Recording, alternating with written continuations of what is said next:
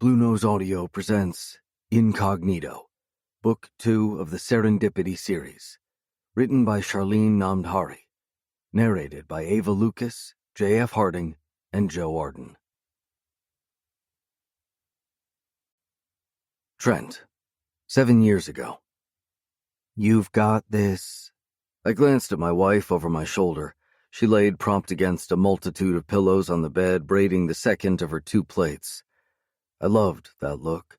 It reminded me of those first days when I met the pretty, withdrawn 18-year-old sitting on the curb outside Nicky's, the local diner, waiting for her father to fetch her. She'd waitressed there after school. I'd just turned 22 and had a bit of a rebellious streak in me. When friends and I rode in on our bikes, the noise disturbed her reading. Something about those bluish-gray eyes drew me to her. Maybe it was the mystery I read in them or the lurking sass behind the innocence when she stared at me dead on. Even though I tried for a few days, she wouldn't give me the time of day until I scared away boys from her school who'd attempted bullying her into giving them her notes. Turned out she'd seen me as the bigger bully because I wouldn't leave her alone and only earned my first genuine smile a month later. "Trent." Krisha threw a cushion, hitting me square in the face and yanking me out of my reflections. "Did you hear me?" Smiling, I nodded. 5 years later, and she still retained the same simplicity, except her pregnant state had added a little maturity. Dark circles beneath her eyes, the only indication it had been a rough one, especially the last month. I sighed. "My place is here with you, Pixie." Giving up on the tie I'd been knotting in front of the mirror, I crossed the room and eased myself down gently on the bed next to her. "This is a crucial time for you. I shouldn't be leaving you alone." She had a whole 3 weeks to go before she gave birth, but the twins became a handful for the last 3 months, and Krisha's doctor had ordered her off her feet. She palmed my cheek with a soft smile. "I'm not alone. Carol's here, remember?" she coaxed, referring to my grandmother. "You've put this off long enough, Trent. They're about to hand that deal you've wanted to someone else. This is yours for the taking, and it's only an hour-and-a-half flight." "That's 2 hours too far," I nuzzled her neck. "And other deals will come?" "You're using me as an excuse," she scolded. I pulled back, grinning. "Why would I do that?" "Because it means putting away your motorcycle, cutting your hair, and wearing a suit every day for the rest of your life," she teased. "And we both know you hate that chartered accountant role. Your place is in the kitchen, as weird as that may sound to you." Turning to my side, with my head on her thighs, I rubbed her belly. "First, there's nothing weird about it. You love my cooking. Second, even if I sign this deal, nothing stops me from riding my bike. Lastly, there's nothing wrong with wearing your hair long with a suit. The only difference is I make it look good." I winked. Laughing, she stroked my shoulder-length hair. "Such arrogance. You're going to be a daddy soon, and there will be no more motorcycle." I faked a shocked look. "What's wrong with them riding a motorcycle?" I rubbed her stomach. "Hear that, boys? Your mommy's already laying down the rules, and you haven't even popped out yet." "Popped out?" She punched me lightly on the chest. "This is not one of your ovens." She rubbed her stomach. "And who said anything about them being boys?" We'd chosen not to know the sex of the twins, relishing the anticipation, yet constantly teased each other about what they'd be. "It's a girl and a boy." I shook my head, and she clutched my hair in a firm grip. "Agree it's a boy and a girl, else there's no sex for a year." Grinning, I raised a brow. "Notwithstanding we haven't had any in the last 4 months, I'd like to see you try, Pixie." Pushing up, I straddled her while supporting my full weight on my flat palms on either side of her. "This body belongs to me, baby, and you know I can make you beg." "How can I forget?" Laughing, she cupped my face and pulled me closer for a kiss. "I love you," she whispered against my lips when we broke apart. "I love you too." My eyes locked with hers. I drew in a labored breath. "You're the beat of my heart." I kissed her brow. "And the whisper of my soul." I kissed her lips. "And you're the air in my lungs." She kissed one cheek. "And the light of my smile." She kissed the other cheek. This was how we said goodbye every morning, by reciting our wedding vows. "Now go before Drake is convinced you're too chicken shit to keep your word." She pushed lightly at my chest. Chuckling, I dropped a quick kiss to her brow. Take care of Mommy, boys. I kissed her stomach, then slid off the bed. Ring me if anything happens, even if it's a twinge, okay? She nodded. Taking a moment to study her face, I couldn't stop the hammer in my chest.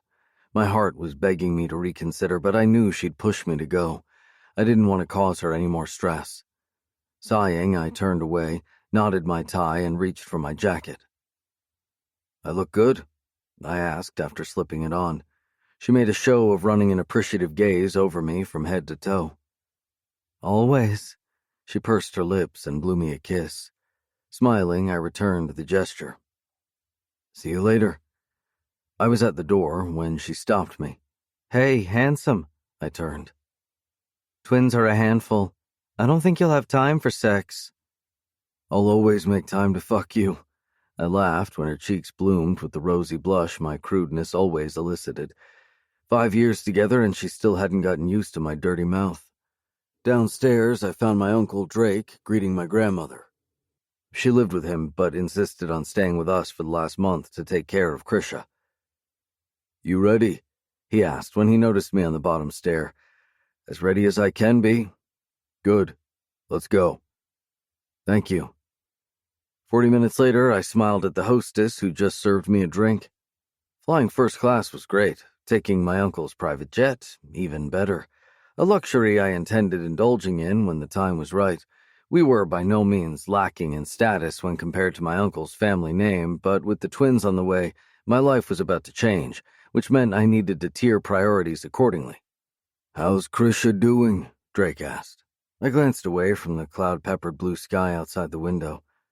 Her doctor seems to have the high blood pressure under control. Still, there are good days and bad ones.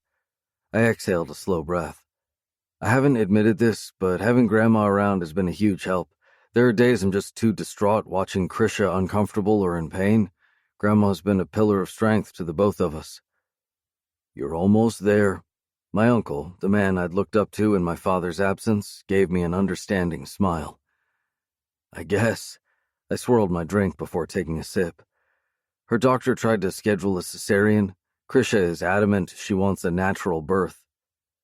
The pregnancy had taken its toll, more so on her. I stared out the window, wondering for the umpteenth time if it was wise to leave her during this critical time. You needed to do this, Trent. Drake drew my attention as though reading my mind. You've wanted to open a restaurant since you were 12. I still remember the first time your mother helped you pretend Christmas dinner was taking place at some fancy restaurant. Yeah, I laughed, remembering how I'd pestered my mother to let me do the setup that year, and despite her reluctance, she'd relented. I'd subsequently shocked not only her, but all 50 guests that evening by bringing a winter forest into our dining room. Drake was right, and this was my chance. Over the years, I'd searched for a small, family-owned restaurant that wasn't only popular with the locals, but tourists as well. The idea was to build into the whole family-orientated dynamics while adding my flair to the design, menu, and setup with the help of the existing owner. A touch of old and new. It had to be an established restaurant and hugely trusted to deliver on service offerings. After a year of procrastinating, the right offer fell into my lap. The owner was ready to sign, given he'd lost his only son and, at his age, too sickly to continue the family tradition. I'd presented the idea to him during a family retreat to Brenton, but never got round to finalizing the discussion. Because, like Krisha stated so emphatically every time she could, I was chicken shit to venture into something I was inexperienced at. Both she and Drake pushed me until I called the old man, who was on the verge of signing it over to someone else. Congratulations. You're officially a restaurateur. Drake clapped me lightly on the back a couple of hours later. And looks like you're moving to Brenton. I surveyed the restaurant we stood outside and smiled. I've done it, Krish, I whispered. Now comes the easy part, I guess. Laughing, Drake nodded to the driver of our waiting car. As I followed him into the vehicle, my phone buzzed. Fishing the device out of my pocket, I panicked as Krish's number flashed across the screen. Krish? I answered in a rush, dread squeezing my insides. Trent, you need to come home, quick. Krisha's been admitted. My grandmother's worried words spilled across the line, and with it the oxygen to my lungs fishtailed, leaving me breathless. My fingers tightened around the phone. What happened? I failed to keep the telltale tremble out of my voice, drawing Drake's immediate frown. She wasn't supposed to get out of bed. She'd gone to the bathroom, then complained of pain. Easton drove her to the hospital, she explained, referring to Krisha's brother. Trent? I could hear the fear in that single word. She was bleeding. No! My heart crashed against my chest, this time taking my ability to think. I shook my head, trying to breathe. Drake took the phone from my clenched fingers. His words became a blur as sweat pooled to my armpits and clammy fingers bit into my bouncing knee. I glanced at my uncle through the sudden tears as he cut the call. Words weren't needed. His expression said it all. Drink, he ordered, shoving bottled water into my hand when my chest heaved for the third time and I pulled in deep breaths to prevent the threatening nausea. I'm sorry, Trent. Krisha's in a critical condition. She doesn't have much time. I shifted my blank stare from the floor to Krisha's doctor. By the time we'd landed and gotten to the hospital, she'd delivered the twins. My excitement at seeing them came to an abrupt halt when Dr. Gina walked out of the delivery room asking to speak to me, her expression grave. Now she stood a few feet from me with Drake, Easton, and grandmother at my rear after I'd indicated it was okay to speak in front of them. I don't understand. You told me you had the blood pressure under control. Anger laced the words I forced out through my clenched jaw. Pain from having gnashed them together all through the flight back radiated through my face and down my neck, tightening every moving muscle. It wasn't the blood pressure. What are you saying? The internal bleeding was too much. Whatever we tried wasn't enough. Perhaps if she'd allowed us to go with the cesarean. She trailed off. We've got a specialist flying in to assist. He's handled cases like this before, but I'm afraid he might not make it in time, and she's barely conscious. The warm blood running through my veins turned icy at the notion hitting me full frontal. Are you saying my wife's dying? I struggled to get the words out. Next to me, Drake touched my arm, gently squeezing. I shook my head. It can't be. I dropped my head forward, pinching the bridge of my nose, hoping to stop the tears, but they burned the back of my lids, relentless and unforgiving. I'm sorry. I tried, Dr. Gina repeated, her sigh heavy. But Krisha knew the risk. I warned her from the onset there'd be complications with her delivery if she went with the natural birthing. My brain stopped processing for a moment, every part of my body frozen while my thoughts tried to catch up, tried to comprehend what Dr. Gina had just said. She knew, the doctor nodded. But the words wouldn't come. Why? I choked out the single word. She knew how much you wanted a baby, Trent. My grandmother touched my arm. I turned to look at her. After that first miscarriage, this pregnancy was more important to her than her life. It was why she endured it all, to give you the children you wanted. My heart stuttered, threatening to stop beating. I remembered her devastation when we'd lost our first child 3 months into the pregnancy, more so when the doctor informed us Krisha would never fall pregnant again. She'd just finished school, and although the news shocked us, we'd already begun planning our lives together. This is not what I wanted. Not. Pain crushed my windpipe, strangling my words. Go to her, son. Drake pointed to the delivery room. I stared at him, knowing what he wasn't saying out loud. This couldn't be goodbye. Not yet. He gave me a gentle nudge. Nodding, I made the journey to that door, each step heavier than the one before, my heart, my body, my mind reluctant to face the inevitable. I couldn't lose her. With bated breath, I pushed through the door and stumbled, my eyes immediately drawn to the steel bed in the middle of a cold, sterile room that smelled of clean chemicals, yet an agonizing taunt of death itself. I shifted my gaze, taking in my wife's deathly pale looks, a debilitating reminiscence of her former self, being kept alive by beeping machines and clear tubing. Burning tears trickled down my cheeks, searing my skin with the very essence of pain. I tried to swallow down the rock lodged in my throat, my jaw screaming from being clenched too tight. Wiping my eyes, I choked on a sob, trying not to let the sound out, so she wouldn't hear. Yet in my heart I knew she could hear everything, including the beat of my heart as it boomed in my ears. When I stood near the bed, I stared down at the woman who'd given me every form of happiness for the last 5 years. She would have appeared peacefully asleep beneath the blue blanket tucked around her up to the neck, had it not been for the sweat beading her forehead and upper lip, or the distinct paleness to her skin. Her nostrils flared on a fragmented pulse. She was trying hard to breathe. Krish. My voice shook as trembling fingers reached out to caress her cheek.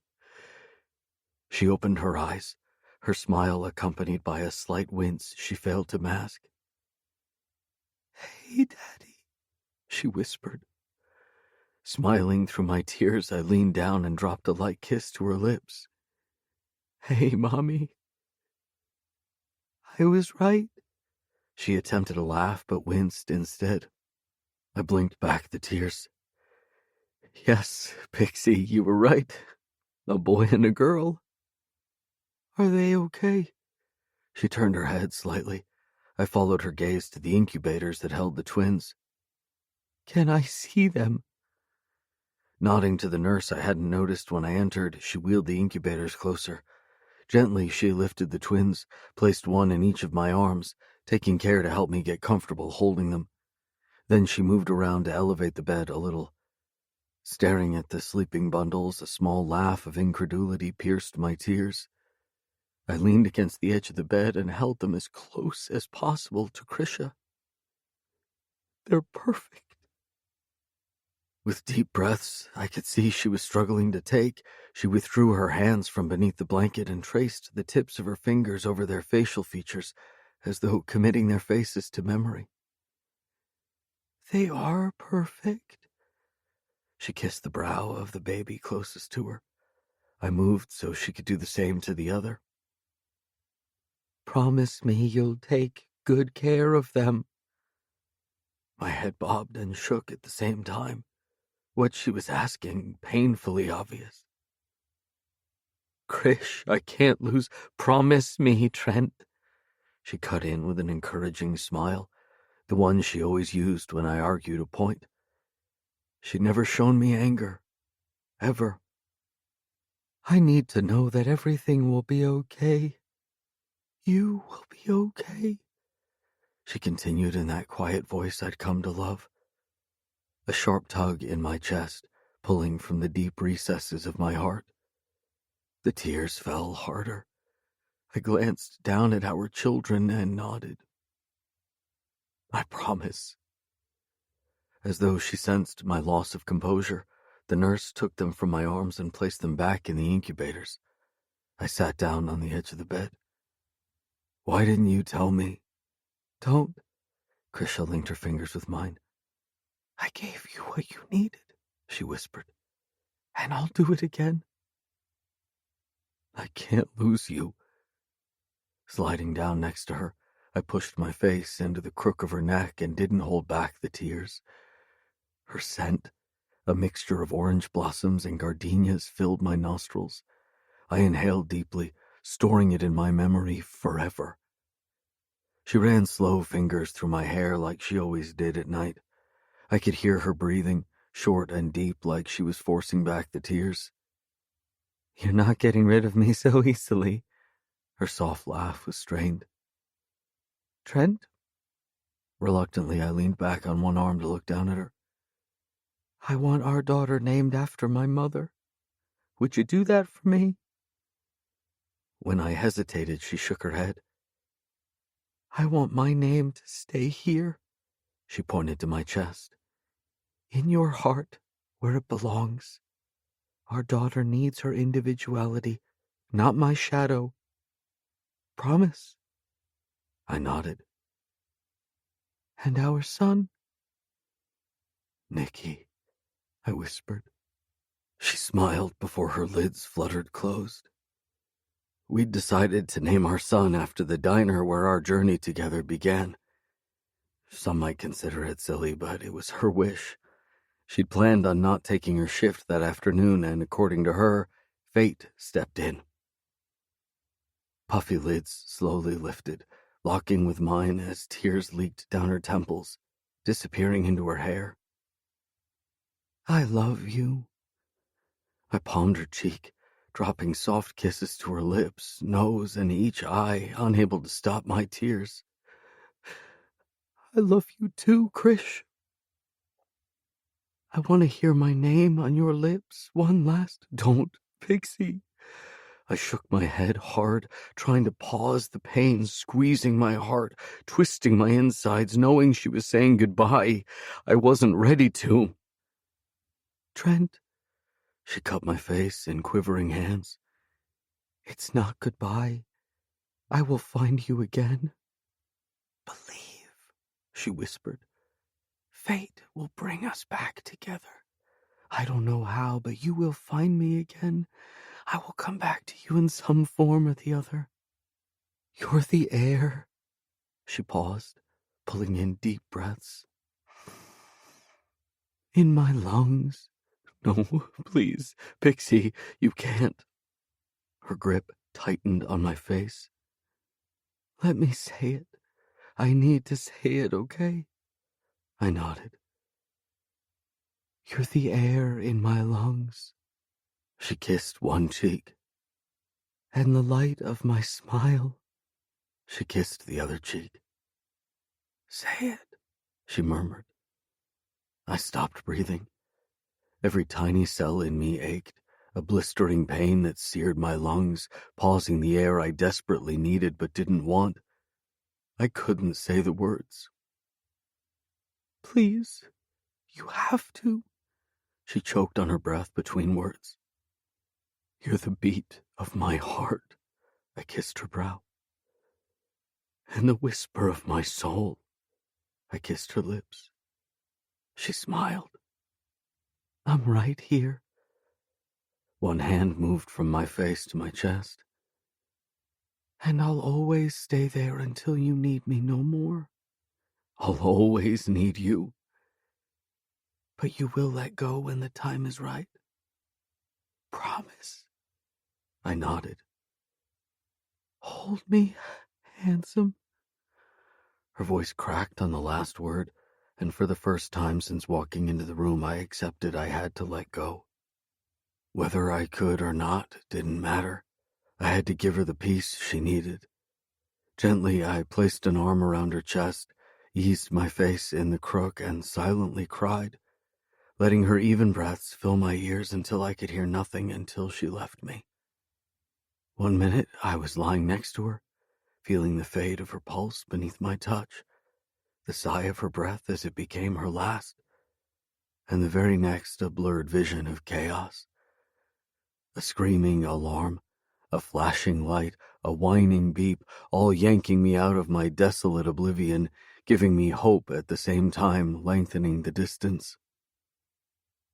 Sir, Mr. Shaw, sorry, you have to leave now. I glanced down at the pale hand, gripping my arm, following it up to the face of the nurse who'd seen my despair. Mr. Shaw, you have to leave. She's coding. It's her heart. You need to leave. Her voice rose in crescendo. I yanked my arm and turned to my wife. Krish Shaw, open your eyes, baby, I screamed. Get him out of here now. The bark resounded around me at the same time I was shoved backward. My feet followed of their own accord. My eyes, however, remained, watching her vacant stare.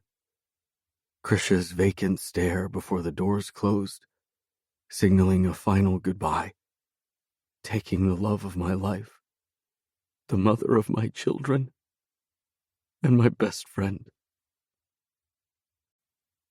Zane, 3.5 years ago.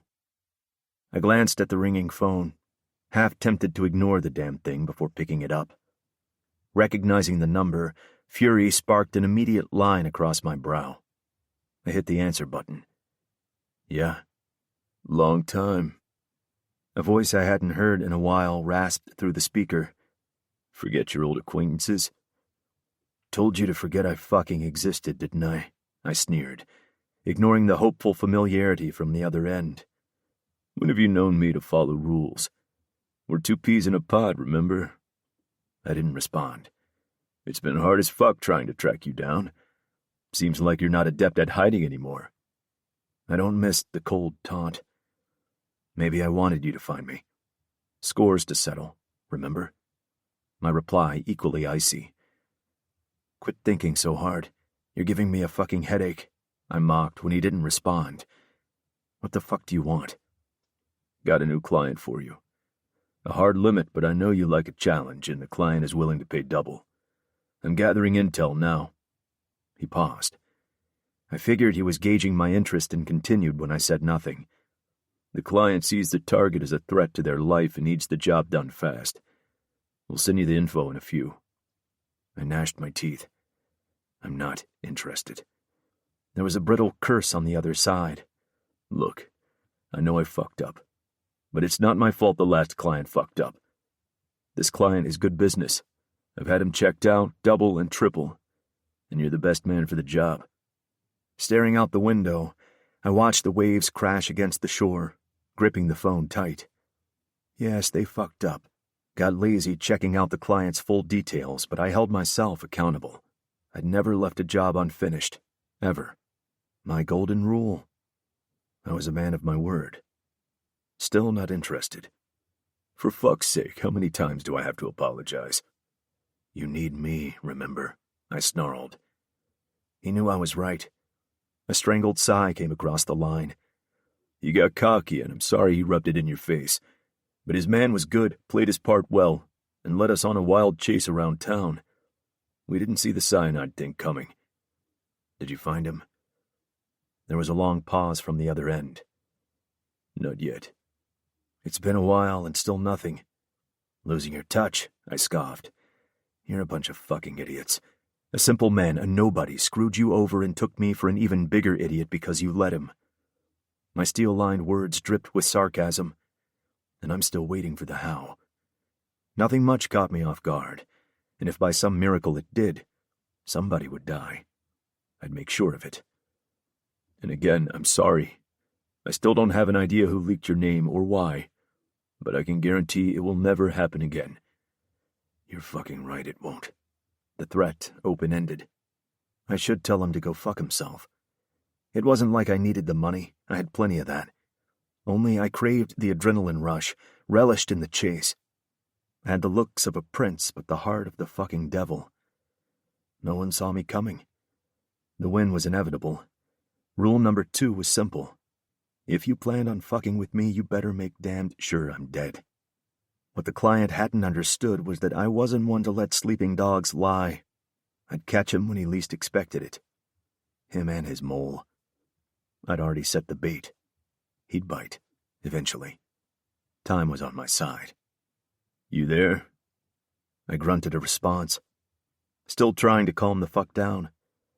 Fuck up again and I'll serve your balls on a silver platter to that ugly-as-fuck pit bull you love. I cut the call, and a second later, the phone pinged with an incoming text. Opening it, I watched the picture slowly download. Who's that? Came a husky voice.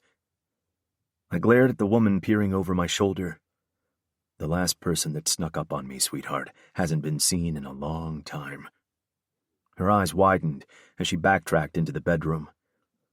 Note to self, don't fucking bring strange women you meet at a bar back to your room, and if you do, make damn sure they leave right after you fuck their brains out. I grinned. I'd been called everything from sweetheart to asshole since junior high. I didn't give a shit. My third rule was just as simple as the second. You liked me, or you didn't. Either way, I didn't give a flying fuck. There were 2 kinds of women in the world, those you fucked and those that fucked you. Pun intended. Sadly, I had the benefit of meeting both. Shaking my head, I read the rest of the message, took note of the time and location, then dropped the phone and crushed it with my boot like I always did. That way I stayed off the grid, found only when I wanted to be.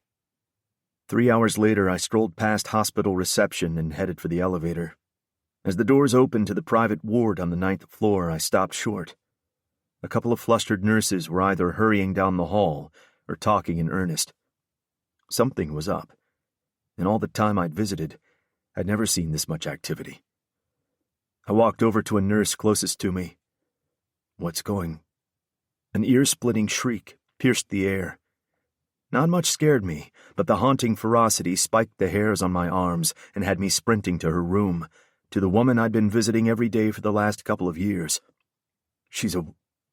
I froze at the entrance, my excitement immediately replaced by shock at the scene unfolding in front of me. Nurses and doctors floundered around the bed, trying to hold the woman down. Arms flailing, she mumbled repeatedly, her words a string of incoherent babble. A second later, her body jackknifed, as if her chest had met the current of a defibrillator. Her high-pitched scream filled my ears. "Let me go!" She fought their hold, trying to escape. "No!" Her retaliation so strong, another nurse joined the others, pinning the thrashing arm she'd gotten free. "They're coming for me," she shouted. "Let me go, please."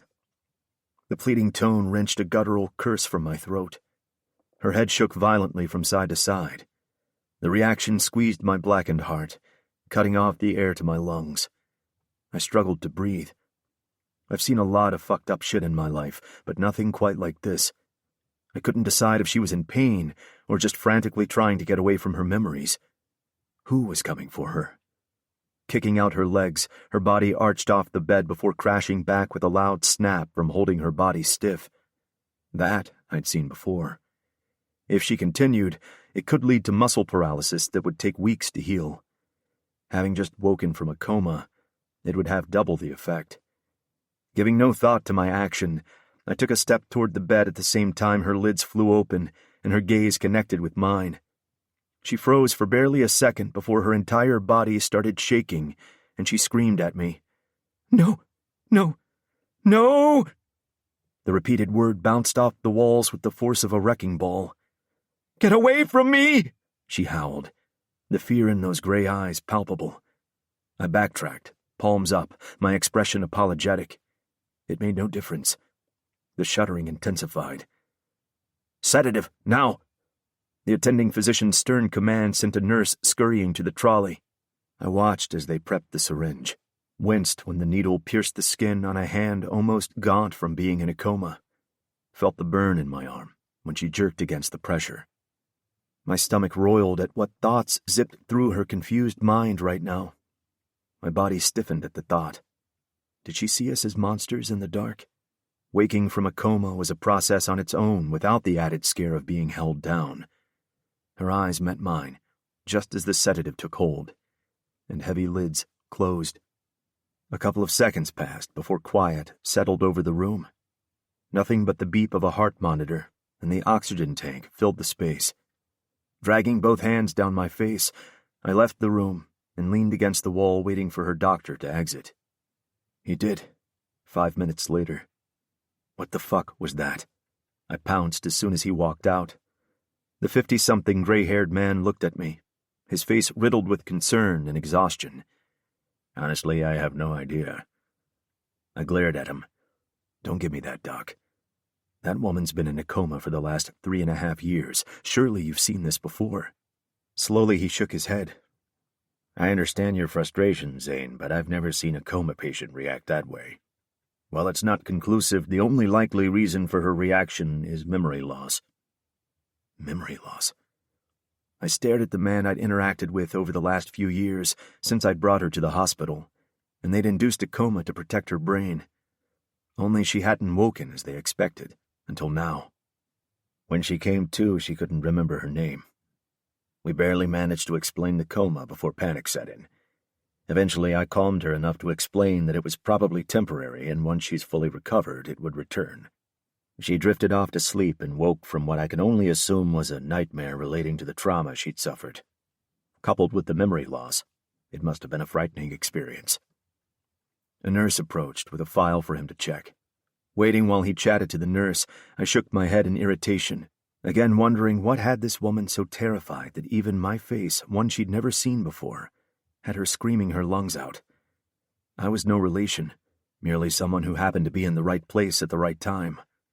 A month later, when no family came forward to claim her and police reports produced nothing, I'd stuck around. To date, I still wasn't sure whether my motives were selfish or simply heroism. 3.5 years of visiting her sleeping form, I'd grown attached, something I never did. I couldn't afford any alliances that could become my weakness, leave me vulnerable. Perhaps a comatose patient proved no threat. Yet here I was, waiting for an explanation to her dramatic-induced awakening with the bated breath of a lover. Something I'd never be. As I was saying, Zane, the doctor turned back to me. Put yourself in her place. You've just woken from a coma with no memory, pure and utter darkness filling the spaces in your mind. There's no telling how you'd react. He sighed. We just have to wait until she's calm enough for us to question her. Raking a hand through my hair, I paced a few steps before coming to a stop in front of the tolerant doctor once more. Giving her a sedative so soon after coming out of a coma, would that not have any repercussions? Put her back into a comatose state? He shook his head. It's a mild sedative, just to calm her reflexes, not put her to sleep. So she's awake? I was still talking as I walked toward her door. He caught up with me as I reached the threshold. I wouldn't, Zane. I turned to look at him. Let's assume she has memory loss. How would you introduce yourself? She just woke. Tests and specific assessments need to be done to ascertain her level of understanding. Give her some time, a day or two. I promise the minute I'm sure it's safe, I'll call you. You're her only point of contact until we know better. If anything, I'm sure she'll be excited to meet the man that saved her life and has been taking care of all her hospital bills. Fine, I muttered, irritation pulsing in my veins. She was awake. I deserved to meet her, find out what happened, offer some reassurance. I walked away. Whether I liked it or not, there were only so many situations within my control. Others would just have to wait. For now. Ashrika, 3.5 years ago. There's this secret place I go to where everything stands still. Time, life, death. A place where memories don't matter and expectation is just a word. When I'm there, all that matters is that I exist. Me, alone in a place I created. I know. I understand. No rules, no judgments, no questions. There's no past, no future. Just me, and the present I create each day. There's no reason to doubt what I forgot or what will follow. Does it make you happy? I turned away from the window I'd been gazing out of and glanced at the 50-something man in the blue shirt, navy pants, and red tie. A month ago, he never existed. Technically, I never existed. Today I had a name. A name I didn't immediately react to because I either didn't know it was me they called or I didn't know who they were if I happened to turn in their direction. I wouldn't say happy, Doctor. Just a sense of peace. My psychologist smiled at me. I'd been seeing him every second day for the last month. Does it remind you of anything? Like what? I took a seat in the leather chair opposite him. We were in the studio apartment of the rehab wing. While it wasn't spacious, it was my haven. My measure of comfort and help lay just beyond a pine door, the only entrance, if my anxieties took a turn for the worse. Sometimes the images we create in our heads are an actuality of a real place. I'm just asking if it triggered anything. Well, if it did, then it's certainly a beautiful reality I'm missing out on, don't you think? I could hear the sarcasm in my voice.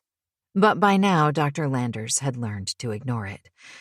He understood losing one's memory was not an easy task to mediate.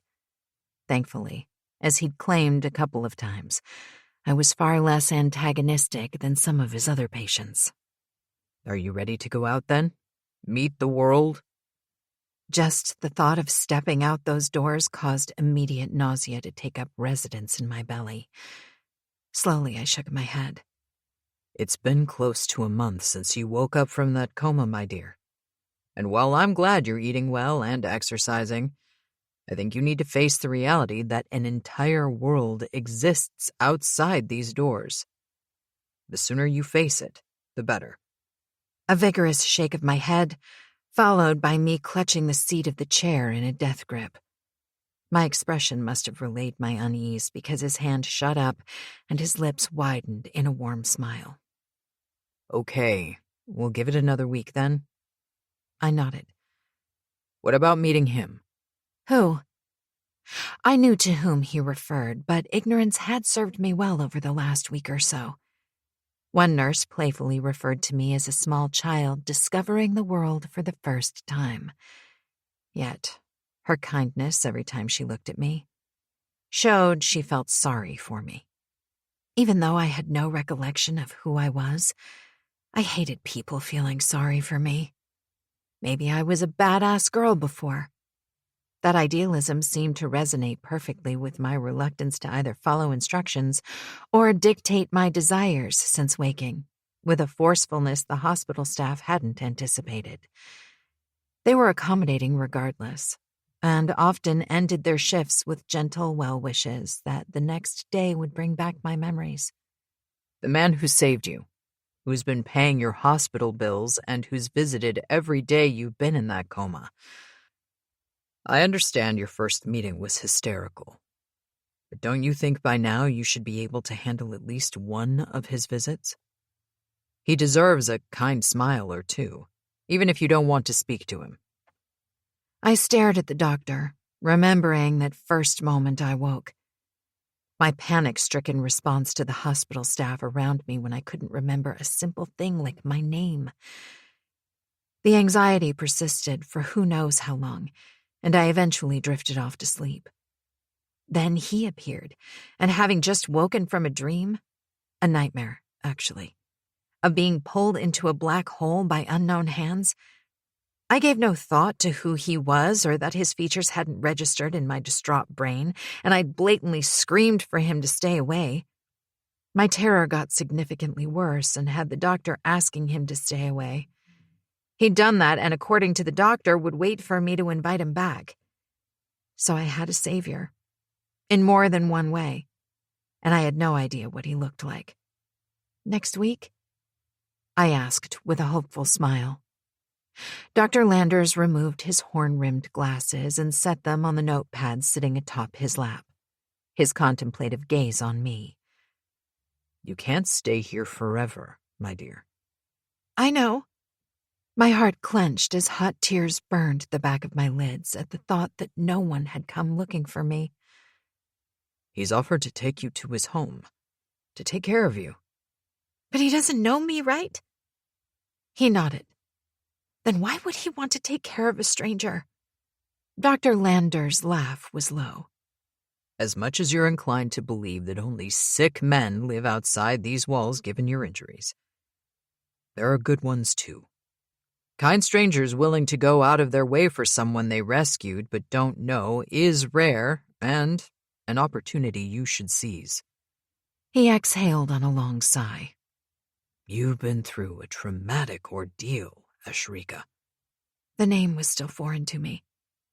When the doctor asked me to select one, that name sprung to mind with no recollection whatsoever. I would never know if it was my real one or not. There was no one to ask. Blinking, I refocused when he began speaking again. I would rather release you into the hands of someone I know, even partially, than let you go out alone unless you decide otherwise. We might not know your age, but I can safely deduct you're an adult, so you're capable of making up your mind. I lifted my shoulders in a slight shrug. Just one more week and I'll make a decision, please? My voice begged him to understand, and fortunately, he was the sweetest person I'd met since waking. He put his glasses back on with a low laugh. 1 week, then I'm deciding for you. His scolding came with a gentle smile and had me smiling in response. Until then, let's work on getting you to walk out of this place without having a panic attack. I nodded. Baby steps? He rubbed his jaw, his expression thoughtful. You've been in a coma for close to 4 years, Ashrika. I'd be remiss if I suggested anything more. I want you to try something for me, okay? At my nod, he continued. I want you to go outside from tomorrow, the second you leave that threshold. He gestured to the door. I want you to concentrate on counting your steps. Counting my steps? Yes. When you reach a number you can't go beyond, you turn and count the steps back to your door. Every day, I want you to go 20 steps further or a number you're comfortable with. Can you do that for me? I drew in a deep inhale. What if I can't make it out the door? I will assign a nurse to watch over you and... He set his notepad aside and stood. I understand your fear, sweetheart. But if you don't push yourself into overcoming it, you'll never recover. Don't see your memory loss as a hindrance. Use it to bolster your confidence. How? What you don't know can't hurt you, but it can direct you into believing it can. Am I wrong in thinking you want to live beyond these walls? I shook my head. Then you'll get there only if you keep trying. Come. He held out a hand. I frowned. Where? We're going to attempt those first steps together. When I hesitated, he offered me a gentle smile. Believe, Ashrika. With another deep inhale, I stood and reached out to take his hand. Together, we walked toward the door. Part of me wished I could go home with him, but he was my doctor, and I didn't think it was right to burden him with such a request. For now, I had to work up the courage to not only venture outside that door, but meet my rescuer, who'd been nothing but understanding. 1,016. I stopped counting, stood still, and surveyed the area around me. It had taken a week, but I'd done it. I'd taken 1,016 steps from my apartment to the street outside the gates. While the counting had helped to block out my surroundings and concentrate on walking, now that I'd stopped, I felt the first stirrings of panic at the base of my spine. Slowly it wound its way upward, heating the back of my neck and thickening the sudden growth in my throat. I glanced around, desperate to get out of the open, away from people walking about and who weren't even looking at me. Cut it out, girl. You can do this, I said under my breath. Although this was the furthest I'd ventured, the dread I'd kept at bay for the last week had already started a slow ascent from the pit of my stomach, heading unchecked for my heart, pumping blood faster than I thought my lungs could keep up with. My eyes darted in all directions, landing on a coffee shop a few feet away. Keeping my head down, I made a beeline for the entrance and dropped into the first available table. My body shook. I stared at my trembling hands and clasped them together in the hopes the quivering would abate. The rate of my heartbeat escalated to a speed that I feared if it persisted, I'd suffer a heart attack. Judging by the sweat dripping from my face into my hands, I'd probably internally combust before the heart attack had a chance to detonate. Forcing myself to calm down, I drew in slow, deep breaths as Dr. Landers had shown me. Epic fail. I jumped when someone stopped by my table and touched my hand. Hey, honey, are you okay?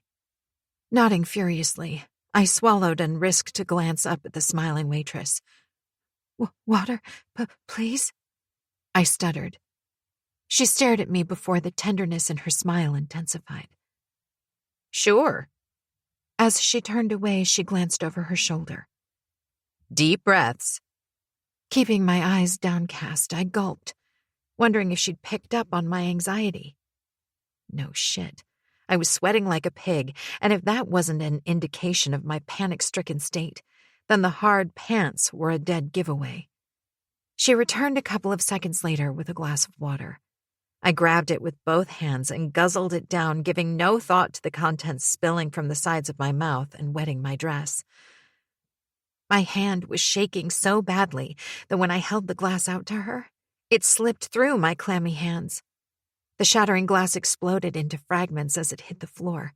The noise echoed, and 100 pairs of eyes stared my way. Or rather, what felt like 100 pairs. My head swung in all directions in sharp snaps, the heated whispers catching my ears. I shot to my feet, swiping the cutlery on the table in my rush. The clatter ricocheted through my body, startling my frazzled nerves. I jumped, not recognizing the yelp escaping my lips. Oh, God! Hey, honey, it's... The waitress reached out a hand. I shrieked again, shoving at her hand. Leave me alone! I backed away. Oh, God. They were all coming toward me. They were closing in. Please. I pressed a hand to my chest. The rapid rise and fall beneath my fingers was a clear indication I was hyperventilating. I backed away, straight into someone at my rear, sending something flying from their hand. I screamed at the sudden racket. It's okay, honey. Her soothing voice trying to coax my racing heart, my waitress took another tentative step toward me. Covering my ears, I shook my head vehemently, tears now blurring my vision. No! I screeched. Stay away, all of you! I stammered between hard breaths. Gasping for air, I clutched my throat. Black spots began to darken my vision. I shook my head to focus. Please. Was that me whispering? Someone said something behind me. It didn't register. I shook my head again, the haziness now full-blown, blanking my sight. Help! My vision went black as darkness closed in on me. I felt the weight of my body being dragged down. Desperate to let go, I welcomed the obscurity, the oblivion, nothing, the peace. Should we move her? No. Let her come to first. What do you think happened? Should we call her a doctor? No. Let's just give her some room. She needs air. She's had a panic attack. Several voices filtered through my head. The last one in particular, filled with undisguised concern and oddly familiar, stood out. Deep, husky, and commanding. Was he a doctor? A policeman, perhaps? The take-charge attitude lining his words indicated his experience in these kinds of situations. What situation was that? Me making an ass of myself by passing out? I kept my eyes shut. If I opened them, what would I see? Was I ready to face the concerned gazes, the pity, the shame, the curiosity? Would they take me to the hospital if I didn't? Hey, can you hear me? That voice again. This time soft, calming, tender. I felt the heat of his palm on my skin as he rubbed my arm in gentle circular motions. Slowly, I opened my eyes and stared up at compelling irises that were neither green nor brown, but a combination of both. Golden specks, framed with thick, dark lashes added to the gentleness oozing from them. Hi. Are you okay? The deep whisper trickled through a rush of warm air that brushed over my face. Stupidly, I just stared, taking in the jet-black hair that strangely reminded me of satin and crowned by flecks of gray at the temples. A sharp nose and square jaw lined by a neatly trimmed salt and pepper beard completed the perfection of an extremely handsome man. While my senses were still learning to distinguish between various scents, I was consciously aware of just how good he smelled. Full pink lips parted in a slow smile. Are you okay? He repeated. It was only when I moved slightly that I noticed I was lying with the top half of my body in the crook of his muscular arms, cradling me like a child while the rest laid on the floor. Startled by the stranger's nearness, I jerked upright, bringing me into a sitting position.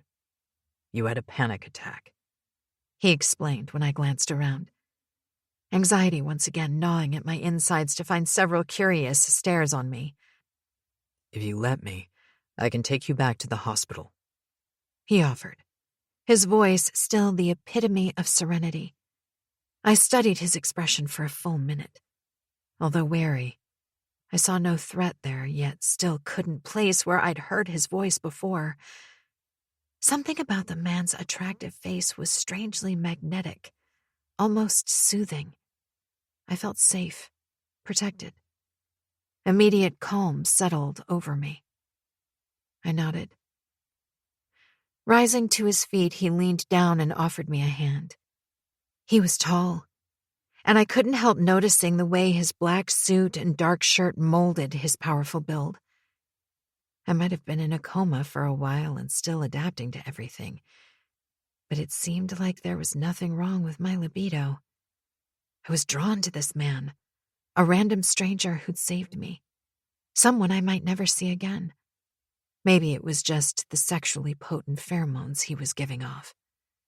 Still, I couldn't explain the bizarre tingling sensation snaking over my suddenly heated skin. Come on, he coaxed, mistaking my admiration for hesitation. The second our fingers connected, I shivered, the feeling like a buzz of static electricity passing through my body. Outside, he held open the passenger door to a sleek car. What make, I had no idea, except that it looked very sporty. While the hospital was just around the corner, he didn't see the need to walk and gestured for me to get in. Inside, I inhaled deeply. Was it possible to describe a man's cologne as delicious? Whatever it was, the manly fragrance filled my nostrils. When he slid behind the wheel, he hung his jacket on the back of his seat, then looked at me. Comfy? I nodded. In total contrast to the amount of time it had taken for me to arrive at the coffee shop, it took 10 minutes to reach the hospital parking, sign in at the front desk, and walk to my apartment. All through the trip, I said nothing until we reached my door and Dr. Landers appeared out of nowhere. Hello, my dear. Heard you had a bit of an adventure today. Laughing, I opened the apartment door and invited them in. When we were seated, I turned to Dr. Landers. It wasn't a nice one. I whispered, cognizant of my savior's gaze on me. He'd chosen to stand at the window, making me all too aware of his presence. A quiet, dominating one compared to all the people I'd met since waking. Not like there were many. Well, it's a start, panic attack and all. Dr. Landers chuckled. I see you've met Zane. Zane? I looked from him to my savior and back again. Dr. Landers frowned. You haven't introduced yourself, I take it. He addressed the other man. Ashrika, this is Zane Marone, the man that saved you. It was my turn to frown. As in today? No, my dear. He's the man I mentioned to you. The man who found you and brought you to the hospital, and who's...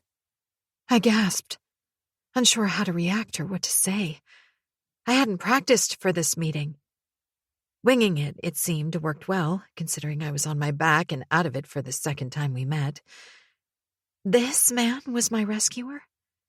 This man who looked like he belonged on the cover of some fashionable magazine was my rescuer?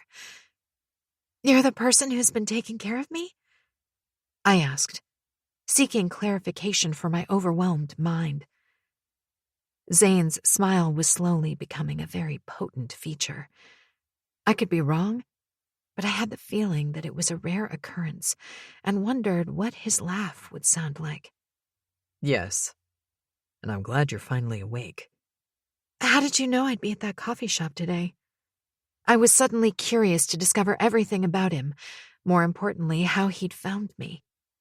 I was still learning to estimate ages, and given his salt and pepper look, complemented by his mature features, I put him in his late 30s. I could be wrong. I didn't know you'd be there. With infinite slowness, he rolled up the sleeves of his shirt, dragging my eyes to the thickly sinewed arms. I balked at the sudden rush of heat through my lady parts. Okay, it seemed my body thought that corded arms were a thing to tease a woman into arousal. I resisted the smile.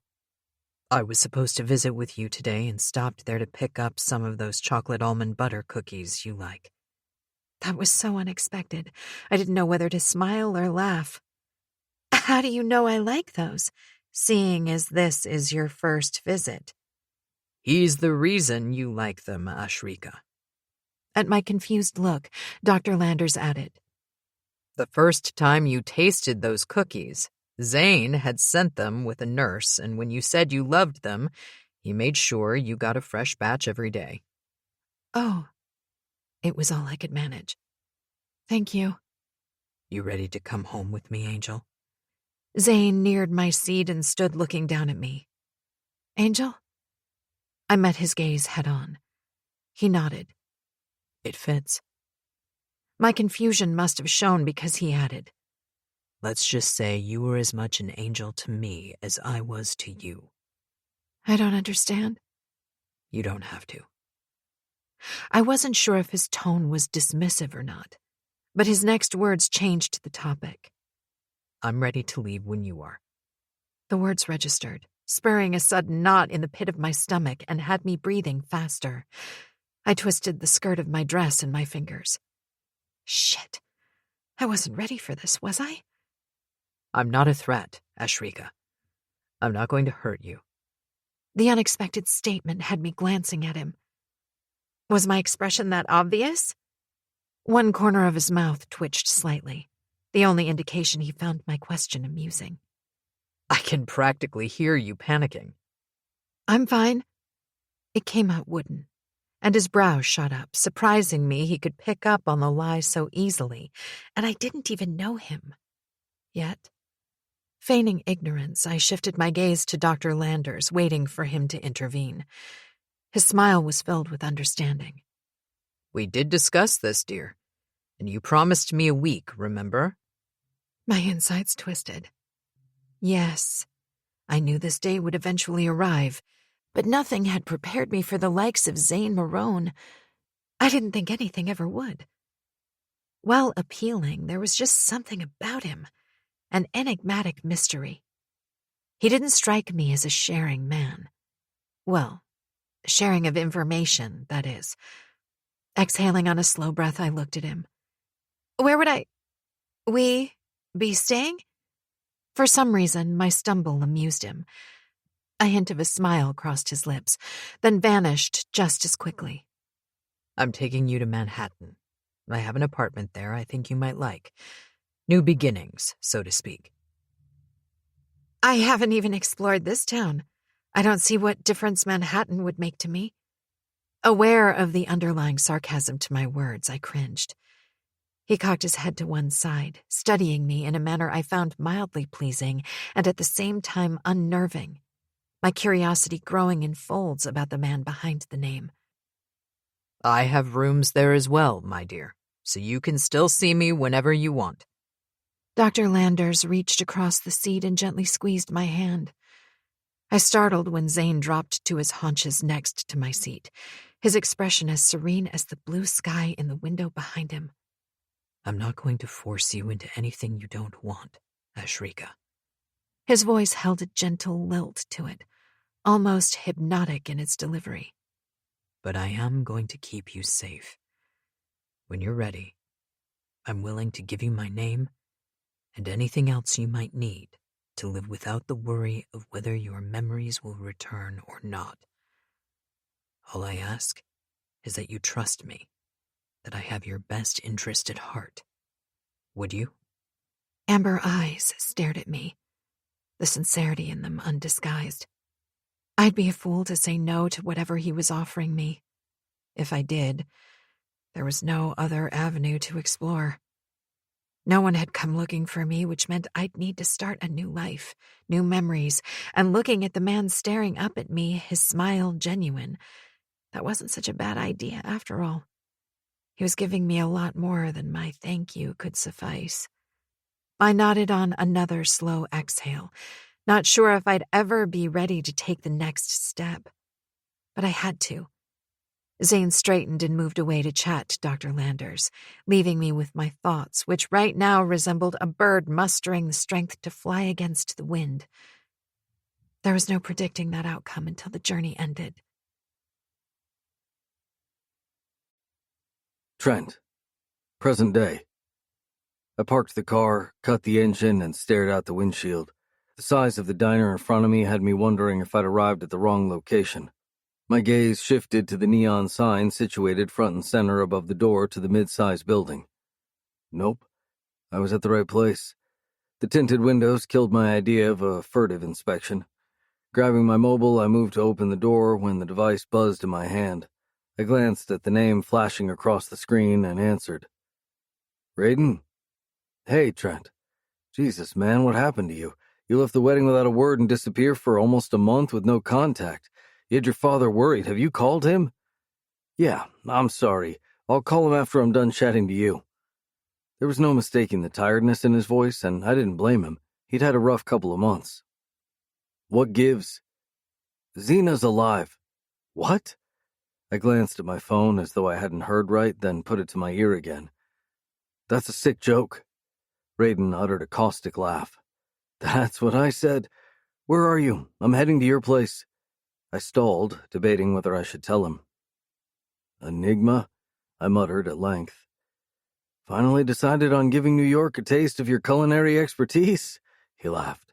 Considering it was one of Zena's favorite restaurants, his calm surprised me. Ray, what do you mean Zena's alive? I heard Raiden blow out a heavy breath. Trent, I'll tell you everything when you get home. Cool. I'll see you there. I disconnected the call and drummed my fingers on the wheel, wondering about my cousin's abrupt announcement. 2.5 years ago, Raiden's girlfriend was killed in a car accident. Traumatized and grieving, he withdrew from family and friends, taking a sabbatical and traveling Africa. Only his return home had brought with it a truckload of drama that none of us could have anticipated. Sighing, I climbed out my Lamborghini and studied the diner once more. A few months ago, and after a year of deliberation, I'd mentioned my intention to franchise my global restaurant to the Manhattan market. Raiden had suggested I convince the elusive chef from Enigma to come work for me. Apparently, they served some of the best meals in the city. When his father seconded the idea, I was convinced. Now, staring at the diner situated along the New York dockyards, I was a little skeptical. I owned a Michelin 5-star chain. Would a chef serving diner food hold up in my kitchen? Never judge a book by its cover, Trent. I repeated my uncle's advice. Wondering if I was wasting my fucking time, I shook my head, opened the door into the restaurant, and paused. Not only was I surprised by the classy decor of light brown and gray finishes enhanced with touches of green, but the distinct aroma of citrus, pecan pie, and rich coffee beans sang to the restaurateur in my blood. Grinning, I took another step forward as a pretty brunette approached me. Her smile wide, I didn't miss the quick slide of her eyes over my suit-clad body before coming back to rest on my face. Table for one, I nodded. This way, please.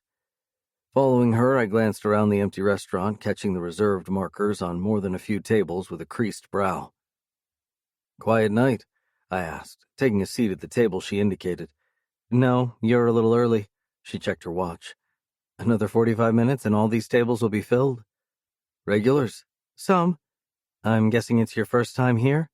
She touched my hand, resting on the table, her smile an open flaunt. Any other day I would have flirted, but I was here on business. I nodded. Do you always reserve tables? I sat back, creating some distance. It's a first-come, first-served basis, but we're a little accommodating for the regulars. She smiled. I'm Tia.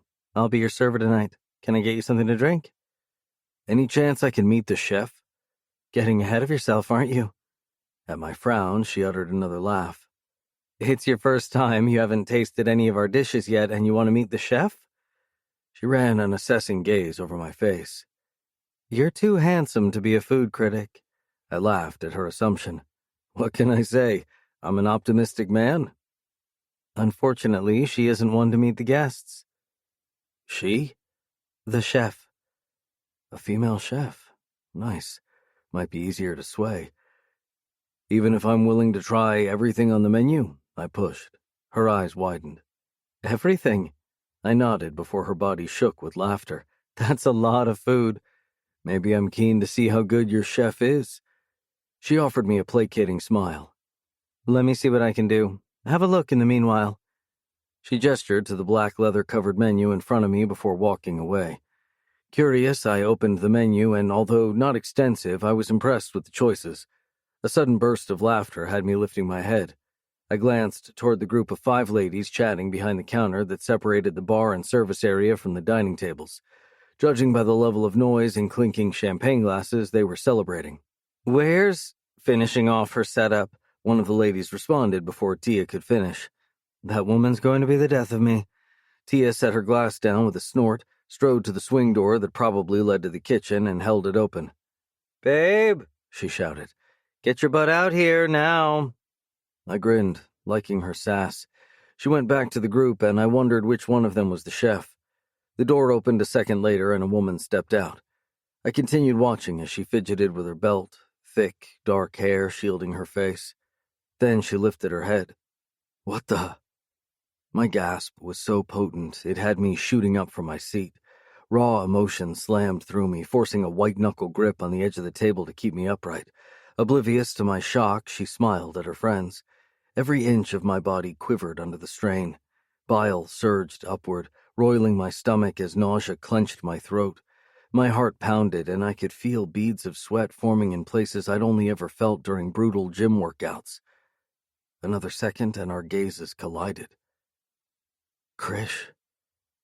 A familiar name I hadn't uttered in a long time blew through my lips in a soft moan, yet loud enough to drown the deafening boom of my heart and stuttering breath. Paralyzed, I stared, my gaze possessed by her every move, every detail of her. A ball of thick anguish rolled through my body, congealing in my throat, choking me. I struggled to breathe. My thoughts jumped from one to the other, a jumbled mess. I tried to slow them down, to make sense of what I was seeing. I failed. Was the room spinning? I had the sudden urge to drop to my knees as a blurry fuzz invaded my sight. Jesus, was I blacking out? Without thinking, I took a hurried step forward. Filled with unstable nerves, I stumbled, and my thighs hit the table in front of me, hard, rattling the wine glasses and silverware. They all turned at the noise, but I couldn't tear my gaze away from her. Her eyes drifted over me in a quick appraisal, her smile morphing into a frown. I waited for that spark of recognition. Nothing. Long dark lashes fluttered downward, hiding those luminous grays and cresting my disappointment. Fuck, I cursed under my shuddering breath. I had to get out of there before they noticed my trembling body. My gaze riveted on her, it took conscious effort to move, each step more laden than the last. Bumping into another table, my arm shot out, catching the wine glass before it rolled off the table. Fuck, I cursed as frustration and shock raced to take first place over my frantic emotions. Stumbling out the doors, I made it to the car without further embarrassing myself, without giving in to that persistent urge to sink to the floor and understand the illogical vision I'd just seen. Leaning my palms on the roof to steady myself, I closed my eyes and blew out a slow, shaky breath. Did I overreact?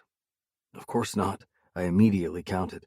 It's not every day your wife, or rather your dead wife, turned up breathing air and smiling. One look into her eyes stole my breath, and then a sudden wave of despair crashed over me. My shocked brain on repeat. How? How could my dead wife be alive? How? The word bounced on an echo through my brain. Only when the car roared through the dockyard gates and traffic evened out into a light stream did I question my baffled brain. Impossible. I repeated the word like a protective mantra. I didn't believe in ghosts, and I sure as fuck didn't believe in the doppelganger shit I'd often heard my Aunt Tamara go on about. Why the fuck had she not recognized me? Yes, 7 years was a long time between people, but we were never just people. We were married. We loved one another. She was my soulmate. Fuck, I thought I was hers. I made the usual 2-hour trip back home at a record-breaking speed, yet I was nowhere near to an answer when I pulled the car to a halt outside my home. The urge to move evaded me and left me staring out the windshield, stunned and disoriented. I had no idea how long I sat there, my finger drumming a haphazard beat on the wheel until the main door opened. Raiden stood there, his brow creased in question. "What's up?" I climbed out of the vehicle, and as I mounted the front stairs, my 7-year-old kids, Neha and Nikki, came bounding out the door. Without thinking, I knelt and grabbed them both in a desperate hug, thankful that reality once again made sense. I hugged them tight until they both squirmed. "You're killing me, Daddy," Neha giggled. I loosened my hold and leaned back, running a gentle gaze over their curious expressions. Even though they were twins, I found it strange how much Nicky looked like his mother. He had her dimples when he smiled. The knowledge stole my breath every time. I love you both so much. I palmed their cheeks with each hand. "We love you too, Daddy," they replied in unison. It never failed to amaze me just how in sync their answers always were. When they turned and entered the house, I straightened and grasped my cousin's outstretched hand in a quick shake. Why the fuck do you look like you've seen a ghost? Raiden smirked. Cupping my nape, I stared at him, unsure if I should tell him or not. Fuck it. Because I think I might have. His brow shot up. You're fucking with me? He laughed, then sobered when he caught the dismal shake of my head. You're serious? I need a drink. Stat. Raiden followed me into the house, and only when I downed the 3 fingers of whiskey did I look at my cousin. Jesus, Ray, I have no idea what the fuck I saw, but I swear she's the exact image of Krisha. If my cousin widened his eyes any further, they would have popped out of their sockets. As in your wife? His tone just as dubious as I felt. I nodded. When? Where? Enigma. Does she work there? Patron? I think she works there. I poured another drink. This time I sipped it slowly. Did you speak to her? Say hello, at least? I let out an incredulous laugh. And say what, exactly? I stepped away from the bar and handed him a glass. Excuse me, but are you my wife, who, by the way, died at childbirth 7 fucking years ago? I gritted out the last part, then pulled in a frustrated breath. Are you planning on going back?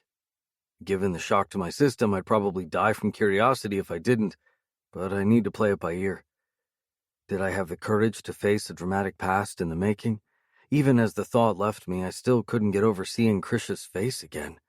I had a feeling my dreams tonight would be haunted by her face until I met that woman again. Enough about me. How are you doing? I downed my drink and cocked a brow at my cousin. I'm good. I'm the last person you need to bullshit, Raiden. Have you looked in the mirror? If anyone knew him well, it would be me. While I hadn't retained the Princeton surname after my father divorced my mother, I was extremely close to Raiden and his family. I studied his withdrawn expression. He was a good-looking man, but there was no mistaking the dark circles under his eyes or the consistent droop to his usually smiling mouth. I sighed. Look, I know discovering your father was in love with your new girlfriend and then walking away takes guts, but using your old girlfriend as an excuse to overcome the pain isn't. I'm not. He stared at me. I frowned. I left the wedding because I got a call from Xena. Christ, Raiden, you seriously believed that? It could have been a prankster. I thought the same thing, then I got another call from her. Fuck, Trent. He raked a hand through his hair, and I sensed his annoyance. The desperation in her voice, it nearly killed me. He blew out a frustrated breath. I've been working with some people to find out the truth. My gut tells me she's alive. Slowly, I shook my head, wanting this news to be true just for him to smile again. It's a long shot, Ray, and even if she was alive, how? I'd just seen my dead wife. I should be the last person asking that question. He shrugged. That's what I'd like to know. Someone's looking into the body that was found in the car. There's a possibility it might have not been her. I frowned. Say you're right. Why? No fucking idea. One of the guys I know works for the FBI. He's checking what strings he can pull to get me some information. He took a step toward me with a resigned sigh. What if you were thinking about Krisha at that moment you saw that woman? Why now, then? I smirked, shaking my head. Why not the year after she died, or last year, or the one before? I've thought about my wife often. Why, specifically, now? I know what I saw. Maybe you were just hallucinating. And you're chasing a fucking ghost. Enough said, I snorted. We glanced at each other and burst out laughing.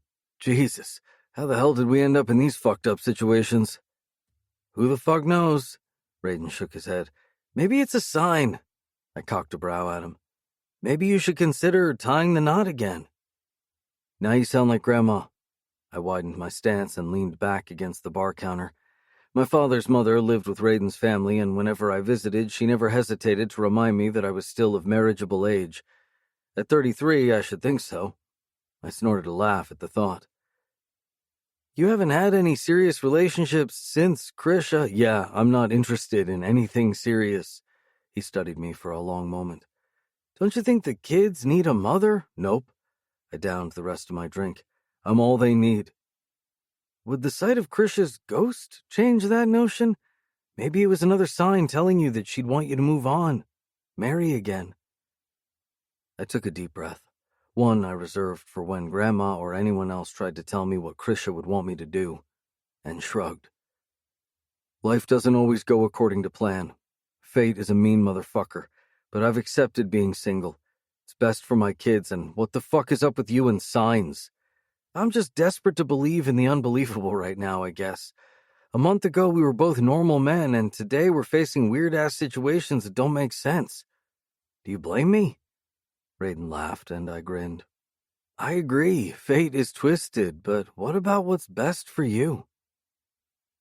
I didn't answer because it wasn't important.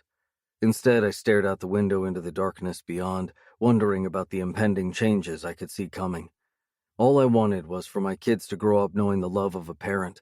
I wasn't interested in bringing someone home that would either pretend to love my children or, worse still, turn abusive toward them. It was a risk I wasn't willing to take. The world was already full of shit. I didn't need to add my kids' livelihood to that pile. Trent? I shifted my gaze back to Raiden's somber features. I got the feeling his so-called calm I encountered from the call earlier that evening had hit rock bottom. Something was on his mind. What's up? Looking at me, he exhaled on a huff. Want to talk about it? When he still made no move to speak, I gently pushed. Is it about Xena? There are some things that both mine and her family don't know about us, he blurted before his jaw snapped shut. I got the distinct impression he regretted his words. I'm not even going to remind you who you're speaking to, Ray. He knew what I meant. There might be a 7-year gap between us, but it didn't stop us from sharing the filthiest of shit. He stepped away and raked a hand through his hair. Fuck this shit. He cursed, then swung deadpan eyes back at me. You know the worst thing about losing a loved one? I frowned, and he continued. You get to fucking mourn the living crap out of yourself, but you know what's worse? He paused. Finding out that loved one is alive. I opened my mouth to agree, having gone through the motions of seeing Krisha again. I understood. He shook his head, stalling my words. But it's got nothing on not knowing where the fuck she is. Jesus, Trent, I'm stuck in a perpetual fucking realm of the unknown, questioning myself over and over about whether she did the disappearing act to get away from me. He was ranting now, and I let him. Some shit went down the week before she died, disappeared, and even though I convinced her it was okay, it looks like I fucked up. Turning away, I poured him another drink, stuck it in his hand, and pointed to a chair. Sit. Let's talk. Much later, after Raiden finally took my advice and hit the sack and I tucked the kids in, I retired to my study for a nightcap. Giving no thought to my actions, I powered up my laptop and hovered my mouse over the folder titled Krisha.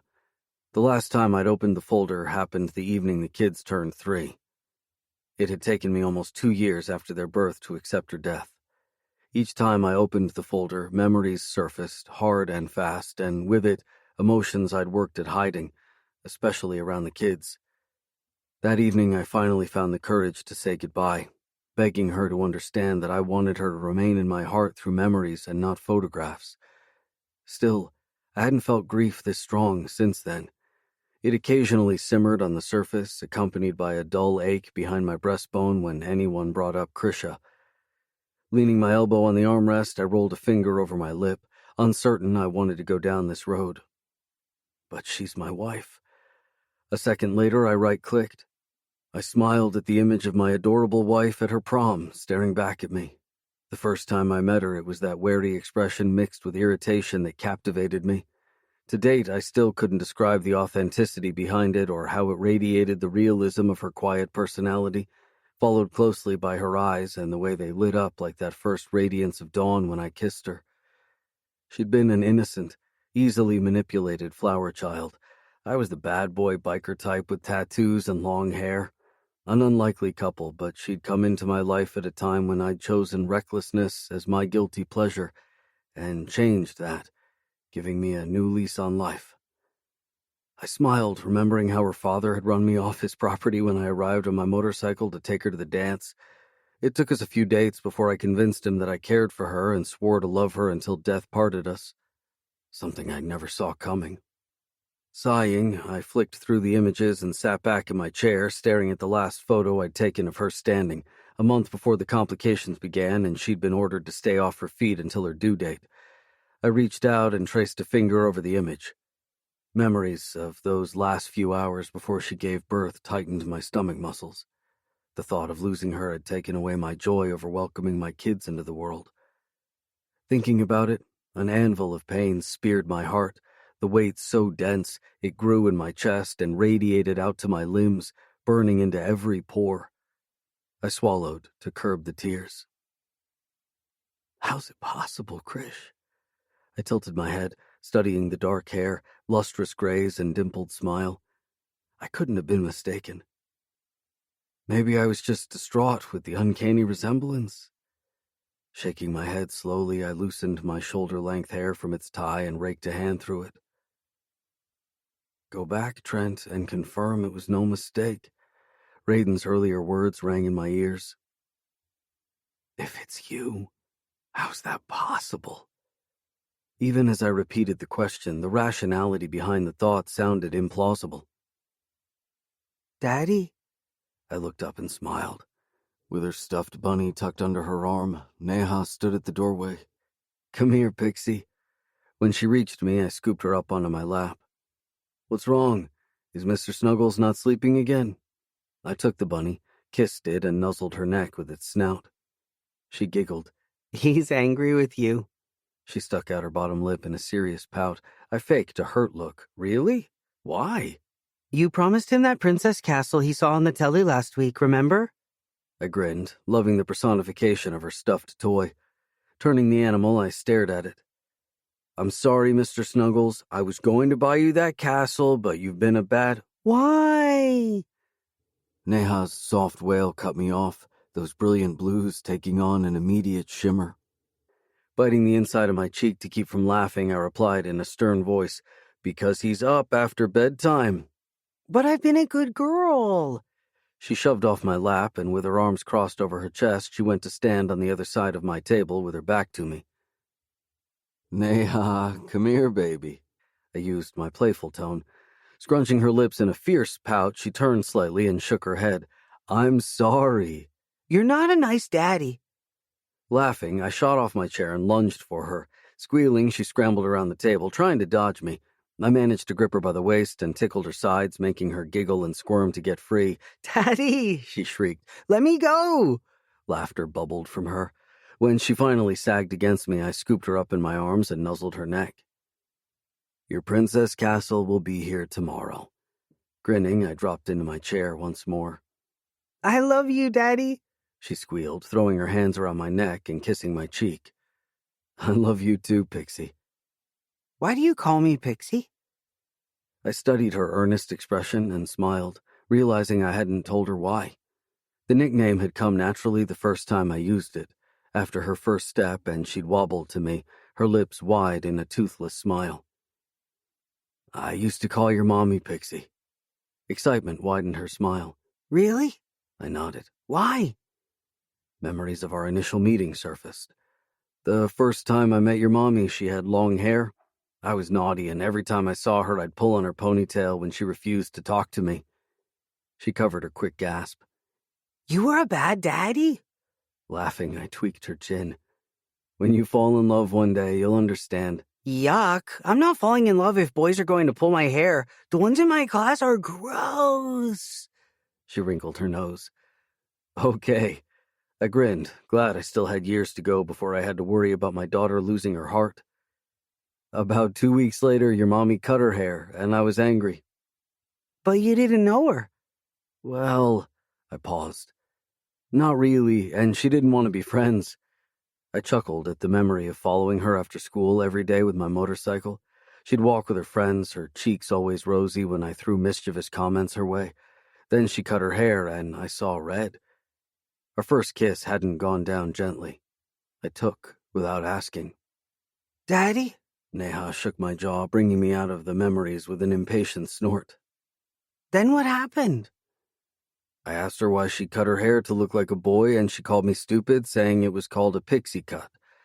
Then I kissed her and told her she'd be my pixie for the rest of her life. Neha giggled. Can I cut my hair like Mommy? If you want to. I tugged lightly on her braided hair. But you'll have to see how short it is first before you decide. I kissed the top of her head, knowing she loved her long black hair. She sat for hours in front of the mirror playing dress-up and making various hairstyles. I had to judge every one of them when I was home. Lord help me if I didn't like one of them, she'd pout for days. She turned and stared at my laptop screen. Why are you looking at Mommy's photos? All the tickling had caused tendrils to escape her braid. Loosening her tie, I finger-brushed her hair and braided it again.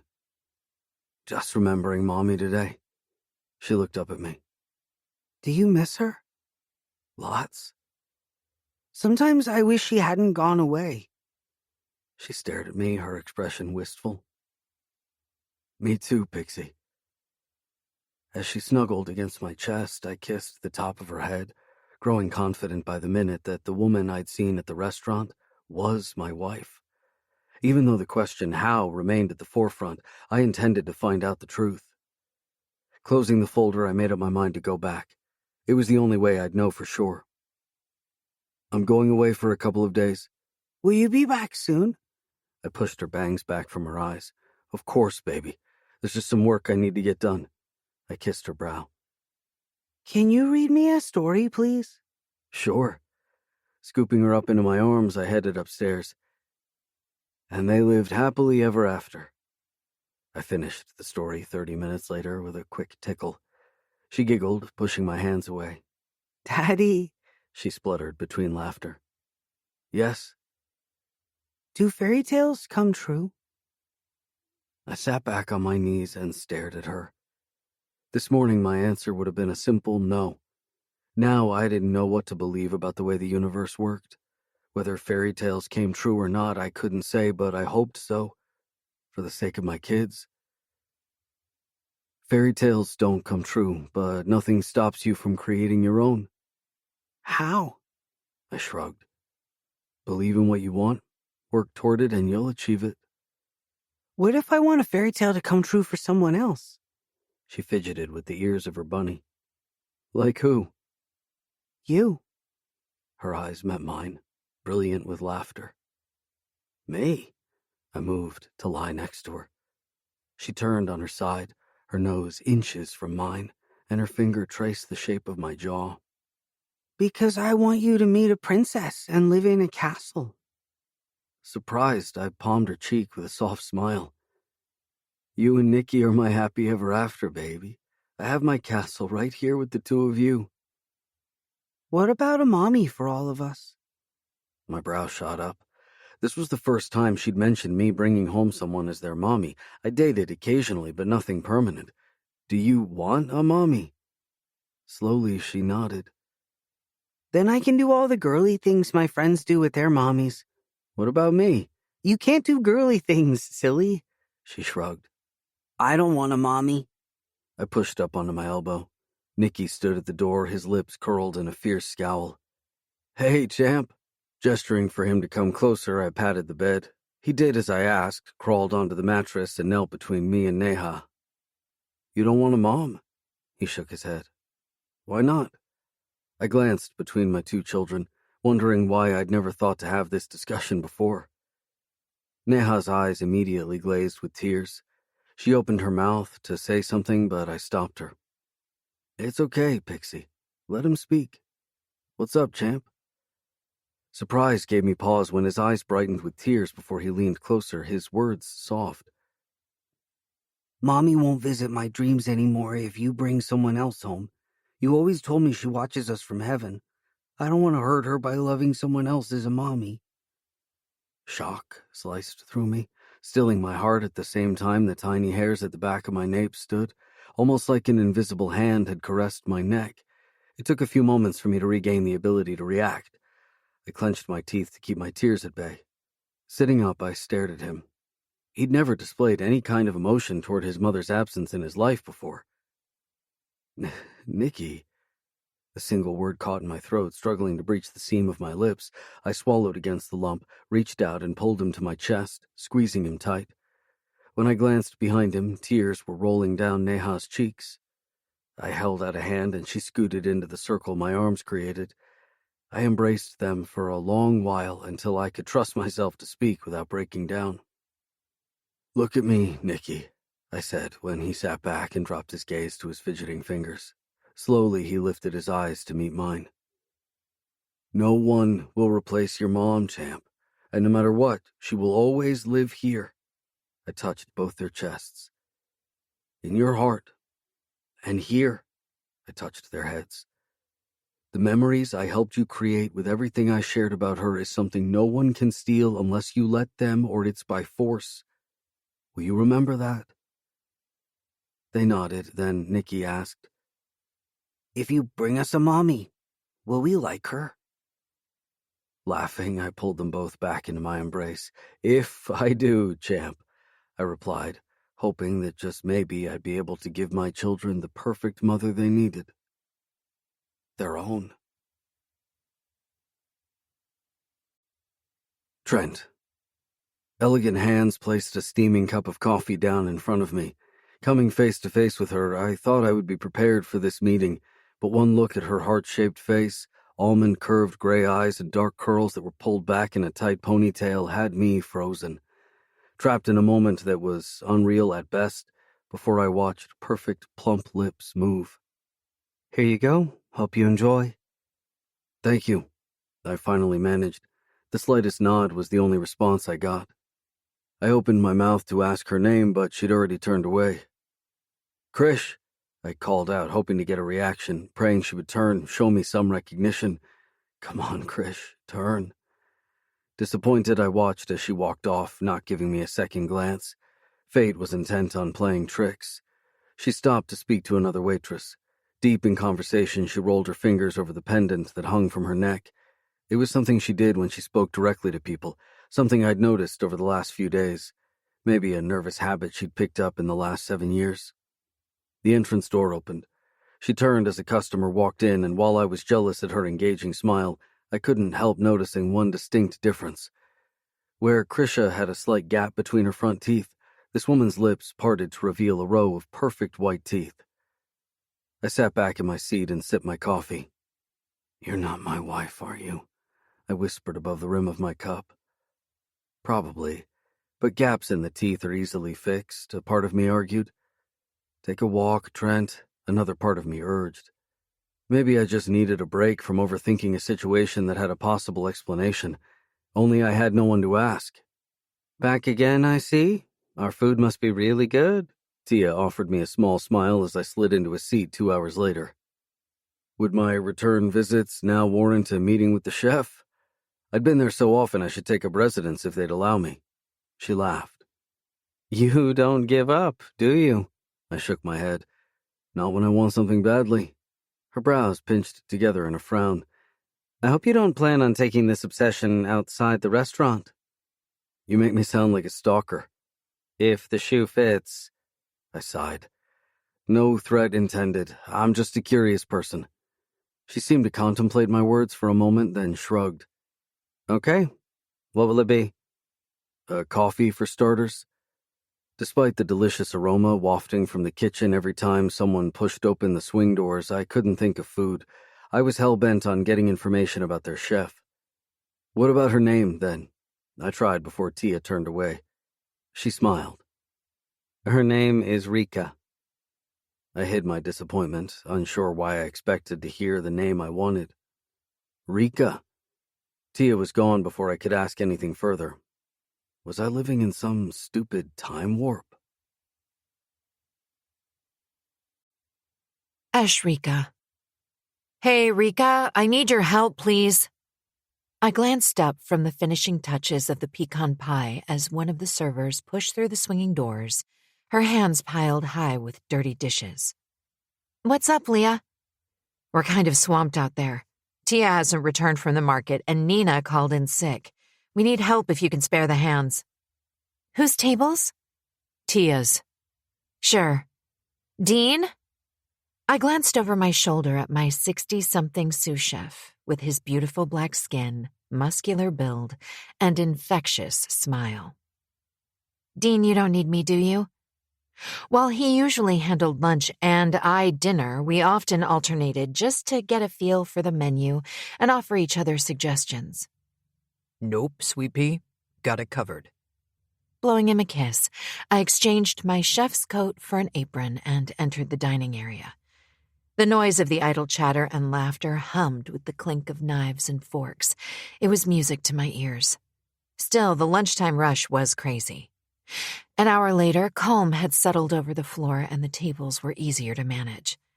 As I set down another order of drinks, I looked up in time to catch a newcomer entering the restaurant. He paused to finish his call. The foyer was a little darker, and the sunlight filtering through the windows around us shadowed his appearance, making it difficult to discern his facial features. Who the hell is that? Debbie, the new waitress, whispered over my shoulder. I was about to reply I'd no idea when he started walking toward a table. His stride slow, confident, an almost regal swagger that suggested he was aware of our admiration and unfazed by it before sliding into a seat at one of my tables. I recognized the man Tia had called Mr. Ballsy and chuckled at the name. Apart from wanting to meet me his first day there, he'd abruptly left without ordering anything and became a regular over the last 2 weeks. But it wasn't the reason I remembered him. That day I joined the girls to celebrate Nina's engagement and caught sight of the man. He'd shot up out of his seat, his gaze locking with mine briefly before his warm smile morphed into one of pure iciness or shock. I couldn't tell. Then he walked out without a backward glance. Initially, I didn't think anything of it until he returned. With each visit, I sensed his gaze on me, and when I'd turn around, it was to catch him staring. Strangely, the look in his eyes baffled me. They graced me with a sensual caress, something akin to warmth, as though he knew me. Though I saw no reason to reciprocate his mysterious smiles, I found myself speculating if he knew me, if he was connected to my past in some way. Admittedly, the man's curiosity intrigued me. As I approached his table, I had to agree with Tia. He was a looker, and I couldn't help wondering why he'd wanted to meet me in the first place. Pretending interest in my notepad, I studied him beneath the shield of my lashes. There was an imposing presence to the way he carried his tall, athletic build. While there was nothing sexier than a man in a gray suit and black button-down, one with hair long enough to be pulled into a small ponytail, and the evidence of tattoos that began on the back of his hands, kicked up my pulse a notch. I suddenly wasn't sure if the aircon was turned up full blast, as an inexplicable burn scorched a blazing path from my nape down. I balked when I noticed his penetrating gaze pinned on me. It felt like more than the typical stare of a diner trying to attract a waitress. Almost like bait on a hook. They were reeling me in, promising the allure of unknown indulgences. Shoving aside my mental visions of what pleasures he'd inflict on a woman's body. Well, mine in particular. I pasted a small smile on my face and stepped closer. My nostrils immediately assailed by a masculine scent that was rich and spicy with an underlying freshness. Squaring my shoulders, I forced calm into my body, barely holding in the need to inhale deeply. "What can I get you?" Deep, probing eyes, the color of a perfect raindrop on a bluebell, stared up at me. Even though he didn't answer, the slow slide of his gaze over my body from head to toe told me what was on his mind. Warmth unfurled in my chest. I felt like I'd just woken up from an extended hibernation, eagerly anticipating something. What? I had no freaking idea. What I want. His smile was slow, almost deliberately wicked. Isn't on the menu. The deep velvet tone glided over me like the tender stroke of a lover's touch, and had me wondering how my name would sound, slipping through those perfect lips. I shivered. The abrupt action startled me. Wiping my sudden clammy hand down my apron, I gripped my pen tight, trying to regain the loss of control. Handsome or not, the man held a dangerous impact on my emotions, and I didn't even know him. I lifted my gaze to find him watching me. My cheeks heated. A ghost of a smile curled his lips, confirming he was aware of his effect on me. I think what you want is served on the other side of town. You'll find an interesting variation on the street and negotiable rates, too. My tone bordered on brusque. Maybe I was overcompensating for my body's reaction. Yet I couldn't stop staring at his thick, full lips, rimmed by a neatly trimmed beard. His husky laugh echoed an unusual sound that coursed through my already hyped-up body. What the hell's going on? I'd never reacted to a stranger this intensely before. That may be true, but I'm sure it wouldn't be as tasty as what I'd find here. Matching his cocked brow with one of my own, I added a slight smirk to my lips. Since I'm not privy to your tastes, I can neither agree nor disagree. However, if you insist on eating here, I suggest you stick to the menu. Despite my friendly tone, I maintained a level of firmness he wouldn't miss. I waited while he made a show of contemplating my words. His gaze dropped to my breasts, watching my chest rise and fall with each exhale. I was suddenly self-conscious. Could he make out the lines of my red lace bra beneath my white blouse? Was it thick enough to hide my unexpectedly hard nipples? Trying not to squirm, I fingered my half of a heart pendant attached to a thin gold chain. Gorgeous and feisty. He rolled his tongue over his bottom lip. My eyes followed the action, and I salivated at the thought of the pink wetness sliding over mine. God, where was this coming from? 2 of my favorite dishes. Those blue eyes roamed over my face, challenging me to smile. I resisted with effort, dropped the pendant, and positioned my pen over the notepad. His gaze latched onto my chest again, like a snake that had just spotted prey. I was about to give him a piece of my mind when he said, Nice pendant. Surprised, my brow shot up. What happened to the other half? Mistaking my hesitation for my reluctance to answer, a languid smile played around his lips. As long as it's not broken. I frowned. What? Your heart. I stared at him, unable to read the look in his eyes. I shifted from one foot to the other. Order, please? I squeaked, irked by my own lack of control I had over my voice. His sudden grin burned a hole right through my stomach. Recommend anything? Slowly, he licked his lips, his gaze riveted on me, trying to make me squirm.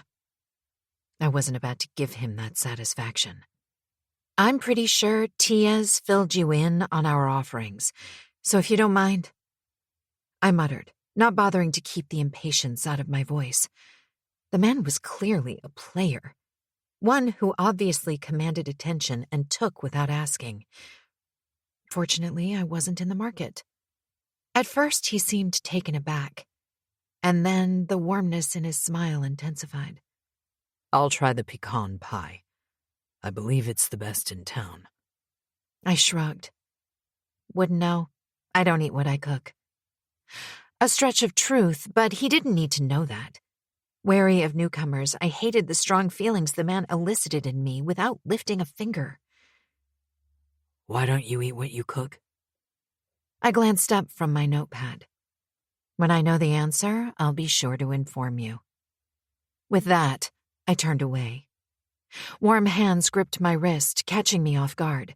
I gasped, looking down at the strong fingers halting my movement. My heart hammered in my chest, the beat so frantic it drowned the sound of my uneven breaths. Oh, God. Why was he touching me? What the hell was that searing heat radiating up my arm? Adrenaline-infused fear staggered my breathing. I freaked out on the inside. Silently, I congratulated myself on my restraint not to yell as my eyes sparred with his, demanding an explanation for his conceit.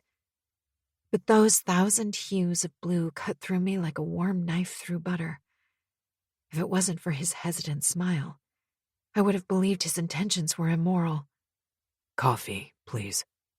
He released his hold, and I caught my breath, feeling the immediate loss of his warmth. Baffled, I arched a brow, then walked away, followed by his low chuckle. I could feel his gaze on me, scorching with their intensity. Somewhat intimidated, I snagged Leah's attention as I entered the kitchen.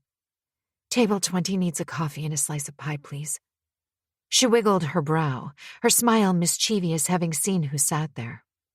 Too hot to handle? More like too cocky. That guy? She hung out her tongue, mimicking a panting dog. Oh my God, Rika, his voice alone would give a woman an orgasm. She wasn't wrong on that account, but I wasn't about to place myself into a situation I knew I'd struggle to get out of. The girls were constantly trying to involve me in the lurid details of their latest sexual conquests. Whatever tickles your fancy. I grinned. He's all yours. I called over my shoulder as I entered the walk-in refrigerator to start dinner prep, hoping the cold would chill my flustered emotions. Yet one thing was undeniable. Whatever the man's interest in me was, my body melted with just his stare alone, not to mention his touch.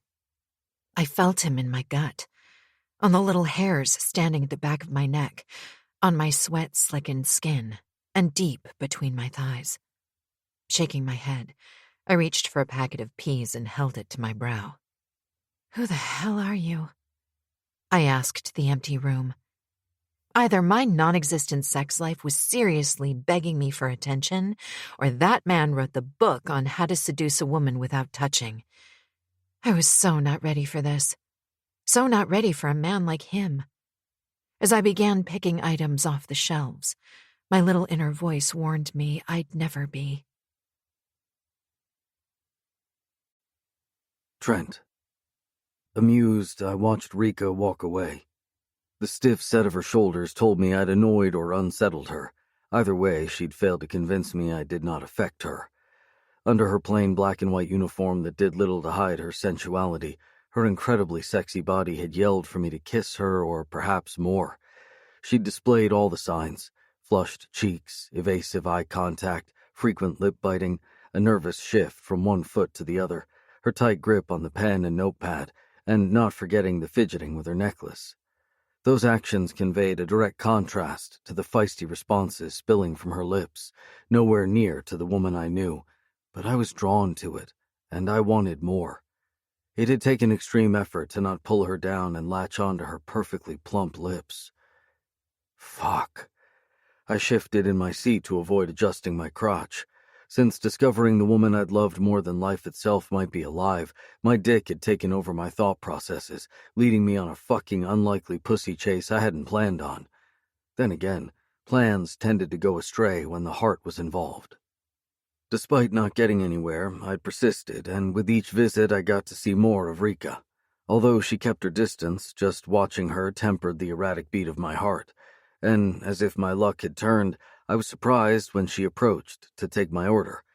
While I couldn't get a smile out of her, I found her smirk, just a small pouting of pink lips, a narrowing of silver eyes, and a slight tilt of the head, so subtle yet sexy as fucking hell. If that wasn't enough to bolster my curiosity, the sight of her pendant left me momentarily dumbfounded, confirming I was on the right track. Krisha's parents had gifted her the pendant on her 19th birthday. Spurred by the coincidence, my plan to hire Rika took a back seat as my focus shifted to how my dead wife had returned from the grave without me knowing. Back again, Mr. Ballsy? I looked up to find Tia at my side, her brow raised above a no-nonsense grimace. Hi. I laughed at her choice of name since I hadn't offered one. The name's Trent. I like Mr. Ballsy, she retorted.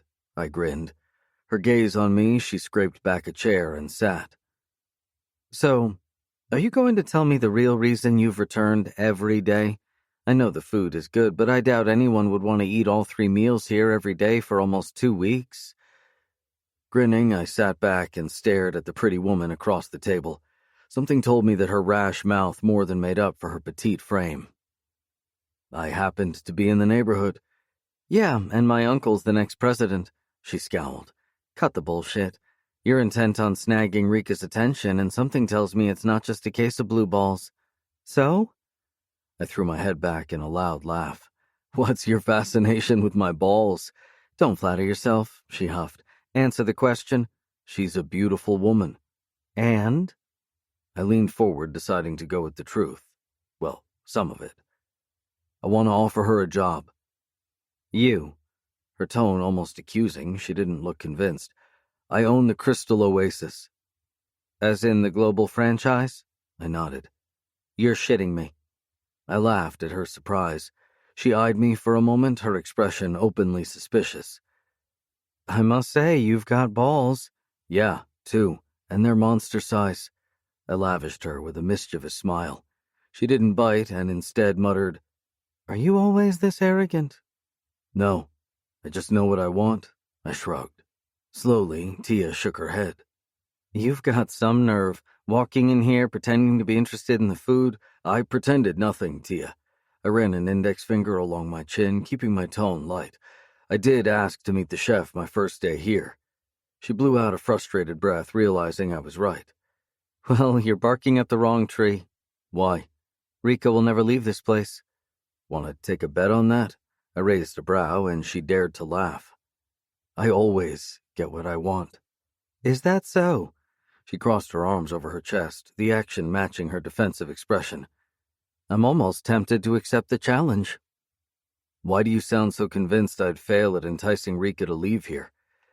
One reason being she loves this place. It's her home. Zane! The sudden shout had me glancing away as Rika rushed around the counter and into the arms of a tall, good-looking man. I hadn't noticed him enter and continued watching as he enveloped her in a bear hug, picking her up off the floor. A stab of jealousy pierced my heart. My insides tightened, wishing to be on the receiving end of her embrace and bubbly laughter. And that there is the other reason. Attempting to rein in my resentment, I looked at Tia. Is that her boyfriend? She didn't answer. Husband? I choked on the word, earning a frown from her. I hadn't noticed a ring on Rika's hand. Then again, I hadn't actually looked. I need to get back to work. Tia walked away, leaving me cursing and fisting my palms with the agony of not knowing Rika's relationship status. As if she sensed my anguish, my gaze collided with my wife's. I smiled. She didn't return the gesture, but tilted her head almost like she was studying me. Was she just as curious about me as I was about her, or was my earlier taunting a bit too much?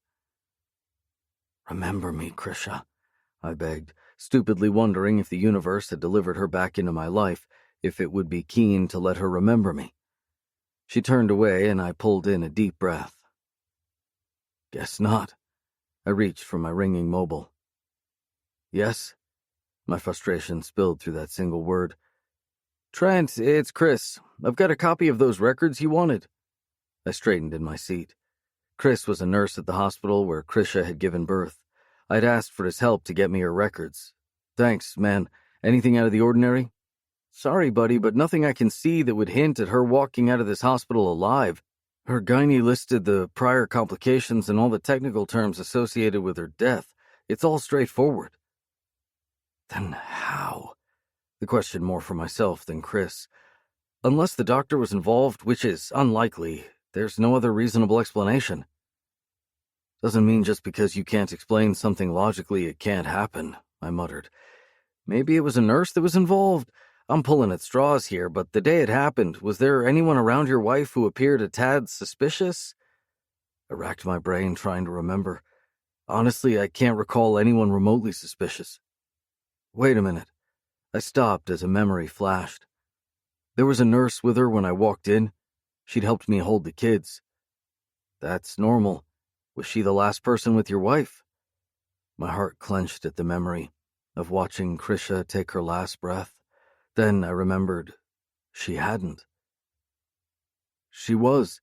I thought Krisha had gone, but she went into cardiac arrest and that nurse sent me out of the room. After that, it's all kind of blurry. Fuck it. I understand your frustrations, Trent, even if she's alive. Why? Chris had been a friend since college, and I always appreciated his frankness. Why would she fake her death, supposing she did? If she didn't, what reason would someone have to keep her from you? I've been asking myself that since the first day I saw her. Had we not cremated Krisha, the possibility of digging up her grave would have been non-negotiable. Now I had no idea if we'd cremated my wife or some other lost soul. Guess I have a lot more investigating ahead of me. Have you tried the direct approach? I sighed. Considering she doesn't recognize me, I doubt I'd get any answers now. I just need to bide my time. Probably for the best. What about asking the people around her? The less they know, the better, for now. I shifted my gaze from the view outside. Tia was headed toward me. On second thought, I might just ask someone. Great, I have to run, but if I find out anything new, I'll call you. I'll also look into that nurse and see if there's anything there. Thanks, Chris. I owe you. Tia stopped at my table, her expression thoughtful. Why do I get the feeling there's more to your desperate attention than just a mere job offer? Smiling, I picked up the coffee refill she set down in front of me. I shrugged, relishing the rich taste of the black liquid, then looked away as Rika exited the restaurant with the guy she'd hugged. Clenching my fingers, I steeled myself from rushing after her. Judging by that scowl, I'd say you've just answered my question. Tia's curt statement drew my gaze. Do you want to talk about it? Do you have time? She glanced at her watch. My shift ends in 20 minutes if you're willing to wait. Sure. I wasn't about to look a gift horse in the mouth. She nodded, then turned away as a diner signaled for her attention. Still curious about Rika's relationship status, I glanced out the large windows facing the open water along the docks. My gaze froze on her and her companion standing to one side. Whatever their relationship, they were close. Her smile of undisguised affection told me so. Envious, I watched him reach inside his pocket for something before taking her hand. Fuck, is he proposing? I scraped back my chair and stood. Not if I have anything to say about it, I muttered and headed for the door. Ashrika. Why didn't you tell me you were coming back today? Because I wanted to surprise you. On the deck outside the restaurant, Zane turned to face me and tweaked my nose. I stared up at the handsome man with his dark hair tousled like he'd just gotten out of bed. Black V-neck t-shirt sticking to every ridge and hard muscle of his torso. His amber eyes drooled with affection and smiled back at me. There was no denying the man in front of me screamed power and was intimidating.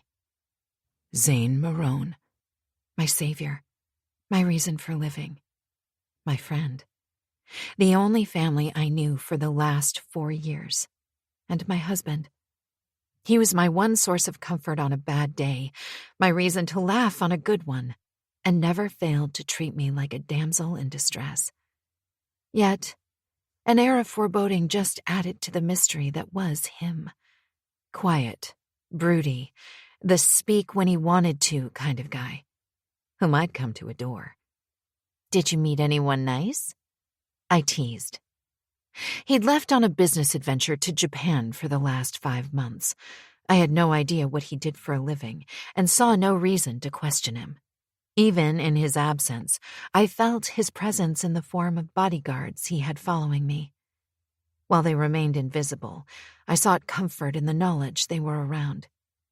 That was the extent of his care, and although we chatted on the phone daily, I missed him like crazy. And cheat on the love of my life? Despite the light smile, his words packed a punch. Oh, my heart. I placed a hand to my chest and fluttered my lashes. He let out a deep, sexy laugh, mock-punching my chin.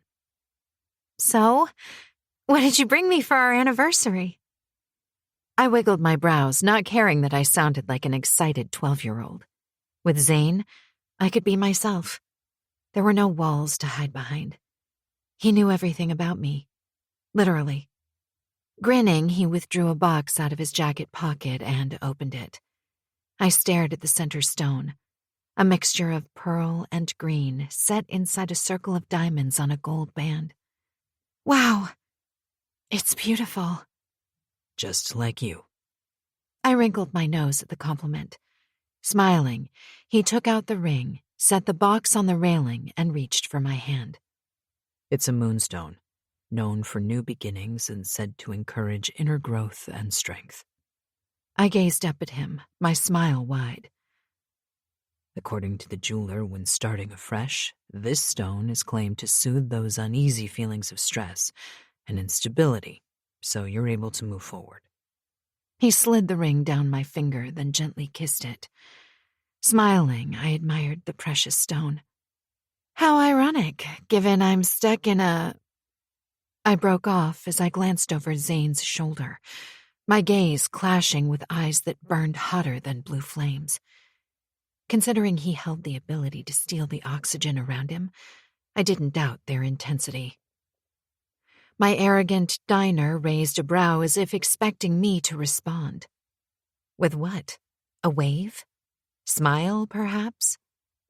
I frowned instead, baffled by the abrupt scowl plastered across his face. If I didn't know any better, I could have sworn he was jealous. I almost laughed at the notion before his square jaw worked a smile that prefaced his deviant intentions. My body reacted with a shiver of pleasure that tingled and stirred, right down to my nerve endings. His effect on me was bizarre, leaving me confused. Now that he was standing, I couldn't help notice the way his impressive height filled out his gray suit, hinting at the broad shoulders and a masculine build beneath the expensive material. Do you know him? Zane broke the connection. I was so caught up in my introspection I didn't notice him glance over his shoulder. Mr. Ballsy's appearance threw me for a moment, more precisely his insane effect on me. What? No, I don't. My reply rushed out between breathless inhales. My already warm face flushed a shade deeper.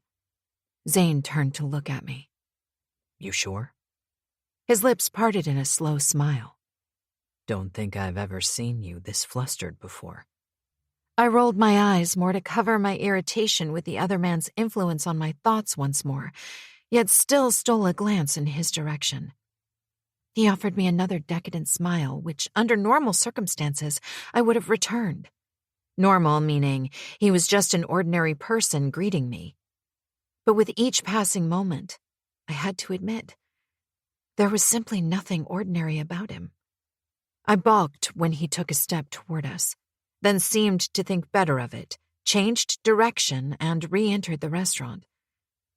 Grateful he hadn't approached, I let out a breath I hadn't realized I was holding. Zane noticed, though, and cocked a brow at me. Something you want to tell me, baby? Although I shook my head, I found myself responding. I have no idea who he is. Arrived here one evening, asked if he could speak to me, then disappeared. 2 days later, he returned and has been back every day since. His brow creased. Want me to speak to him? I shrugged. If you want to. I'm not interested in whatever he's hoping to offer.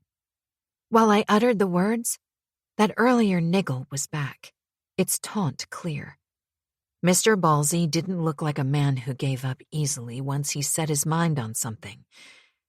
Again, I wondered about his interest in me. I think I will.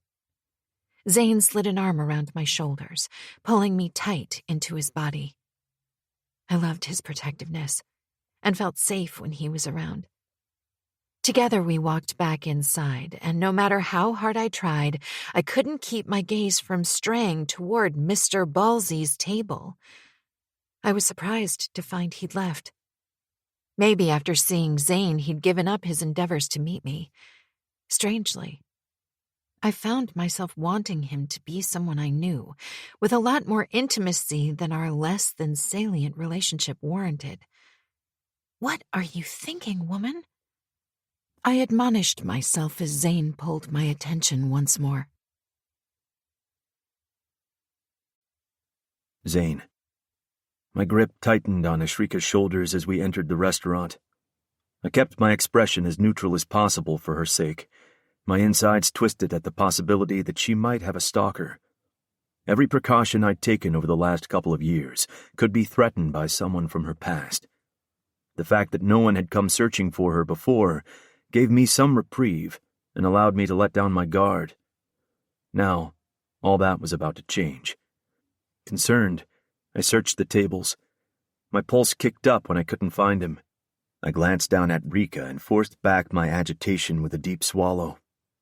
Our relationship might have started unusually, but given her past trauma, I'd protect her with my life. I was the only family she knew, and I aimed to keep it that way. She hated my vigilance, but I made a promise to keep her safe, and that's what I intended to do. I'll see you just now, okay? I dropped a quick kiss to her brow and headed for the door. Outside, I scanned the parking lot and caught sight of him. He leaned against the door of a black Lamborghini Huracan, talking on his mobile. I studied him for a couple of seconds, taking in his suit-clad body as my senses pricked up. Whoever that man was, he was rich, and judging by his mannerisms, he didn't strike me as the stalker type. But I'd learned a long time ago to never take anything at face value. With measured steps, I approached him. He looked up, noticed me, and cut the call. "What's your interest in Rika?" I didn't waste time with pleasantries. He ran a slow gaze over me as though he was sizing me up. Although a few inches taller, I put him at a couple of years younger than me, yet he reeked of arrogance, immediately scaling my wariness a notch higher. "Not that it's any of your business, but who's asking?" I clenched my fists. I was known for my short temper, and when it came to Rika, it got significantly worse. I scowled at the man. "Rika is my business." "Is she your wife?" "Yes," I replied without hesitation. "Well, then I think you have a serious problem, Mr. Whoever the fuck you are." I took a step closer. "I think it's you who has the problem." "I don't think so." The man had the audacity to grin. "Zane!" Ashrika's yell had me stepping back. I looked over my shoulder. She was standing outside the door and shook her head. I knew what that meant. She'd probably read my body language and knew I was a second away from letting the arrogant bastard's face meet my fist. Saved by the yell, I sneered. "I'm going to make this simple for you." My brow shot up at his nonchalance. He straightened, taking his time to adjust the cuffs of his jacket like I had all the fucking time in the world for him. "Your wife has 2 husbands." "What?" "Your wife—" "I heard you the first time." "Then you understand that you're married to my wife, and I intend to get her back." While his voice was quiet, I didn't miss the hardened tone. I almost punched the fucker right then and there, barely able to keep my anger in check. You got some fucking nerve, arriving here out of the blue and claiming to be her husband. "Would this help?" He drew something out of his inside jacket pocket and handed it over. I stared at the photo, my insides suddenly churning a shitstorm on the worst possible day. There was no mistaking Ashrika's face, her distinct smile or eyes that glowed like tinsel at Christmas as she leaned into the man next to her, the man I now glowered at. This could have easily been photoshopped. Steel lined my voice, not wanting to believe the obvious evidence in my hand. "Feel free to get an expert opinion." He shrugged, then turned away to open his car door, leaving me feeling a lot more fucking annoyed than when I'd started the confrontation. "If she is your wife, what happened to her?" I didn't give a shit who he claimed to be as long as I got answers. He turned to face me. "Apparently she died at childbirth." "Died? Apparently?" I scoffed, pausing a moment to breathe deeply because it was impossible not to feel the poisonous darts of anger and disbelief sparring in my chest, heating my blood. His blatant arrogance worked a nerve, the one I reserved for the asshole in me. What the fuck does that mean? Is she your wife or not? If it weren't for the photo and the possibility that he might be telling the truth, I would have told him to fuck off. I owed it to Ashrika to find out the truth. He stared at me for a moment, as if contemplating whether to share more. "Unless that woman is a ghost." He gestured to Ashrika still standing at the door. Then, your guess is as good as mine. Hoping for more information, I let out a frustrated breath when he slid behind the wheel, closed the door, and drove off. I stared at the taillights until he disappeared around the corner. Slowly, I turned and walked back to the restaurant. What happened? Ashrika's frown cut across her smile when she noticed my expression. You looked ready to punch the guy's lights out. I slipped an arm around her waist and guided her back inside. Nothing to worry your pretty little head about. Really? Is that all you're going to say? She stopped short and scowled. Come on, Zane, you're always shielding me. What are you not telling me? She stared at me, and my heart thumped harshly as I held my breath, waiting for her to look deep into my soul, to break through those walls I'd erected to hide my true feelings, to see me as someone other than a friend whose name she used. When I said nothing, she sighed, oblivious to my internal struggle, and palmed my cheek. I'm grateful for everything you do, but I am a big girl, you know. Sooner or later, you have to accept that I can handle the truth, whatever it is. I cupped her face in my hands and dropped a light kiss to her lips. I will never stop caring for you, Rika, and I'm not hiding anything from you. She inhaled deeply and smiled. What did he want? He wants to give you a job. Tia came up behind me and I turned, catching the understanding look in her eyes. She and I might not agree on most things, but when it came to protecting Ashrika, we remained on the same wavelength. Something told me she'd been needling the guy for information and got the bare minimum, just like me. A job? Ashrika spluttered. What gave him the idea I was looking? He was told you're the best in the city, Tia explained. Ashrika bit out a laugh. Well, fancy that. And all this time I thought the man was stalking me. My gaze collided with Tia's once more. Her brow shot up. I figured she'd seen me approach the guy and probably wanted to know what I'd learned. He owns the Crystal Oasis, Tia offered. Ashrika arched a brow. Disbelief marred her perfect features. Wait, that's Trent Shaw? Seriously? That guy owns the Crystal Oasis. You've heard of him? I asked. What's wrong with him?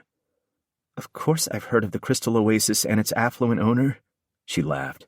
Just never saw him before. The longish hair and tattoos don't scream billionaire restaurateur, does it? Appearances can be deceptive. My lips twitched. Would you want to work for him? Uncertainty sprinted briefly across her features. I'm surprised he'd even asked that question. I shrugged. That's a Michelin 5-star chain. So? She stepped between me and Tia, slid an arm around each of our waists, and pulled us close. My place is with you guys. Nothing, not even a deep-voiced Michelin 5-star restaurateur, is going to make me move for anything. Never.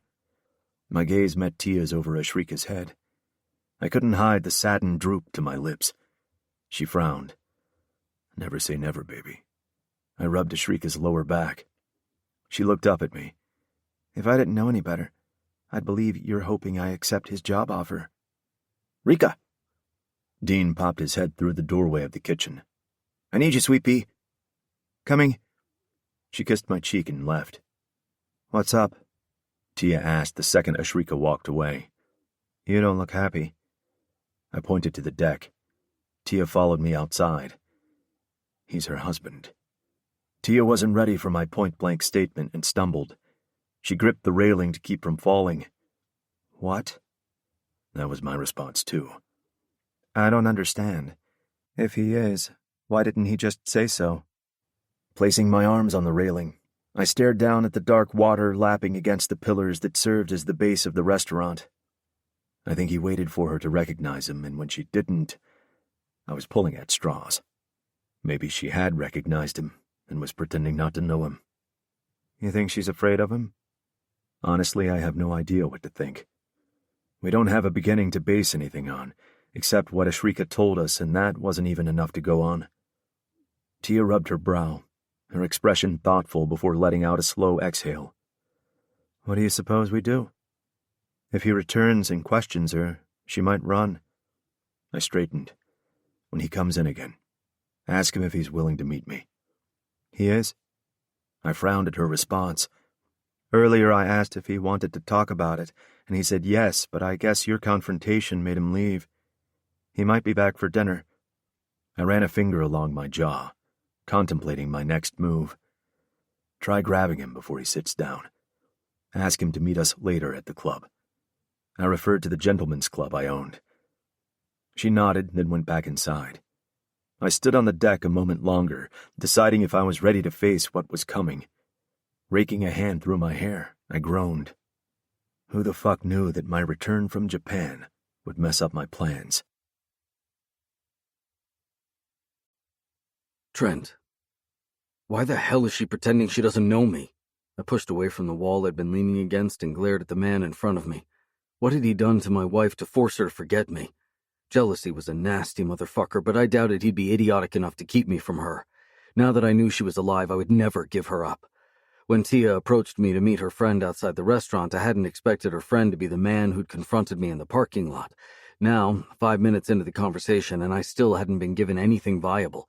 I wanted information about how my wife was still alive, not some cock and bull story about her being afraid of strangers. Believe me, I'd like to help you, give you the information you want, but I can't. Zane seemed a lot calmer than the man I'd met earlier. What the fuck does that mean? Annoyance spurted through my veins. I was through playing games. Is she my wife? I barely managed to keep from shouting. She has no memory, Trent. I swiveled sharply to look at Tia. What? My breathing stuttered. I could have sworn my heart stopped beating for just a second. She stepped forward, her hand a gentle touch on my arm. Rika doesn't remember you. I've asked. I reared back, the movement so abrupt her hand dropped. A surge of alarm flooded my body, mind, and soul at precisely the same time my heart resumed its persistent beat, louder and harder in my chest. Why just me? No, Trent. Zane walked around to stand next to Tia. Not just you. She remembers nothing. Like nothing at all? I couldn't keep the incredulity out of my voice. Not even her name? Tia sighed. Every single muscle tensed, squeezing the breath from my lungs. But she must remember some of her past, though, I muttered, clinging to hope. She shook her head, her expression solemn. Nothing? For just a beat, the skeptic in me came to the fore. Is this some sick joke you both concocted to get rid of me? What have you done to her? Are you serious right now? Zane gritted. Why the fuck would we want to get rid of you? Hell, I've been waiting a long time to see if someone would come looking for her, but a fucking husband and a dead wife story wasn't what I expected. Looking for her? I frowned. How long? 7 years. I cursed. That's in line with my wife's death, which right now doesn't make sense. Still skeptical, I shot Zane a quizzical look. When exactly did you find her? The second the date left his lips, my body shook with the force of my anger. That was a couple of weeks after she'd given birth. After I'd cremated my wife, suffered her loss for... I broke off, unable to swallow the stubborn lump that suddenly lodged in my throat. Which means... Rika is your wife, Zane finished, his expression unreadable. Trent, Tia whispered. Maybe you should sit. Let Zane fill you in on how we found Rika, and if you still don't believe us... She trailed off. Trying to rein in my impatience to go see Rika, I nodded. Okay. Leaning against the window that overlooked the main floor of the club, I crossed my arms over my chest and waited. Zane offered me a glass of whiskey before he took a seat on the edge of his table. I tossed back the drink and set the glass on the ledge next to me before he began speaking. 7 years ago, this club was an empty shell, a vacant building filled with rubbish and vagrants. A couple of weeks after we'd cleaned out the place and before renovations began, I came out one afternoon to take measurements. He stared at the floor, momentarily lost in his memories. I was just about to leave when a sound had me mounting the stairs to this room. She was lying in that corner on a dirty mattress. He jerked his chin toward the area behind his table. The blood in my veins turned cold. Because of the lack of lighting, I assumed she was just another vagrant. When my shouts got no response, I yanked a leg, and that's when I caught sight of the chain. She was shackled to the wall by both hands. Fists clenched, I straightened, every inch of me now a block of ice. Was she? I couldn't say the word. Just the thought of some sick bastard touching her shot arrows of rage through my body. The hairs at the back of my nape stood. Zane stared at me, his expression consoling. He shook his head, answering my unasked question. When I finally got her to the hospital, the doctor confirmed that while there'd been no sexual attack, she was heavily drugged on heroin. Heroin? Disbelief spiked my breathing. I dropped into a chair. Hot tears welled to my eyes, threatening to fall. He nodded. According to him, she wasn't an addict, so not only was she forcefully injected with that shit, but her body was also covered in bruises. A deep gash to her head made matters worse. With each word he uttered, pressure built in my chest, constricting my lungs and forcing my heart to pump harder, faster. God, what did they do to her? I blinked away the tears to focus on Zane. Why? He rolled his neck, the agony on his face unmistakable before dropping his gaze to the floor. Someone left her to bleed to death, Trent, using the heroin to make her seem like an addict who'd overdosed on that crap. He looked at me and I pinched the bridge of my nose, letting out a deep breath, not wanting to hear his words. But I had to. The doctor had to induce a coma. At my frown, he let out a long exhale as though reliving the memories were killing him as well. Tia stood, her eyes glazed with tears. Because of the injury, it caused a swelling of the brain, and given the amount of heroin in her system, they had to be cautious. The coma ensured her brain would rest while they administered the appropriate treatment. Only, she didn't come out of it. How long? 3.5 years. What? I forced back the rigid curse words with effort. Tia nodded. And when she finally woke, she had no memory. Fuck. Shoving up out of the chair, I raked both hands through my hair and paced the room. God, she must have been terrified through all of that, and I wasn't there. I gritted through clenched teeth. You had no way of knowing, Trent, she consoled. You thought your wife was dead. Massaging my brow, I glanced at Zane. Was there any help from the cops? Any idea who was responsible? The detective handling the case tried to help. Her fingerprints didn't come up on the system and we couldn't post her picture anywhere. Given the circumstances surrounding her discovery and her injuries, we were advised to proceed with caution, so we waited. I kept thinking I was stuck in some goddamn nightmare, and any minute now, Krisha would walk through the door to comfort me back into the realm I knew. Will her memory return? Tia took her seat again and folded her hands in her lap. When he first discovered her memory loss, the doctor said it would take anything from a few days to a few years to return. Or never, she whispered the last part.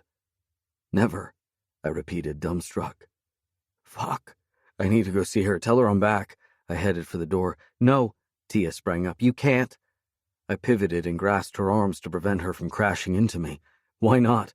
Zane moved to her side. She's been through an ordeal, Trent. It took her a long time to accept her memory might not return. You can't just tell her. Stiffening, I pierced him with an angry glower. I won't do anything to upset her if that's what you're worried about. We know that, but this might be too much too quickly for her to handle. Tia consoled, her eyes imploring me to understand while Zane's dripped a colossal warning. If they were waiting for me to say something, they were shit out of luck. I had no idea what to say. I just discovered the woman I loved might never remember me. What did one say to that? Worse, how the fuck do I act like a stranger around her? How do I refrain from crushing her to me the next time I saw her? A string of curse words slipped out as I sidestepped them and walked over to the drinks cabinet. Do you mind? I glanced over my shoulder. Help yourself. Lord knows we can all do with a drink, he muttered. Tia shook her head. Not for me, thanks. I need to leave, Zane. As she walked out after saying goodbye, I handed him a glass before downing mine. The stiff drink did nothing to alleviate my tense muscles. Moving to the large window that overlooked the floor below, I glanced around, taking in the scene of what appeared to be a refined gentleman's club. Earlier, I'd come in the back door as per Tia's instructions and had no idea what I walked into. At a glance, it looked like any other bar, but a deeper inspection indicated otherwise. Dark furnishing and soft lighting created an air of mystery and probably a subtle nuance to hide identities. A long bar served by shirtless men occupied one wall, while the rest of the space was cordoned into trendy seating areas. Considering the number of men in expensive suits scattered around either talking or drinking, it was a hugely popular place. Although scantily clad women danced on small podiums, clinging to poles, thrusting either their tits or ass out to gain favor, Something told me it wasn't the usual strip club. It's a voyeur lounge. You can either watch or fuck while watching. You get the pleasure of both worlds. What you're seeing is just the entertainment area. The performance rooms are another floor down. I turned at Zane's explanation. Didn't figure you for the voyeur type. To each his own. His bottom lip curled slightly into something that resembled a smile, the first normal reaction I'd seen since meeting him. And I'm guessing with a name like Incognito, people pay a heck of a lot to keep their identities a secret. We all have secrets, Trent. Some more so than others. Something flashed in his eyes that made me curious about the man behind the club. Who was he? Was Rika aware of her husband's occupation? Entrance is strictly by membership, but feel free to come by any time. Thanks. Oddly, the digression in conversation settled my frustrated thoughts a little. It gave me a chance to regroup. I cupped the back of my neck, trying to massage the stiffness. Yesterday, you mentioned Rika's your wife? She is, Zane replied. His non-committal tone had me wondering if it was a love marriage or one of convenience. I could have just asked, but I figured the man would be abrupt in his sharing of information. Unsure how to approach that divulgence, I took a moment to consider my options. Not that I had many. Then why did you invite me here, knowing who I am? I asked at length. She needs to know her past. I promised her I'd do anything to help. Even if it means breaking your heart? Giving her up? My surprise filtered through my words, unsure I'd be that gracious. Putting the cart before the horse, aren't you? He watched me over the rim of his glass, then lowered it. If that's what it takes to give her the happiness she deserves. Are you saying she's not happy at the moment? No, but she needs to know she has a family. And you'd give her up for that? While I was grateful for his help, I found it strange a man would just give up his wife without a fight. He took a moment to respond, sipping his drink as if contemplating my words. Don't mistake my chivalry for insensitivity, Trent. She's a woman I'll go out of my way to make happy. I'll give her whatever she wants, whatever she asks, to make her whole again. You have my consent for whatever it takes. You're giving me permission to sleep with your wife? Even though I voiced the words, I was grateful that in a world full of morons, she'd found a man like him, someone who loved her as much as I did, and if I wasn't mistaken, maybe more. Did I even stand a chance with her? I'm permitting you to try your best to get her memory back. I won't stand in your way, but I won't let you take advantage of her. I caught the underlying warning to his words. It was clear as daylight. Fuck with her emotions, and I swear you'll regret walking into her life. He confirmed my thoughts. I suggest you don't take my threat lightly. I'm a man of my word. I met his stony stare head on. While I wasn't easily intimidated, something about the look in his eyes told me I'd be wise to take heed. Not that I intended hurting the only woman I'd loved. There are 2 conditions, though. At my raised brow, he continued. You don't mention this conversation. You don't ask her anything about our relationship. I found his second condition surprising, seeing as she'd probably question my motives or toss me out of my ass declaring she was a married woman. I can live with that. While I never let my guard down easily, I was curious. Supposing it works, how do I get around the cheating aspect? His questioning gaze made me shrug. Would she be willing to cheat on you? He smirked, and I wondered if I was being too optimistic too quickly. The woman hadn't even given me the time of day. Why the fuck would she sleep with me? Leave that to me, he said, pulling my attention. Just don't go back to the restaurant for now until I say so. I waited for him to elaborate. He said nothing. Instead, set his glass to the side, crossed his arms over his chest, and leaned against the table. Can I ask you something? I nodded. What if she doesn't remember, or doesn't take an interest in you? Have you thought about that? You seem to think you're going to get her into your bed with a charming smile, he stated, his tone deprecating. Well, then I'll make damn sure she does, I retorted, not bothering to keep the irritation out of my voice. His eyes hardened at my dare, turning his amber gaze almost black. I had a feeling he wasn't usually challenged, yet his smile was slow, almost triumphant, and I wasn't sure if he wanted me to succeed or not. So, what the fuck would be my next step? Annoyance heeded my words. He observed me for a second as though contemplating his next share, then said, "A month before I left for Japan, Rika attended a regressive hypnotherapy session." I frowned. "A patient is hypnotized before the doctor takes them through various scenarios to remember their pasts," he explained. "I'm guessing it didn't work," I muttered. "She refused to attend the third session." Shoving his hands into his pockets, he stood and leveled me with a scowl. "Trust me, she's not as easily manipulated as you'd like to think. Once she sets her mind on something, there's no changing it." I'd probably hit a sore point, but found the divulgence intriguing. Krisha was a woman I could bend to my will with just a smile. Perhaps memory loss had a stronger effect on her personality than I expected. He dragged a hand along his jawline, gauging my reaction. "My advice, don't get your hopes up." "What would your response be if our roles were reversed?" I snapped. He was seriously beginning to irk the fuck out of me. "Simple," he shrugged. "I wouldn't have lost my wife in the first place." I scrunched my fists, a second away from letting his face meet their aggression. "I'm going to pretend you didn't just say that," I hissed on a controlled breath. My words didn't faze him. "Just remember who needs whom here." His tone was eerily calm, further maddening me, but I held my anger in check. Barely. He continued speaking. "I'll set up a meeting with you and her doctor. Let him decide the next step for you." When I didn't respond, he narrowed his eyes at me. "Take it or leave it. Your choice." I forced back the irritation lining my throat. "Thanks." He was right. I needed him if I intended to get anywhere with Rika. "I'll give Dr. Landers a call in the morning." I handed him my business card, and while I headed out the club, my mind drifted over the last 30 minutes. There was no doubt that nothing would have prepared me for Zane and Tia's divulgence. My wife was alive.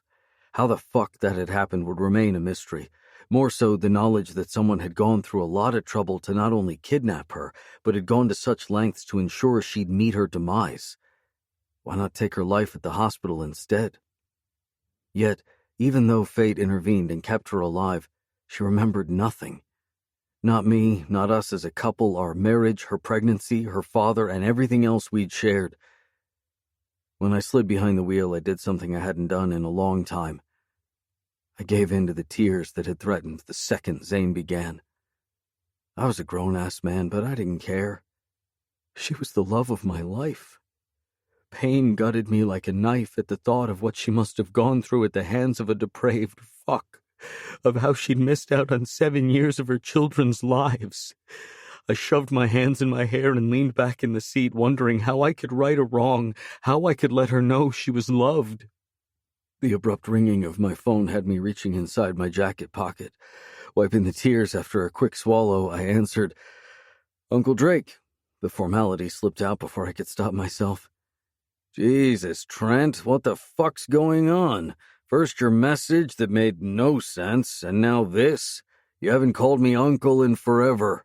Raiden's father snorted over the line. He was right. The last time I'd called him uncle was on my wedding day. As the man I'd looked to for fatherly advice, he'd subsequently labeled me a man and said I was to call him by his name. "I've been out of the country, landed last night and got your message. You up for that drink now?" He pulled me out of my musing. "Yeah, sure. The usual in 30? He agreed, and I shot down the street a second after the engine roared to life. 30 minutes later, I walked into the Red Rum Bar on 5th Avenue. It was around the corner from Drake's apartment and our usual meeting place whenever we were both in the city. He stood as I approached a table at the back. Gripping my hand in a firm shake, he took one look at my face and shook his head. "You look like shit." Given what I've been through in the last couple of days, I'm not surprised. I managed to grin and dropped into a chair opposite him. 15 minutes and 2 neat whiskeys later, he observed me over his glass like I'd just told him I was considering checking myself into a mental institute. "You have no idea what it felt like watching her, Drake. Silently begging, hoping, praying that for just a second she'd recognize me. Not look right through me like I was the fucking ghost."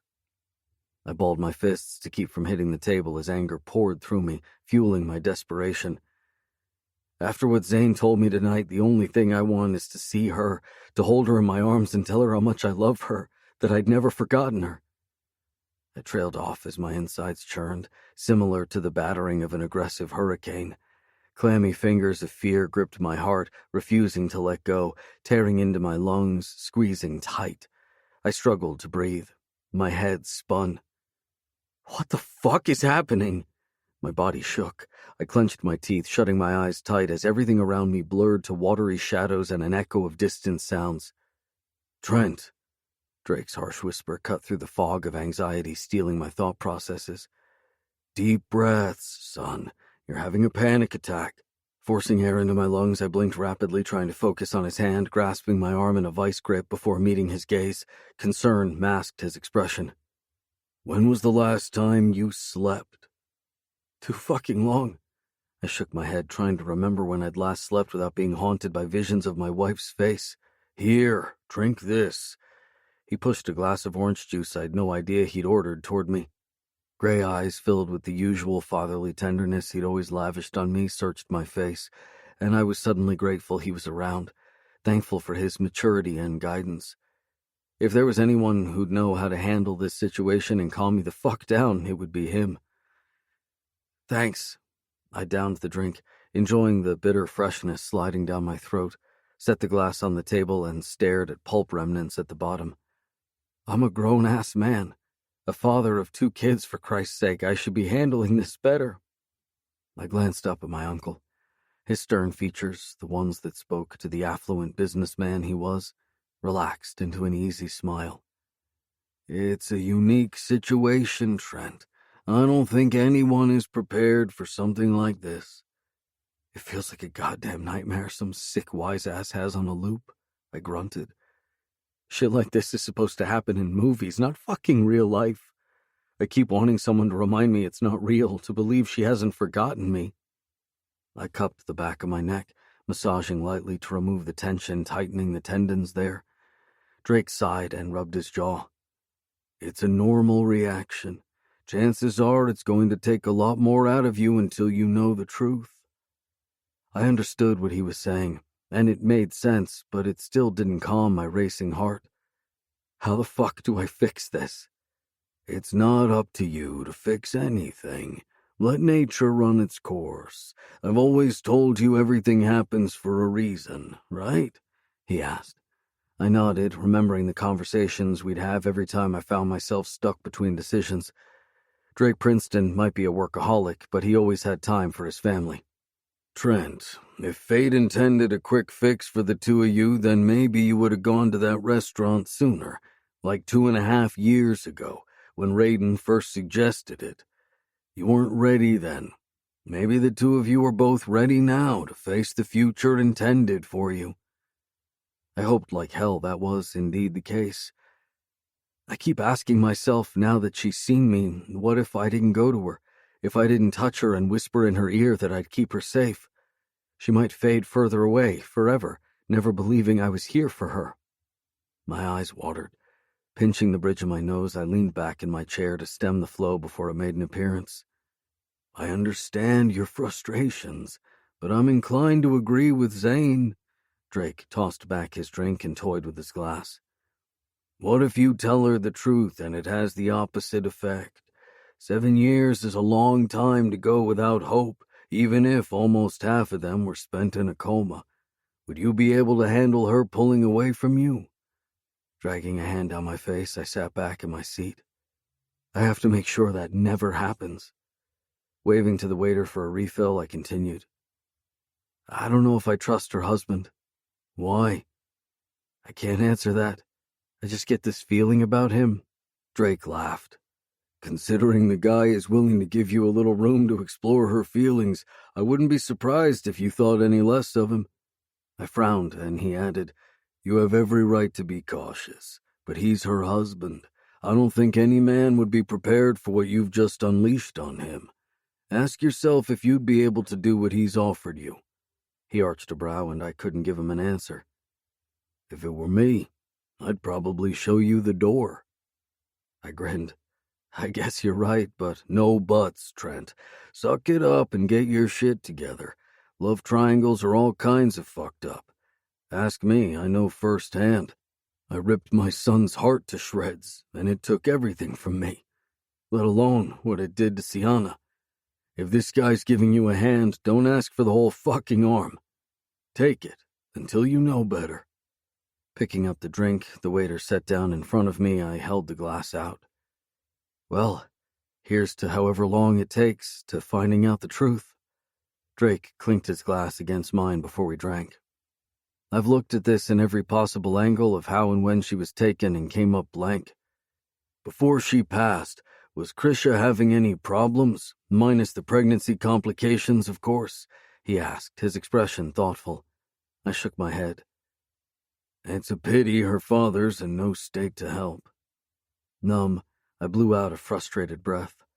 A week after her death, Krisha's father was an innocent victim in a drive-by shootout, according to the police report.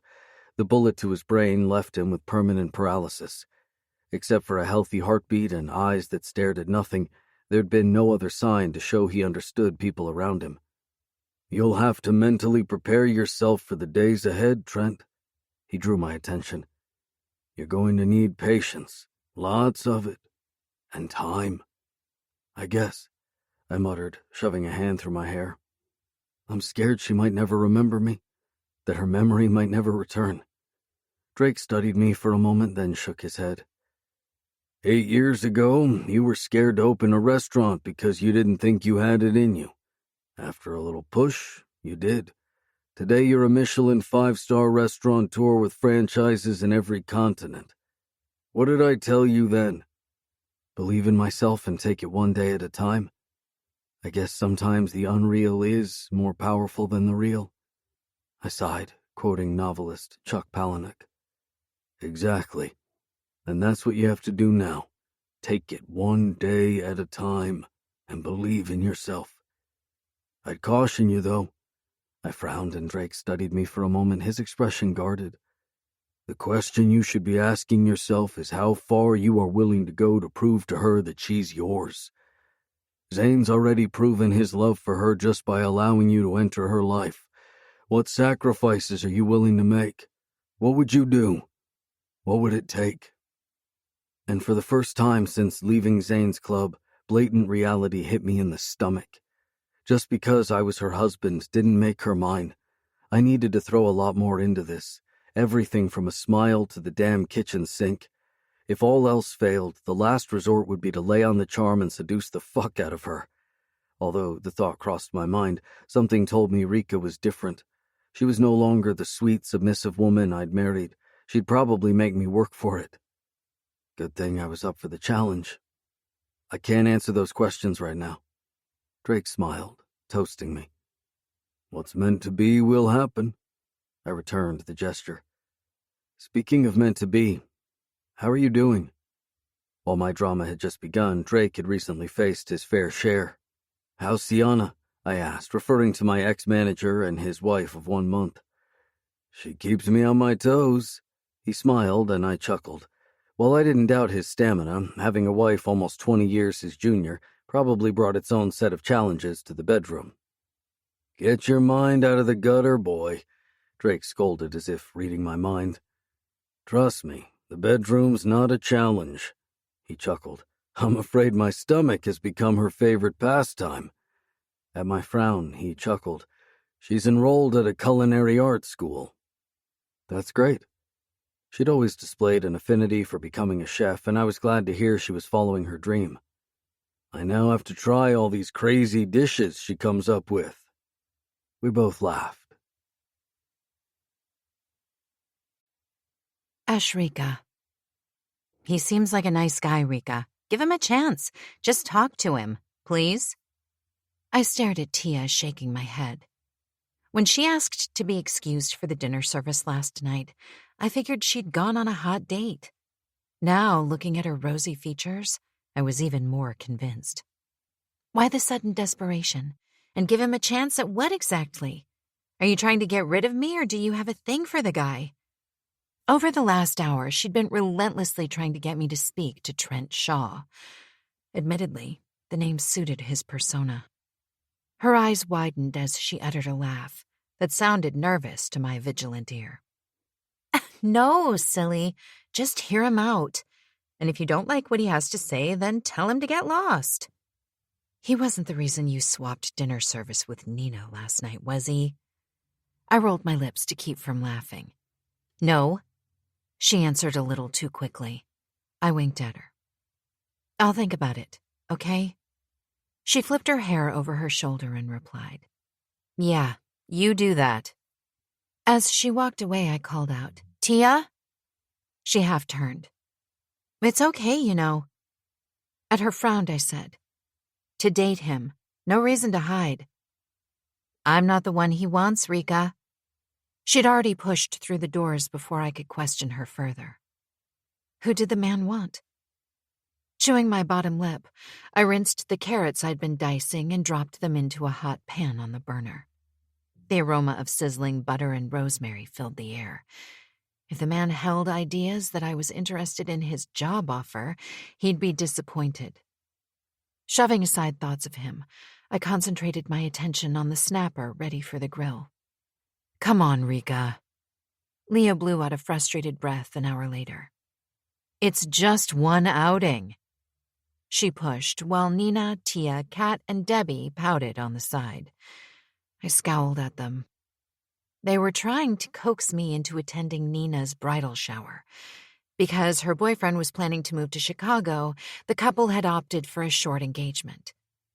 I doubted there'd ever been a wedding put together that quickly, which meant she'd be leaving us soon, hence the over-the-top suggestion for a shower. Since the plan was to go club hopping, I'd opted out.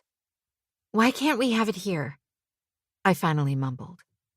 Someone strangle me before I kill this woman, Tia muttered, taking a step toward me. Laughing, I wiped my hands on a dish towel and shrugged. I'm sure you girls will have a lot more fun without a party pooper like me around. Please, Rika. I've worked with you for the last 3 years. You're like family to me. It's not enough that I have to move to Chicago, a place where I know no one. You not being at my shower, / She lifted her hands, showing me the inverted comma sign. Going away party doesn't feel right. Please. Nina begged. Chewing my bottom lip, I took in her distraught features. She was right. When Zane opened the restaurant for me to keep my mind occupied and stop fretting about the memory loss, I didn't think that within a couple of months I'd meet such great people like the ladies standing in front of me and Dean. We'd become close. And apart from working well together, we trusted each other. We were family. Fine, I mumbled, knowing I might regret that response as squeals of joy emanated through the kitchen.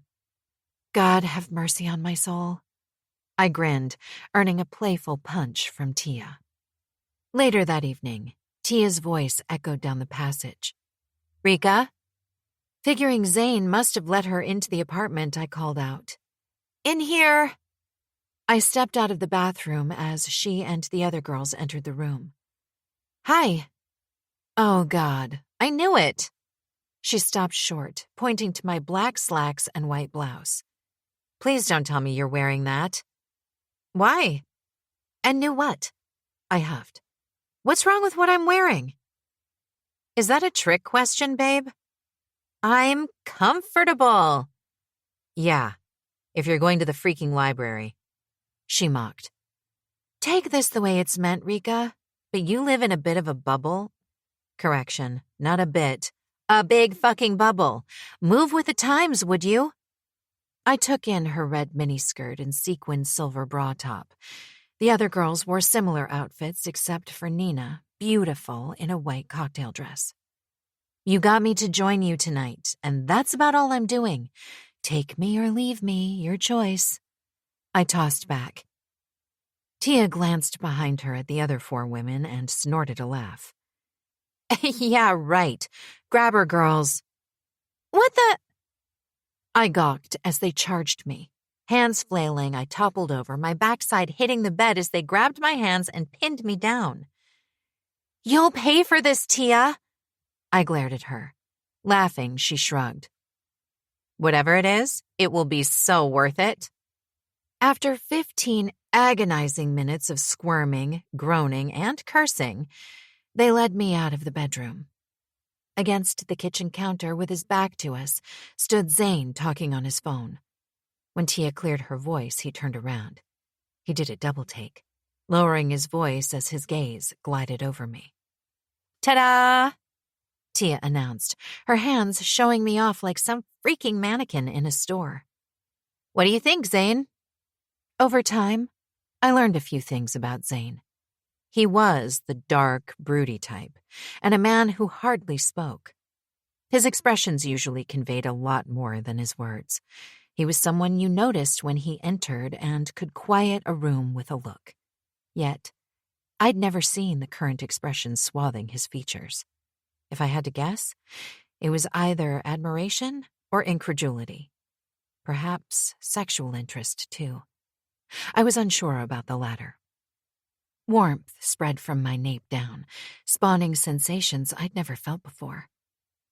I fidgeted under his gaze, tugging at the low-waisted white pants that sat so low the edges of my lace panties peeked above the waistband. Paired with a lace bustier-style top, it was enhanced with spaghetti straps that crisscrossed over my chest. Together with the slits on the sides of the pants from mid-thigh down, it bared so much skin I was half tempted to go grab Zane's trench hanging near the door. Admittedly, with the silver heels, the outfit screamed classy. Jesus, Zane, would you please say something before she runs and hides that beautiful body? Tia broke the awkward silence. Stunning, baby. He dropped his phone on the counter before nearing me. His amber eyes were different in this moment, softer.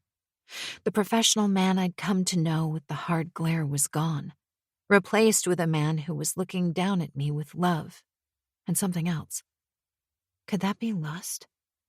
Was this the look he used on women for his sexual transgressions?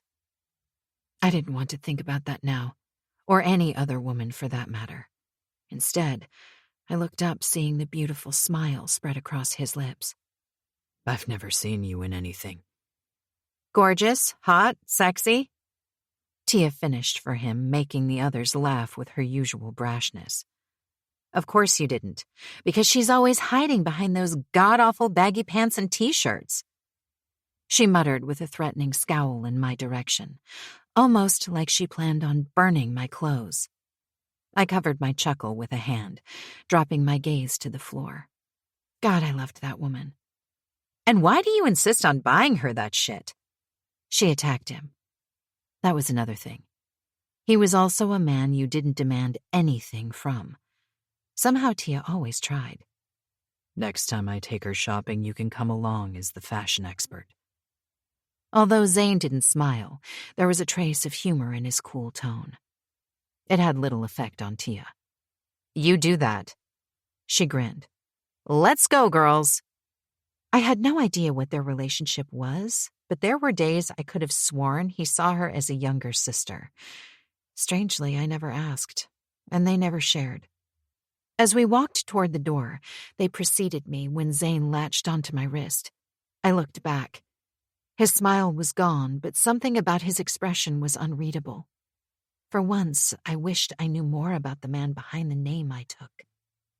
He'd given me everything but himself. Maybe he had his reasons, maybe not. And while I never pushed, now I wished I possessed half of Tia's brash confidence to ask him straight out why he'd never sought a sexual relationship with me. Would that make me sound pathetically clingy? Needy? Enjoy yourself, okay? His soft words penetrated my reflections. At my nod, he tugged me closer, slipping his hand around my waist. Even though the others stood by the door, Zane didn't seem to mind. He pressed my hips to his with a firm hand on my lower back, surprising me. He'd held me plenty of times. So why did this embrace feel so different? Standing between his spread legs, I rested my palms on his hard chest. The strum of his heartbeat kicked up a notch beneath his dark lounge shirt. A few buttons opened at the top offered an ample view of his bronze skin. I'd seen him in sweats and tanks that made me sexually aware of his toned perfection. The sudden beating of my nipples had me swallowing. I wasn't wearing a bra and hoped like hell he couldn't see the hard buds. Staggered by my thoughts, I moved slightly, biting my lip when I felt his arousal press against my stomach. A shiver raced through my body, and I scrunched my lids tight as I tried to control the sensations I was feeling. Was he cognizant of my body's response to him? I opened my eyes. You're trembling, Rika. What's wrong? He whispered, his lips a hair's breadth from my ear, heightening my already overstimulated body. Eyes the color of golden honey, resembling the sun's warmth, studied my face. My body's reaction to him was all new to me. His square jaw, peppered by an afternoon scruff, smoothed into a panty-dropping smile as one brow lifted in slow sexiness, waiting for a reply. I shook my head, afraid if I opened my mouth, what answer would slip through. You're a stunning woman, and I hope after tonight you'll remember that. Always. I blinked, unsure of what he was not saying. Do you like the outfit? He asked. Yes. I knew it was perfect the second I saw it. I frowned. You bought it? He nodded. The confirmation spread warmth through my chest and an ache I wasn't sure how to acknowledge. How did you know I'd agree to go out tonight? I told Tia to use whatever means necessary. At my gasp, his soft laugh, rare and husky, feathered over me. She's right, you know. You've been hiding for way too long. His smile remained, but the look in his eyes transformed from amusement to a predatory darkness. While his expression concealed what he felt, I could feel a primal need radiating from him. The sensation made potent by the ferocious glow blazing in those amber orbs, as if he might combust if he didn't have me. I bit my lip to control my breathing, because he'd never looked at me like that, ever.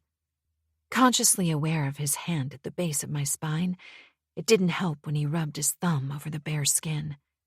It gave me pause, and admittedly made me wet. His gaze dropped to my lips, so brief I thought I imagined it before his gaze met mine again. It's time to live, Angel. Giving me no chance to reply, he dropped a light kiss to my brow and let me go, his hand brushing lightly over my ass as I stepped away. When I reached the door, I turned and looked at him. His relaxed, powerful posture leaning up against the kitchen counter, feet crossed at the ankles, this confident man, whom I called my husband, had a smirk across his face. He knew exactly what he'd just done, and how he'd just played my body. Be safe and have fun, Rika. He waved goodbye, letting me know that our interaction was over for the night. Nodding, I walked out, stumbling slightly on the threshold. Whether it was from the unaccustomed heels or the effect of the swoon-worthy man I'd just walked away from, I couldn't tell. Oh my God. Debbie breathed, a hand to her lower stomach. That man is so freaking hot, and he's all yours. Being new to the restaurant, she hadn't met Zane before. She sighed, and the other girls laughed. My knees are all wobbly. I'm surprised I'm still standing. I blushed, my laugh light and unsure about the he's all yours part. Zane had never displayed such affection before. Yes, he was always caring. Tonight, though, there was an unusual sensuality to his smile and his touch, almost like a man ready to stake his claim. Was he ready to take our relationship one step further? Or did I just imagine the whole thing? When we exited the building on the ground floor and stepped through the revolving doors, I was still thinking about his effect on me. Tia nudged me. Can you at least pretend to be excited for Nina's sake? What did I do? I frowned. Her lips curled and she glowered at me. Wipe off that scowl and smile, she chided. I'm beginning to think I brought my mom along. I scoffed, earning me a nudge in the ribs. I'm not scowling. I was thinking of... I broke off for a second. A limo? I stared at the long black vehicle parked out front. You have the sweetest husband, Nina called over her shoulder as she climbed in. Zane booked this? I asked Tia. She nodded, then noting my surprise, groaned. Would you just get in and have some fun, please? After enduring champagne, the girls taking turns to pop their heads through the roof of the limo, screaming cheers to pedestrians, and almost getting stoned by marijuana smoke, I was surprised my head hadn't started spinning when we entered the first club. Jesus, I mumbled. Is this where Manhattan's elite hang out? I surveyed the trendy setup, noting the number of suit-clad men either sitting or standing around the spacious dance floor, filled mostly with gyrating women, probably vying for attention. Breathe it all in, babe. Leah flared her nostrils, inhaling deeply like she'd just gotten a whiff of my pecan pie she loved so much. Testosterone at its finest. I'll say, I laughed. Finally! Tia didn't hide her smirk. What? You're laughing, she teased, and I grinned. I followed them as Nina led the way to a table, not missing the interested glances sent our way from some gorgeous men in fashionable suits that we passed. I had no idea how long or how many drinks we drank when the conversation shifted to sex. How? I had no idea and remained quiet, listening to the banter until Leah pounced on me. Speaking of sex, what kind of action are you getting, Rika? Is he hot in bed? What? Oh, come on. Enough with the Mother Mary innocence, babe. Last time you mentioned you married Zane in name only. After 3 years, you're either fucking him or you're not. That's a hot piece of ass to not want to. I gaped at her, my mouth hanging open like a goddamn pendulum stuck in motion and too shocked to form a suitable reply. Well, judging by the way he was looking at her this evening, I'd say it's a confirmed yes. Nina piped up. Her statement had the blood freezing in my veins. I wasn't the only one that imagined his reaction.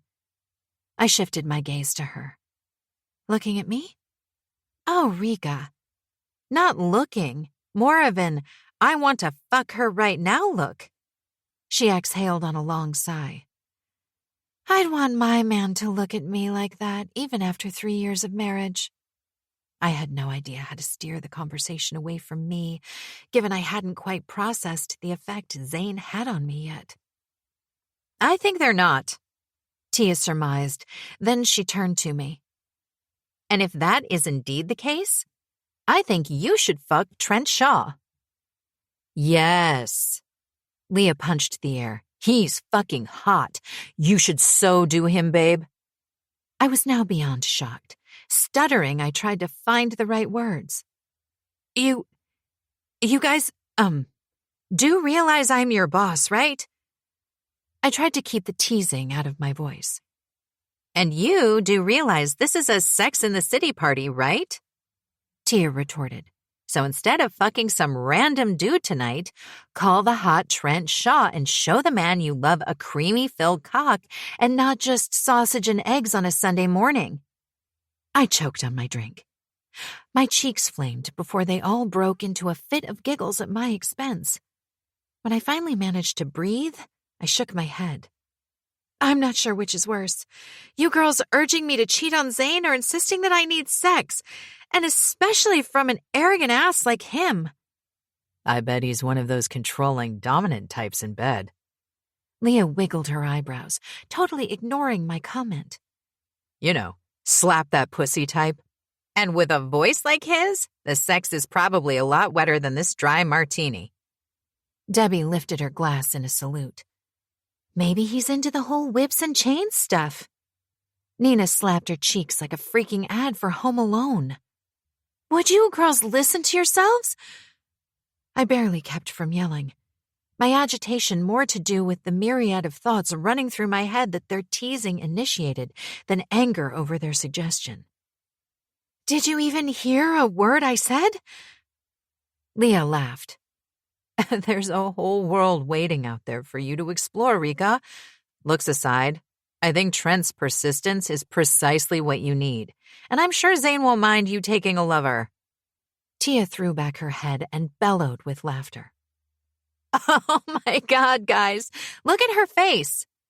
She pointed to me. Jesus, babe, we're messing with you. But you need to get into one of those guys' pants pretty soon. I gave up trying to argue a point I wasn't getting across. One of these days, I'm going to have sex so hot, it's going to make your pussy jealous. I scrunched my nose at her, earning a round of laughter from everyone. Atta girl. She slipped a hand around my shoulders and plastered my cheek with a wet, sloppy kiss.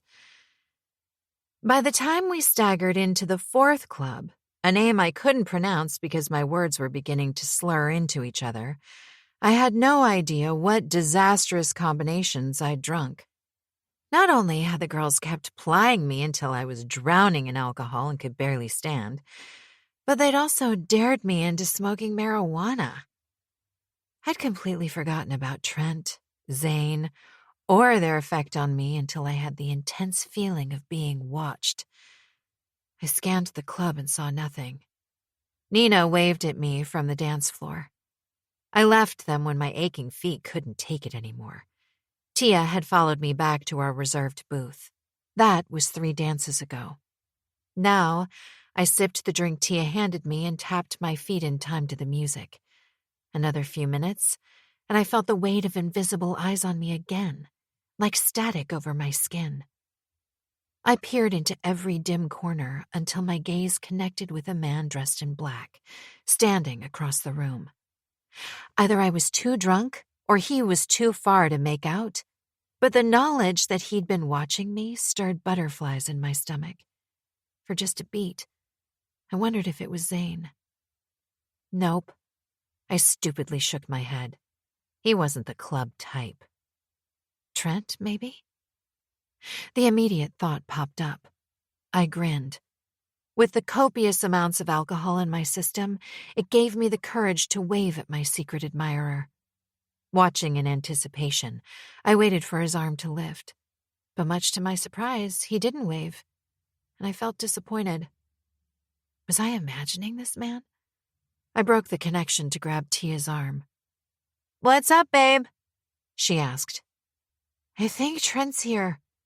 Or it could be Zane. He's watching me. God, was that slur my voice? Dark hoodie. Across the room. Why the fuck would he be wearing a hoodie in here? She garbled. Where? Did I say hoodie? No, I meant a suit or something black. Shit, I'm drunk. Her line of sight followed my unsteady hand in the direction I pointed. I don't see anyone. I looked back to where I'd seen the man only to discover he was no longer there. Either I was very drunk or I was very, very drunk. But I was sure that I'd seen him. Laughing at myself, I leaned into Tia. Maybe you're horny and looking for someone who isn't there. Tia teased. You need to get laid, babe. Zane or Trent, make a choice and get your fuck on. Why not both? I mumbled. Mouth agape, Tia yanked at my top and peeked inside, then reached for the zipper on my pants. Frowning, I shoved her roving hand aside. What the hell are you looking for? You, she replied. Then, at my blank look, added, What the fuck have you done with the real Rika? She giggled. Earlier, you bitched about cheating on Zane. Now you want to fuck both? I should get you drunk more often. Whatever. I shook the craze out of my drunken brain and shot up from my seat, teetering on my heels. Come on, I need to pee. I grabbed her hand as a server approached us. She held out a tray with 2 drinks before setting them on the table. From an admirer. I looked in the direction she pointed, and sure enough, the man in black lifted his hand in a slight wave, his face still not visible. Optimistic that it was either Trent or Zane, I waved back, then thanked the server. "Let's go," I said to Tia. Never turn down free alcohol. She held out the drink my admirer had sent over. I shook my head, tightening my thighs to keep from peeing right there. "Come on, Rika, one last drink, then we can visit the ladies." "Fine." I took a few huge gulps of the awful-tasting vodka and tonic before my bladder warned me that I needed the bathroom desperately. Scrunching my face against the bitter taste I couldn't get used to, I tugged Tia's arm. "Drink up, I need to pee as in right now." Instead of drinking, she set the glass on the table. "I'll drink it when we come back." The resonant bass vibrated through my body as I pushed through the dancing bodies, following Tia to the bathroom. My head resembled spun cotton wool, and together with the roving strobe lights, made it hard to keep her in my sight. Thankfully, I reached the passage to the bathrooms without tripping over myself. A long line outside the ladies had me cursing. "Jesus, Tia, is the room spinning?" She giggled like the drunk she was. "No, we're fucked." I swallowed against nausea churning its way upward. "I think I've reached my puke limit." Rubbing my throat, I propped myself against the wall, trying to stay upright. "Fuck, I have no idea if I'd feel better if I pee or throw up." I groaned, glancing over at the men's bathroom. "There's no line. I'm going in there." Tia blinked at me, trying to focus, her cheeks just as flushed as mine felt. I knew she'd reached her limit, too. "Go. I'm going to text the girls to meet us out front if I can fucking stay upright for just a minute." She grabbed her phone out of her purse and held it close to her face, squinting at the numbers. "Just don't fuck Trent now if you see him in the loo. I'm not going to wait for you," she called out as I stumbled across the passage. I flipped her the bird before I tripped into the men's bathroom door. Thankfully, it was empty. I eased into one of the stalls, squeezed my thighs to hold it in while covering the seat in toilet paper before I sat. "Oh, God, yes." I moaned as the alcohol-instigated pee drained from my body. Resting one elbow on my knee, I cupped my brow, trying not to fall off the seat. "How the fuck did I end up this drunk?" I muttered under my breath, then burst out laughing. Two men, both sexy as sin, had no idea they were to blame for starting my drinking binge. While I'd never contemplated sex with Zane, his actions before I left home had me thinking about him. As for Trent, since the girls' crude remarks about sex with him, I couldn't get the idea out of my head either, and opted to drown it under so much alcohol I couldn't think straight. Yet once again, just their names and sex in the same sentence twisted my stomach into knots. My heart fluttered, my nipples hardened. Carelessly, thoughts of what the girls mentioned about Trent's probable dominance and eroticism sprinted through my mind. Would he fuck hard? Or be gentle and sensual? He looked like a man who loved to experiment. I wondered if he'd be willing to give me a try. Oh God, I didn't just think that. Jesus, get a grip, woman. Now isn't the time. With the immediate buzz of arousal between my thighs, it was the reason why Tia might be right. I needed to get laid. Chuckling, I finished off and swayed out of the stall. I'd just washed my hands when the stall next to the one I'd used opened and a young guy stepped out. He ran an appreciative glance over my body, and I was instantly wary. He wasn't bad looking, but something about his cynical expression had my heart pulsing, not in a good way. Then I noticed his clothes. I blinked a couple of times, so damn close to pass-out stage it stirred the anxiety already rippling through me. I felt the hairs on my nape stand up, warning me something was not right. Was he the same guy that had watched me? Sent over the drink? I could practically hear his disgusting thoughts, sending chills over my body. I crossed my arms over my chest as the feeling of unease surrounded me. and uncomfortable that the rest of my body laid bare to his appalling leer. Must say, I love the way you use the bathroom. If you moan like that in there, I can't help wondering what sounds you'd make when being fucked. He drawled. And that right there was my cue to get out. I turned and wobbled with the abrupt sharpness of the movement. Barely managing to avoid toppling over, I grabbed the edge of the basin to steady myself. Oh, come on, sweetheart. Where are you going? He grabbed my wrist and jerked me back against his body, keeping my hands pinned behind me while sliding his other hand around my waist. Fuck, you smell good. He ran his nose along my cheek. I cringed, gulping down the nausea. Let me go. I tried to push away from him, but he was a big guy, and his strong, relentless fingers bit deep into my wrist and hip. Adrenaline-induced panic tightened my stomach muscles, squeezing hard until I gasped for air. I tried to force calm into my mind, remembering the techniques Zane had taught me. Slackening the tension in my body, I waited for the guy to respond. The second his hold loosened slightly, I head-butted his chin with the back of my head. Wincing with the impact, I grabbed his balls in a grueling twist at the same time I stomped the heel of my shoe with as much strength as I could into his foot. Fuck! He jerked away, releasing his hold. Without glancing back, I shot out of the bathroom as fast as my shaky legs could carry me. My cry punched the air as my shoulder smacked into the foyer wall in my rush to escape. My shoulder throbbed, and I knew that tomorrow I would be sore and bruised. I didn't care, and hurried out the main door. Breathing hard, I searched the passage for my friend. Shit, where did you go, Tia? Trying to remember the way back to the girls, I headed in that direction, bumping into gyrating bodies as I stumbled along. Damn you, Tia!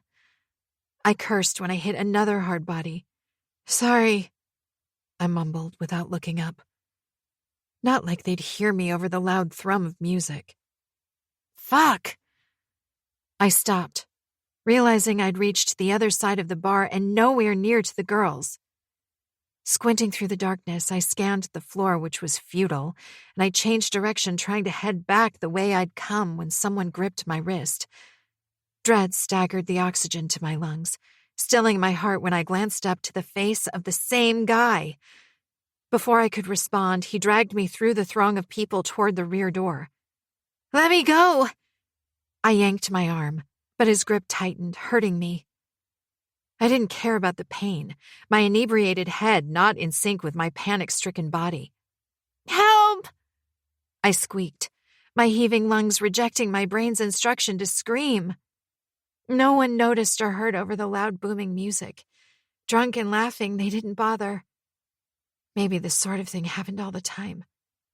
Powerless to do anything but attempt tugging on his hold, my limbs froze, refusing to subject my body to further peril. With an abrupt move I didn't anticipate, he turned and jerked me to him. Sliding his hand around my waist, he squeezed hard until I yelped. Fisting my palms, I hit his chest, using all my strength to squirm against his embrace. He merely laughed, pinned my arms to my sides, and pressed me tighter to his arousal. I gasped, panting for air. Desperation filling my body, I struggled with all my might, but there was no way I could dislodge the grip of a man who had a good 90-odd pounds on me. My drink deserves a kiss at least, don't you think? The disgusting stench of beer mixed with something else slammed my senses. I gagged. Come on, sexy. Moan for me like you did back in the bathroom. He rolled his hips, pushing his heart on into my stomach. You're a feisty bitch, aren't you? But you're going to pay for hurting my nose with that headbutt. He squeezed my ass and leaned forward to kiss me. Get the fuck off me! I hissed, twisting my head away. He gripped my hair and yanked my head back, forcing my gaze to meet his. Stop being a whiny bitch. You know you want this. He sneered, flecks of spit hitting my face. We can do this here or back at my place. I'm going to fuck you so. I had a moment's notice of someone behind me before the man's soulless irises distended in shock. A fist came flying over my shoulder, connecting with his nose, driving his head into the wall with a loud crack and releasing his hold on me. Zane! I whipped around, my lips wide in a thankful smile, which died the second my gaze met eyes the color of indigo rage. Trent, I whispered, my voice surprisingly calm. The stare directed at my attacker wasn't the look of the cocky man I met, but of a fury-induced promise to kill. Not sure if my inebriated brain was dazed, relieved, or freaking turned on. Okay, the latter shocked me given I was just assaulted. I felt like one of those damsels in distress where a superhero appeared out of the blue to rescue her. Okay, then. I was seriously drunk. Swallowing to purge the fuck-me-now thoughts, I staggered away using the wall for support as Trent reached for the guy. Trent. I stared at the motherfucker who dared to touch Rika. My deathly grip twisted his shirt, choking and keeping him upright. You chose the wrong fucking woman to mess with, fucker. I swung the other arm wide, letting my fist connect repeatedly with his face. Next to me, Ashrika gasped. Ignoring her, I dropped the bastard, his head hitting the floor with a resounding thump. Blood spurted from his nose and busted lips. I didn't give a fuck. Who the fuck gave you permission to touch her? I punctuated each word with a crunching slam to his face. His hands shot up, trying to defend himself, screaming incoherently. Another couple of heavy hits and the man looked likely to pass out. People stepped aside, creating room around the fucker when a bouncer twice my size moved in. It's okay, man. He touched my shoulder. I was surprised by his agreeable smile, given I just fucked the shit out of a patron. Why wasn't he nailing my ass to the floor for causing a scene? My expression must have conveyed my confusion because he said, regular troublemaker. Still, I wasn't convinced. His calm didn't resonate with me. I'd seen security go apeshit on patrons that caused a problem. Before I could say anything, he gestured to Rika. Check on your lady friend. I've got this. Wiping my bloodied hands on the asshole's shirt, I stood. The bouncer grabbed the guy by the arm and yanked him to his feet. His face covered in blood, he peered at me. His attempt at a glare pathetic. Yeah, remember my face, fucker, I sneered. He teetered unsteadily, trying to say something, but the bouncer led him away. I watched until they disappeared, then swung around to face Rika. Part of me angry she'd allowed herself to get caught in that trap, while the other half argued it wasn't her fault. She flinched, and I cursed before relaxing my clenched jaw into a smile. Are you okay? She blinked a couple of times as if trying to understand me. I frowned. Either she was terrified out of her mind or drunk. I stepped closer. Did he hurt you, Rika? I asked, as I slowly scanned her body, looking for hints of discomfort. She shook her head. Can I kiss you? I breathed a sigh of relief. The tension left my body as my frown dissolved into laughter. You're drunk, sweetheart. She pursed her lips, shaking her head, easily reminding me of Neha when she was trying hard to hide something she couldn't. Nope.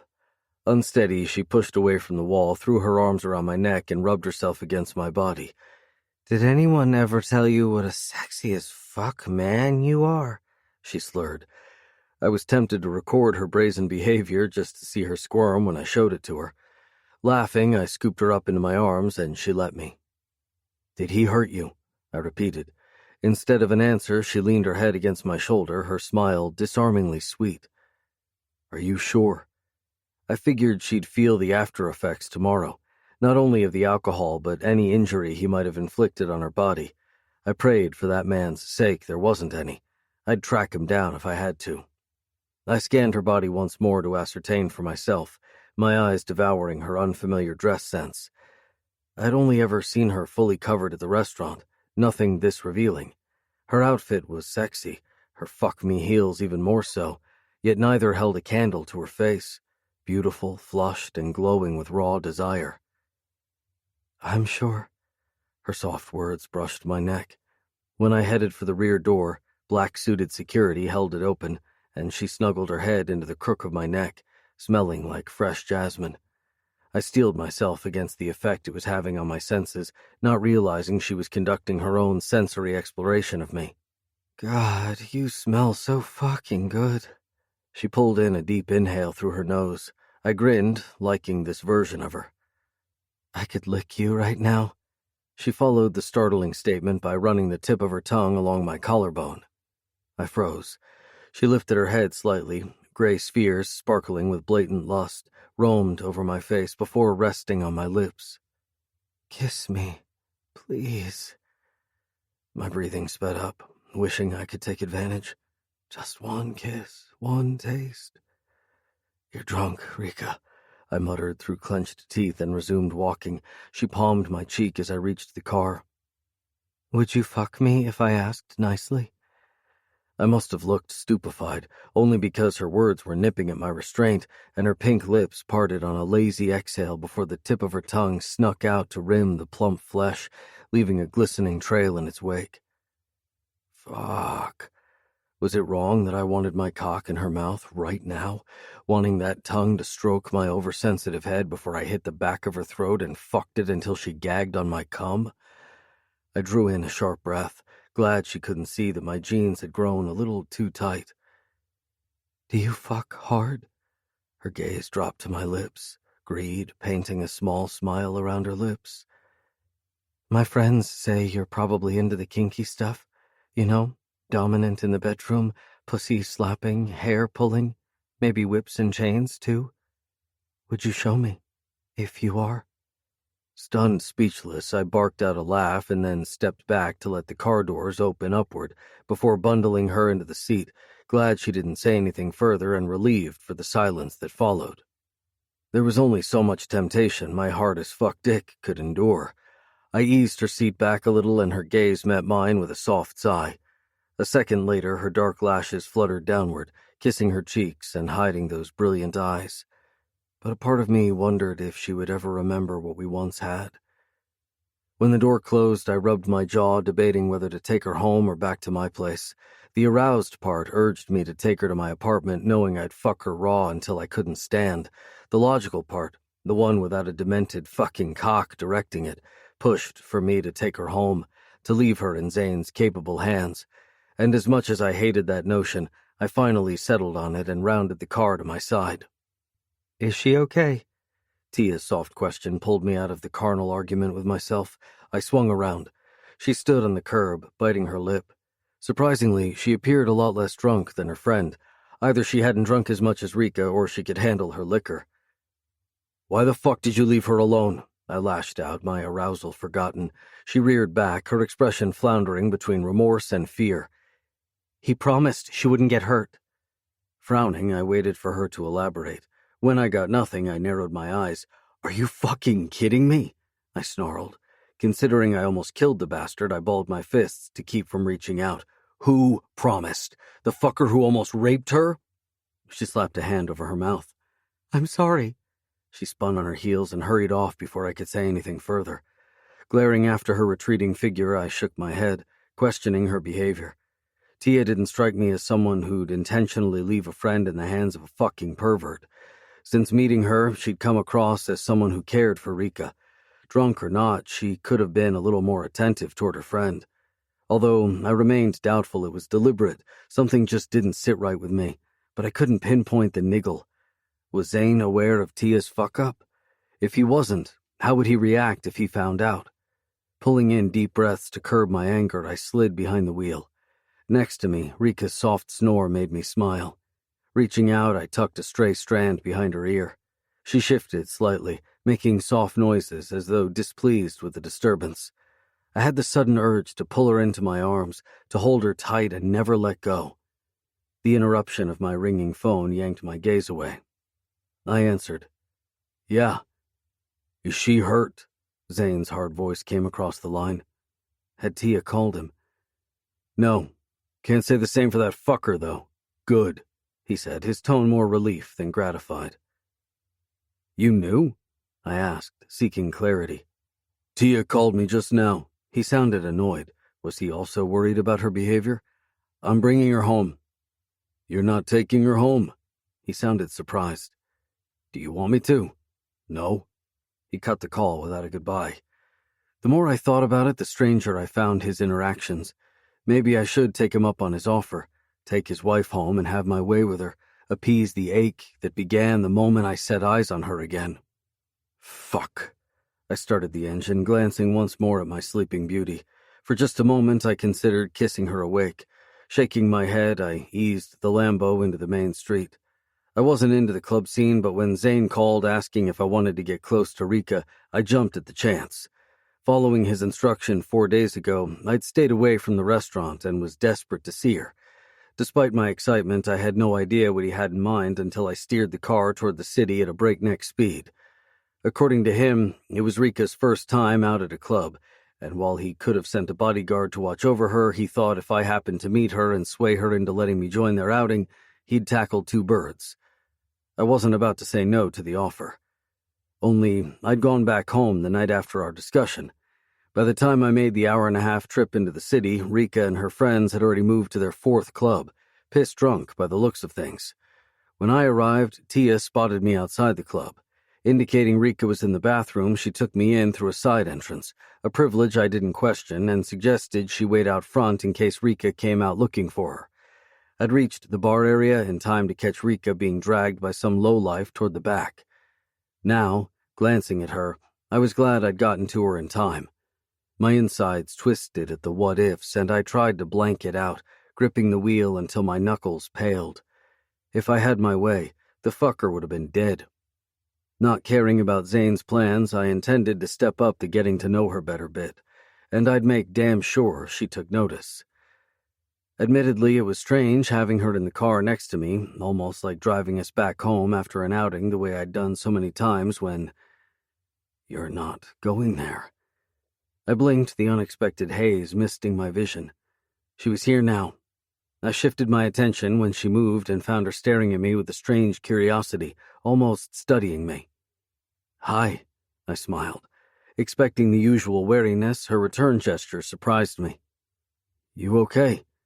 I handed her bottled water from the middle console and eased the car into a parking spot in front of the address Zane had given me earlier. She accepted it and took a long drink. As the roar of the engine quieted, I watched the slide of her throat while she drank. Just the smallest of actions had me craving her touch. To keep from pulling her into my arms, I climbed out, walked around to her side, held out my hand, and helped her into the classy building. When she stumbled, I dropped a hand to her lower back, guiding her into the elevator. About to pull my phone out of my pocket, Rika slammed the emergency stop, fisted my t-shirt, and pushed me back to the glass wall, catching me off guard. She rubbed herself against me. Without thinking, I dropped my hands to her hips and tightened the gap. Fuck. Her tits, ample and firm, scorched my skin as if no material existed between us. This woman had no fucking idea of the hold she had over me. Our gazes locked. She pushed up onto her toes. Why won't you kiss me? She whispered, her lips a breath away from mine. Do I not turn you on? Taking one of her hands, I rubbed it over my hard cock, straining against my jeans. What do you think? She gasped, trying to pull away.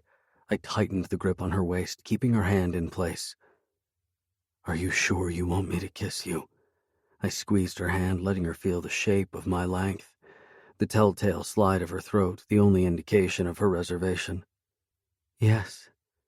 And what if I want to fuck you against the wall right now? Would you let me? She inhaled sharply, maintaining eye contact. Arousal painted her cheeks a soft pink. It glowed in those dilated grays, staring at me as anticipation lingered on her deep exhales. I dropped the hand on her waist to squeeze her ass. She shivered, completely oblivious to how close I was to losing control. My cock jerked against her hand, the ache so intense I struggled to breathe. But this was her seduction. I wanted to see how far she'd take it. Is your pussy wet for me, Rika? I removed her hand from my crotch. Cupping both ass cheeks, I pressed her forward. Her hands fell to my arms, her grip tight as my cock pushed into her stomach. Would you open that pretty pussy for me, sweetheart? Let my tongue lap up that sweet cream you're dripping for me. She swallowed, her pulse a fervent tick below her chin.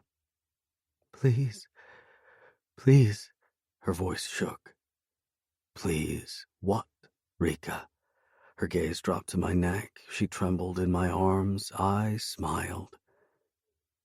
Say the words, and I'll give you what you want. Despite my need, I kept my voice low, a husky whisper she fed into, her nails digging into my arms as she pushed herself tighter into my body. Fuck, she drifted off. I cocked a brow. Half expecting her to chicken out, I drew in a sharp breath when she gripped the front of my shirt with both hands and ground herself against me. Fuck me. Now. Fuck if that didn't sound so damn sexy that I was ready to take her right there. Reality clanged. I restrained the demand flowing through me, knowing it was the alcohol responsible for the brash woman standing in front of me begging to be fucked. Tomorrow she might not only hate me but herself as well if I took advantage. Still, I wanted her to look at me with those innocent eyes brimming with wild hunger, a need I desperately wanted to tame. A kiss, sweetheart. Nothing more. Yeah, right. My agitated cock cursed my gentility. Her head tilted. She studied me before her gaze dropped to my lips. I leaned in, letting my lips brush against hers. Her lashes drifted downward, concealing her desperation. Slanting my head, I slipped my tongue between her lips, letting out a low moan when her tongue twisted with mine, her softness assaulting my senses. A delicious uncertainty flavored her kiss, taunting me to slow down and stop it before desperation consumed me. They say the first kiss can steal your soul, and I'd kissed this woman 100 times before she became my wife, and 1,000 more after. Somehow, this was different. Sweeter, deeper, electric. Maybe it was the absence of her taste that doubled the potency. Whatever it was, the subtle hesitation unraveled with each flick of my tongue, making me harder than a steel rod. Her soft groan teased my mouth, her tongue matching my rhythm, and when I retreated slightly, she clutched my shoulders, nails digging into my skin through the material of my shirt. I pulled back, exerting self-control, her rapid breathing matching mine, and then she opened her eyes. She took a step back, the clear reservation in place again, like she was physically hesitating over what she wanted to say. You must think I'm a slut. I jerked back. What the fuck? The words slipped out unchecked, my mouth reacting on instinct before my mind could catch up. A married woman asking a man she doesn't know to fuck her? She laughed. I felt like a real prick for allowing her to self-deprecate. Nausea crept up my throat. I should have had Zane collect her from the car. I had no business pushing my own agenda in her current state. Mistaking my silence for agreement, she shook her head. What if I told you? A shrill beep filled the cubicle. Hello, is everything all right?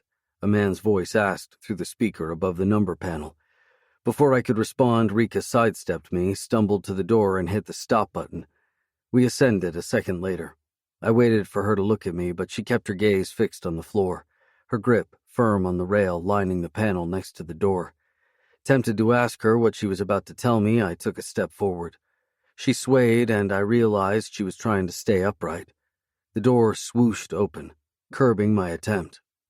She teetered for a moment, and when I reached out to steady her, she shoved my hand aside. I can manage, thank you. Her smile stayed, but her eyes changed into piercing shards of blue and gray. She was angry, and I didn't blame her.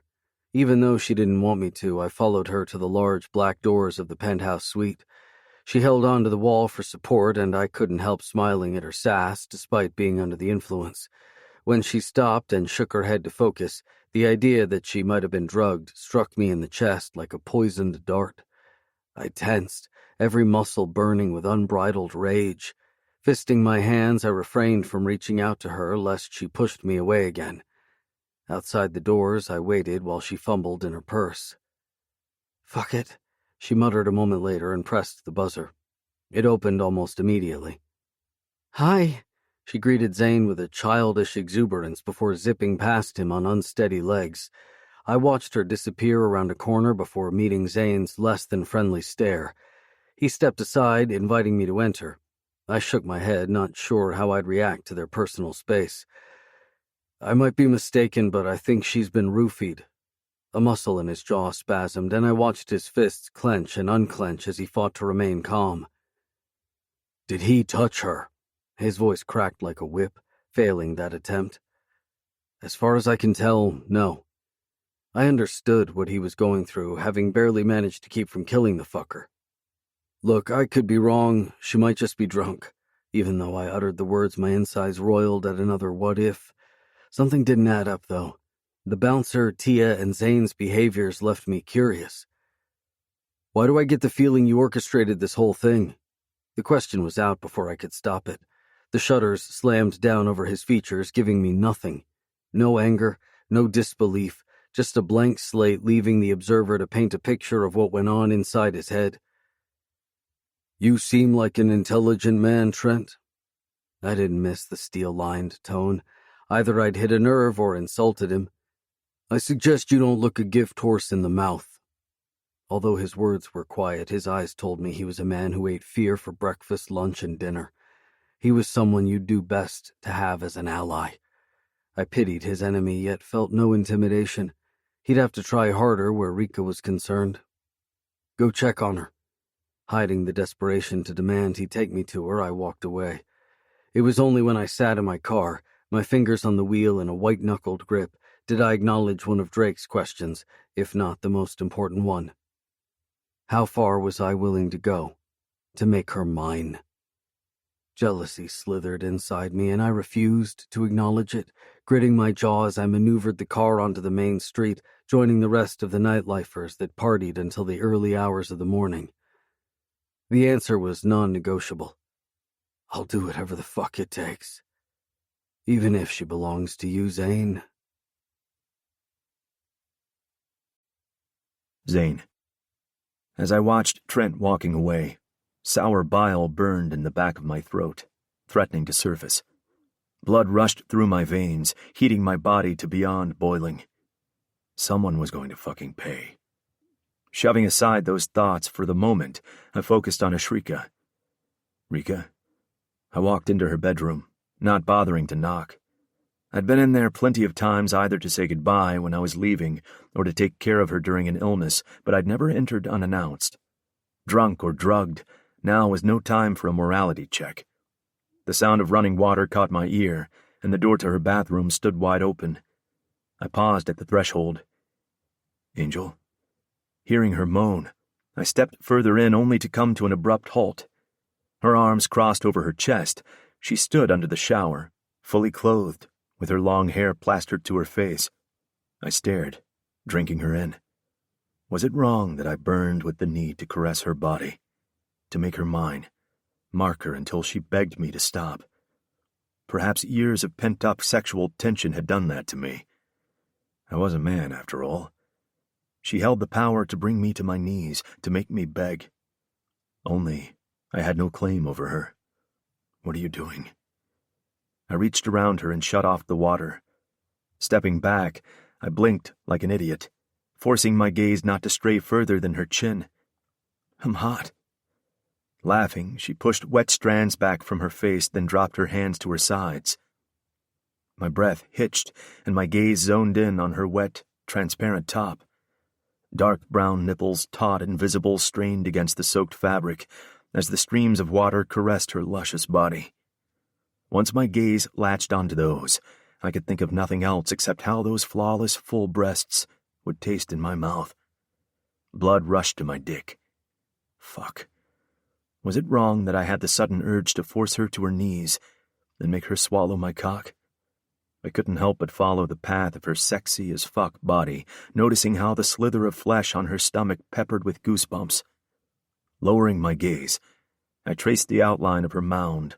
The soaked fabric of her see-through white pants clung in all the right places, leaving nothing to the imagination. Fuck me. Subtly, I shifted from foot to foot, trying to adjust my rigid cock, and I was sure if she looked, she would see every ridge and slope of my cock tight against the front of my sweatpants, highlighting the fact that I was not wearing any underwear. I never wore briefs to bed. Now, I wished I had. The fact that we still stood in the bathroom didn't seem to affect us.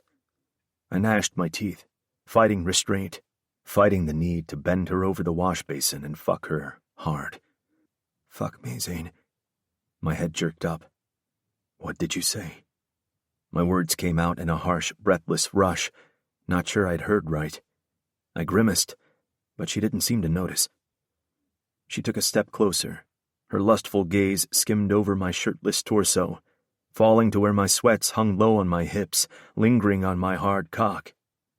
When her glazed eyes met mine, her tongue peeked out, tracing a slow, provocative lick over the bottom lip. "I said I want you to fuck me." Her husky laugh taunted me and had my balls pulling tight, begging for release. She took another unsteady step forward, bringing her within an inch of my body. Her soft, tantalizing fingers trailed an unhurried path up my abs, over my chest, circling first one nipple and then dragged it across to the other. I swallowed hard, trying to control my breathing. Her sharp fingernails scraped across my skin before moving higher up to my shoulders, neck, jaw, and then traced the shape of my lips where she stuck one lone finger inside my mouth. I instinctively grabbed her hand, pushing it away, and closed my eyes. I needed to gain my control back. The sound of her unzipping her pants had me opening them with urgency, and I watched as the wet fabric of her pants fell to the floor with a wet slap, leaving her standing in nothing but her sexy as fuck, barely there white lace panties. My brain and my dick were both engorged, and my imagination ran rampant with illicit thoughts of how I wanted to bend her body to my will. I closed my eyes, trying to unsee what stood before me. Perfection personified. "You're drunk, Rika." I opened my eyes, relieved that my voice sounded normal, cool and controlled. Her smile faded, switching from anxiety to anger in quick succession. She stepped back. "What's wrong with me? You're my husband. Or maybe you find me repulsive, is that it?" Her usually sweet voice echoed with uninhibited sarcasm. She pinned me with a look I'd never seen before. If I had to guess, it toyed between dislike and irritation. Her chin lifted, insolence glittered in those grays. "You know what? Take your fucking chivalry and go fuck yourself." She flipped me the bird and zigzagged out of the bathroom, slamming the door behind her. I stood there, too dumbfounded to move. Her words stung. Call it hurt, call it pride. I didn't fucking care. But knowing I'd done everything possible over the last 3 years to keep her safe, to not take advantage of her, those words hurt. Enraged, I went after her, not caring that it was the alcohol speaking. I needed my control back in place, and she possessed it. With one fucking look, one fucking smile, every fucking day. In panties and silver heels, she stood in the darkened dining room, drinking vodka straight out of the bottle. On her way out of the bedroom, she'd removed her top, giving me a full view of those creamy breasts I longed to taste. Gripping her nape, my fingers tangling in her wet hair, I spun her around. I glared at her, taking a deep breath as my chest rose and fell, and my nostrils flared, showing her just how annoyed I was. "What the fuck do you want from me?" I demanded, wishing for the usual calm I always exercised with her. With my barely restrained breathing, my words sounded more like a carnal threat. So much for getting my fucking control back. My tall frame towered over her petite body, but that did not stop her defiant gray eyes from challenging me. Her blatant dare mirrored my growing hunger, and she fucking knew it. She wasn't in control of her faculties, and that should have been my reason to stop this insanity, but being the bastard that I was, I could never walk away from a challenge. Then she bit her lip, those perfect white teeth burrowing deep into that full, plump flesh, and I lost my last vestige of control, crushing my mouth to hers. The bottle fell, hitting the floor with a resounding crash that hardly registered. Grinding my mouth over hers and forcing my tongue between the seam of her lips, I took what I always wanted. There were times I imagined our first kiss. It would have been slow, sensual, and sweet. Nothing like the blistering heat or aggressive dance our mouths currently battled. I would have stopped if it wasn't for the way she rubbed her firm tits against my naked chest. or her fingers slipping into my hair, tightening their grip and urging me closer, or the tiny noises slipping from the back of her throat into my mouth. I would have wanted to taste and savor. Now, greedy, I plundered, explored, and stole. Her breath, her sounds, her sweetness. Touching her was like sniffing the strongest drug. Whatever the outcome, it was that first glimpse of euphoria that mattered. And I had a feeling that this would leave me on a high for a long time to come. When I finally ripped my mouth from hers, we were both breathing hard. Her gaze trapped mine, and some gallant part of me silently urged that she walked away. Not because I wanted this seduction to end. Fuck, I wanted it. An obsession I never truly allowed myself, desperation I desired, more than oxygen itself. But because I didn't want her to regret it the second it was over, or when she woke in the morning realizing what she'd done, hating herself, hating me. Her eyes locked with mine. She backed away until her rear bumped the bar counter. Still, she didn't speak. But she didn't have to. I'd known this woman for the better part of 7 years, even if 3.5 of them were spent in a coma. I could read every expression of hers, every smile, every breath. We might have shared our first kiss just a few seconds ago, but I was sure that I'd be able to read every heartbeat, every tremble, every sigh if she let me. I took a step forward, and she watched my feet as I prowled toward her. My desire unashamedly tangible, her hunger just as voracious, filling the air between us and mocking my willpower. You've waited for a long time for this, Zane. You want it. Did she? Turn around, Rika. Without blinking, she turned, braced her hands on the countertop, then lowered her body to the cold marble. Her back perfectly arched, her glorious ass pushed out, and her sculpted legs stretched as she balanced on her toes. I wanted nothing more than to sink my aching cock inside her pussy that had tempted me for years.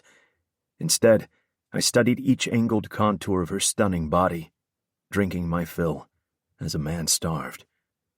The only light in the room came from the glow of the building opposite and cast varying shadows across her bronze skin. Reaching out, I dragged a slow finger from the back of her neck, trailing down over each vertebra, feeling her heated skin prickle, watching my finger disappear between the round globes of her ass, and hearing her breath hitch. I gathered her thick hair, wrapping it into a tight ponytail around my hand, tugging until her body bent like a bow, and she looked up at me, her eyes wide in anticipation.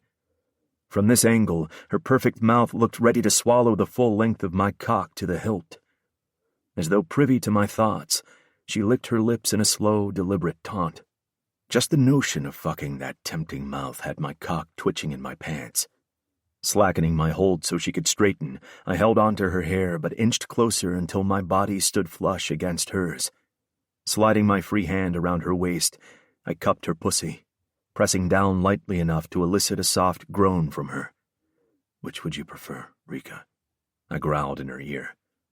Do you want me to fuck this sweet cunt? I slid my hand inside her panties and dragged a finger through her slit. Fuck. She was drenched. She shuddered.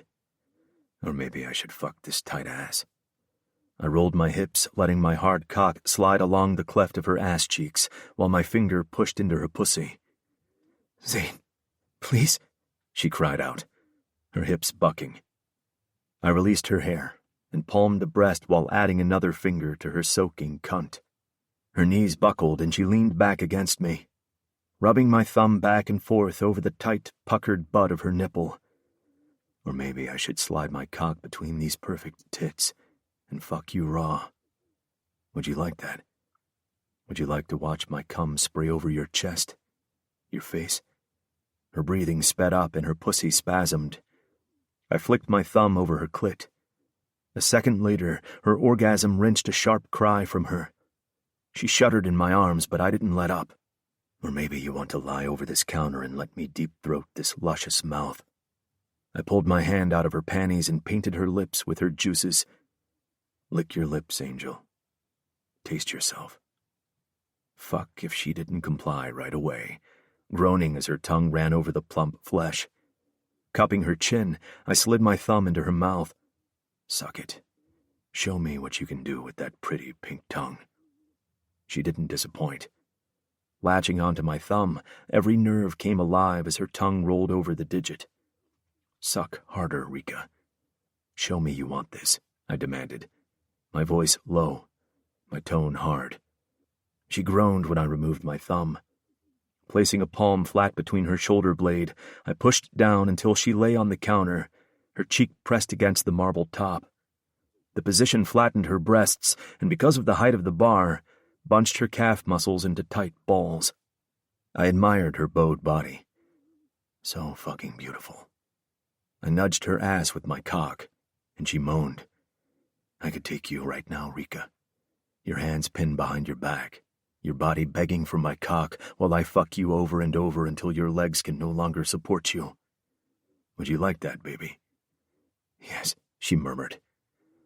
I leaned over her, letting my hands drift from her shoulders, along the curve of her breasts, the dip of her waist and over the swell of her ass, learning every arc and line, committing it to memory. My touch roused goosebumps across her soft skin. I repeated the caress to smooth the pebbled peaks, but her body shook, her whimpers echoing against the marble.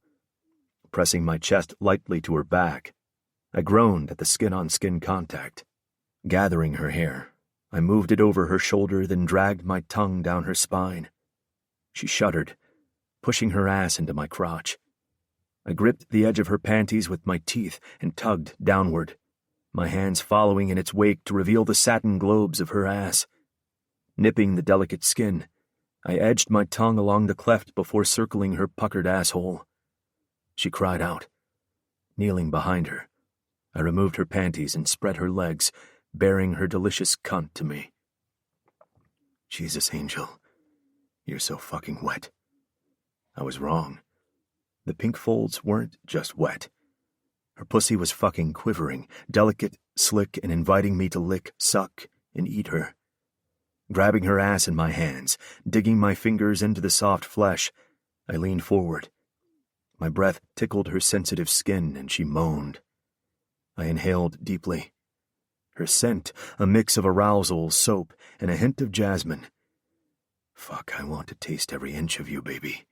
Eat you until you scream.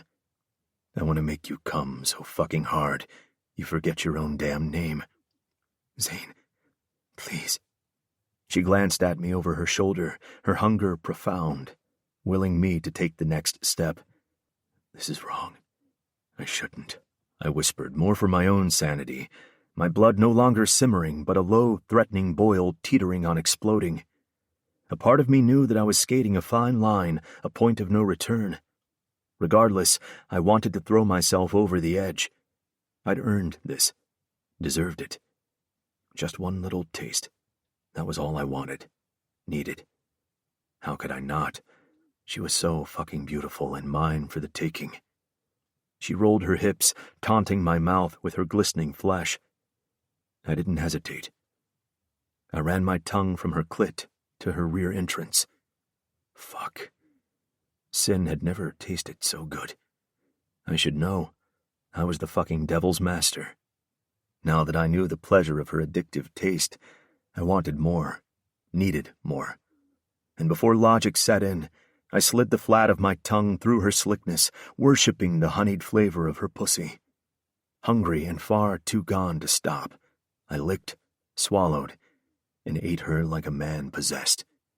It took a few laps of my tongue before the husky sounds of her cries echoed in the room, her body trembled, and her pleading turned frantic as she rocked furiously back against my mouth, desperately chasing her release. Her orgasm built, hovering just out of reach, the need for me to push her over the edge, to give her what she required and what I desired. Biting down hard on her swollen bud, she released a euphoric scream, her orgasm exploding into my mouth, filling it with the decadence I craved. Before I could straighten, she lifted her head slightly to look at me over her shoulder.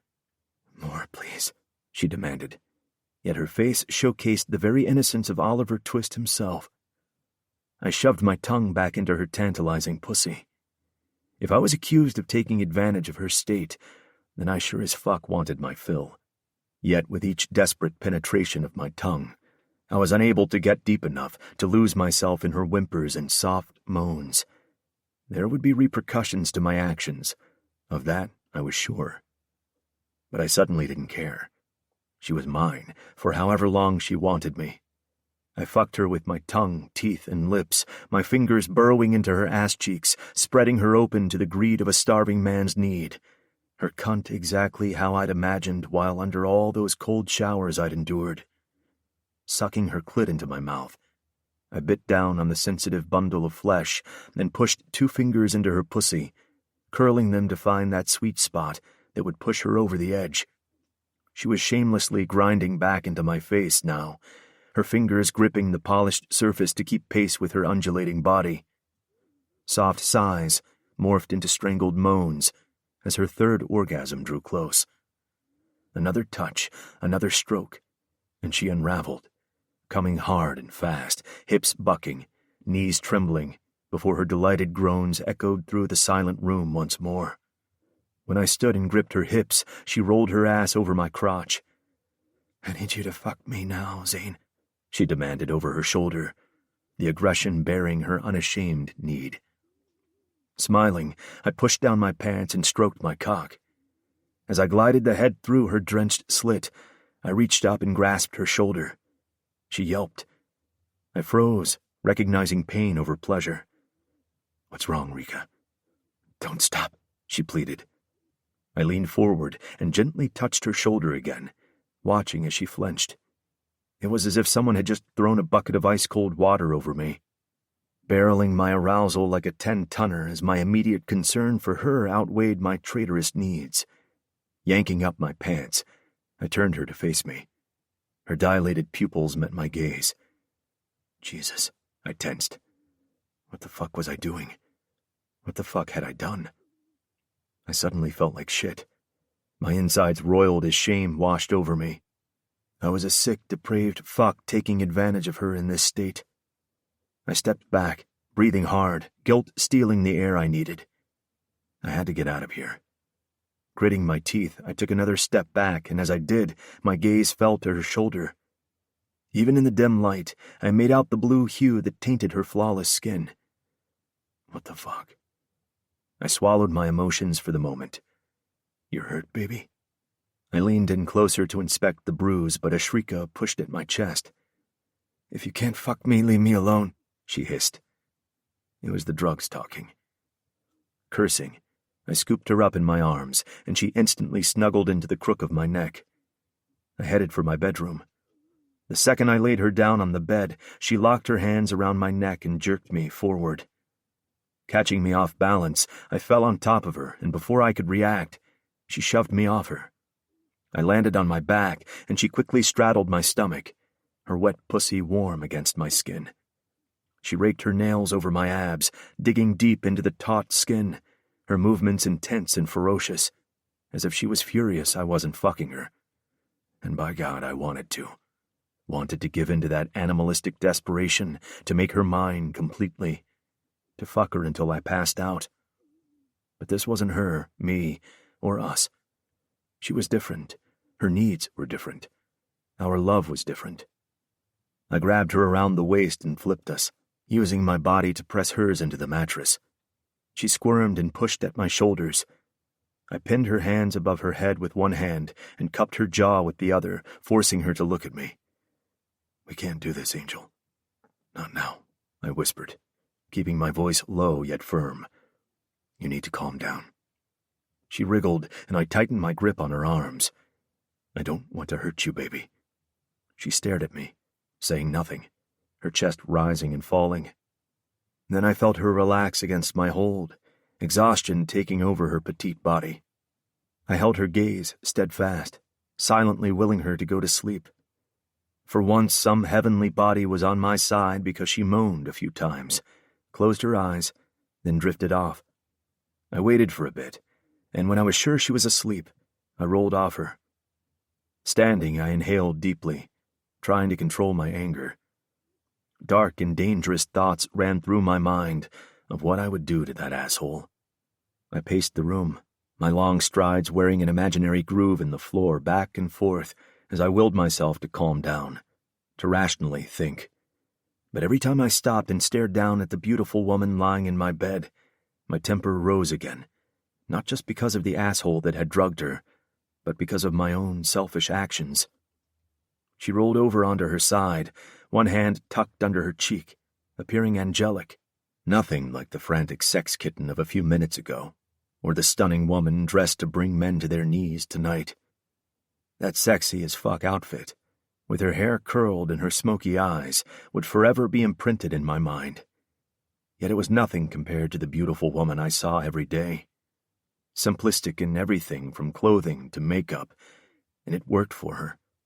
She needed none of the fancy stuff to show everyone who she really was. Genuine. I leaned over her to conduct a thorough sweep of her body. Rage pricked my skin, taking the breath from my lungs, and I internally combusted, spotting the purplish bruises around the distinct nail marks on her hips. "You're dead, fucker," I swore. Fists balled tight. I stood back and studied her sleeping form before walking to the bathroom. I returned with a washcloth and warm water. Turning her to lie flat on her back, I gently wiped her face, removing all traces of her night out. Pity I couldn't wipe her mind clean of the bastard that had hurt her, but I could sure as fuck erase him off the fucking planet. I ground my teeth, trying to rein in my rage. Once the makeup was gone, I moved further down and cleansed the remnants of her arousal. When she woke, I wanted her smelling like she normally did, jasmine with a hint of roses, distinct, fresh, pure. And as I touched her, I cursed myself over and over for what I'd done. I prayed that come morning, she'd be willing to forgive me, and even if she did, I would never forgive myself. Done, I pulled the sheet over her, kissed her brow, and stood, taking a moment to drink all of her in. To the world, she was my wife, but to her, I was her best friend, savior, and reason for living. Something she'd told me 1,000 times since waking from that coma and realizing she had no past, no name, and no family. And I just poisoned that trust. With a resolute sigh, I switched off the bedside lamp and left the room. Ashrika. I woke to the rumble of 100 drums somewhere in my head. Startled, my eyes flew open and I blinked against the small ray of light stealing its way through the slit in the drawn curtains. I sat up and immediately winced when my stomach churned with the abrupt movement. Dropping back, I cupped the pillow around my ears in the hopes of blocking out the sound. "Please stop." In dire ridicule, the alarm clock chose that moment to add to my misery. I groaned as the sudden sharpness pierced the air. Turning on my side, I fumbled until my fingers stabbed the snooze button. The sound continued, though. Grumbling, I lifted my head and glanced at my nightstand from where the offending sound boomed. I grabbed my ringing mobile. "What?" I grumbled into the phone. Rolling onto my back, I massaged my brow. And a smashing good morning to you, too. Tia's voice sang through the pounding jackhammer that resembled my head. "How are you so cheery this early?" I groaned. And yes, smashing is exactly how my skull feels against my brain. And Tia being Tia, she laughed until I cursed. "You need to drink more so you can handle your liquor," she scoffed. "Never again," I vowed. She chuckled. "By the way, it's 9 o'clock and—" "Shit!" I sat up. "The restaurant." "Chill the fuck out, babe. Dean's got it covered. You needed a timeout," she coaxed. I dropped back to the pillow. "But—" "Damn it, Rika. You needed last night, and you sure as fuck need this morning. Not to sober up, but to rest. You're overworked. Never mind the boring life you insist on living." Choosing not to listen, I ran my tongue over my furry teeth, swallowing against the rancid cotton wool feeling in my mouth. Aspirin and water would be just perfect right about now, And that meant walking to the kitchen. I doubted my legs were up for the journey. Speaking of boring, which one of those two hot men did you end up fucking last night? Or did you do them both? What? I slapped a hand to my mouth, panicking. What did I do last night? Which men? I asked, my tone cautious. Trent and Zane. You wanted to fuck them both, remember? I didn't, but that was probably due to all the shit I drank last night. Did I actually say that? I glanced up at the ceiling, shaking my head. You did. And I must say, I really like you drunk. Tia teased. Yes, well, don't get used to it. I am never drinking again. I grinned.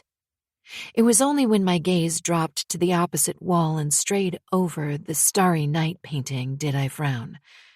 I didn't have a Van Gogh in my room. I sat up again and conducted a quick 180 investigation. I paled. Shit.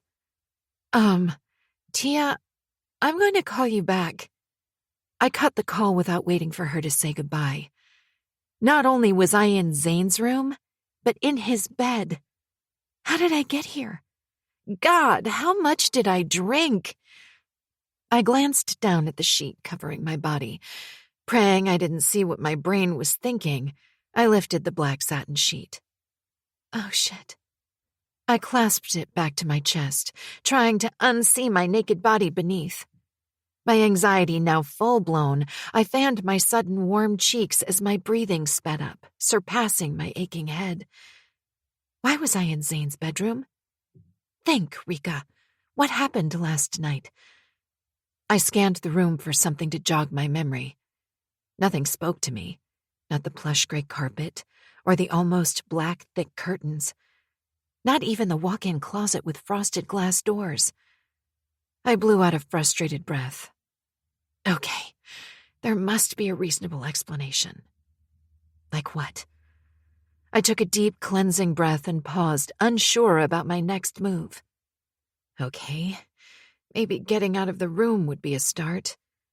Without seeing Zane would be ideal. I rolled my eyes. Of course he'd see me. He lived here. Given it was after 8, maybe he'd left already. That's it. I needed to get out before I lost my mind. Gathering the sheet around my body, I slid off the bed and tiptoed toward the door. I opened it a tad and peeked out. Shit. I could hear Zane in the open-plan kitchen, which stood smack dab in the center between our 2 bedrooms. I couldn't stay in his room forever. Maybe just until he left. What if he decided to come check on me? What if he didn't know I was in his room? Shit. How did this happen? Still, I couldn't remember. You can do this, I whispered. Mustering every bit of self-confidence I possessed, I walked out of the room. As I passed the kitchen, Zane turned, and with one hand in the pocket of his sweatpants, he leaned a shoulder against the wall. He was on his cell phone. Not talking, just listening. He glanced up and I froze. His expression unreadable. He held my gaze as one dark brow lifted. My shocked gasp faltered in my throat. A bizarre blend of pleasure and panic caused another flush of heat to creep up my cheeks.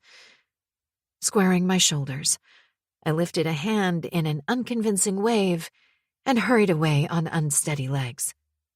Inside my room, I leaned back against the closed door and took a moment to calm the hammering in my chest. I inhaled and exhaled on quick, deep breaths. When I was sure I could walk again without tripping over myself, I dropped the sheet and headed for the bathroom. I gazed at my reflection in the mirror. My hair looked like a bird's nest, but what surprised me the most was the makeup-free face staring back at me. Who'd removed my makeup?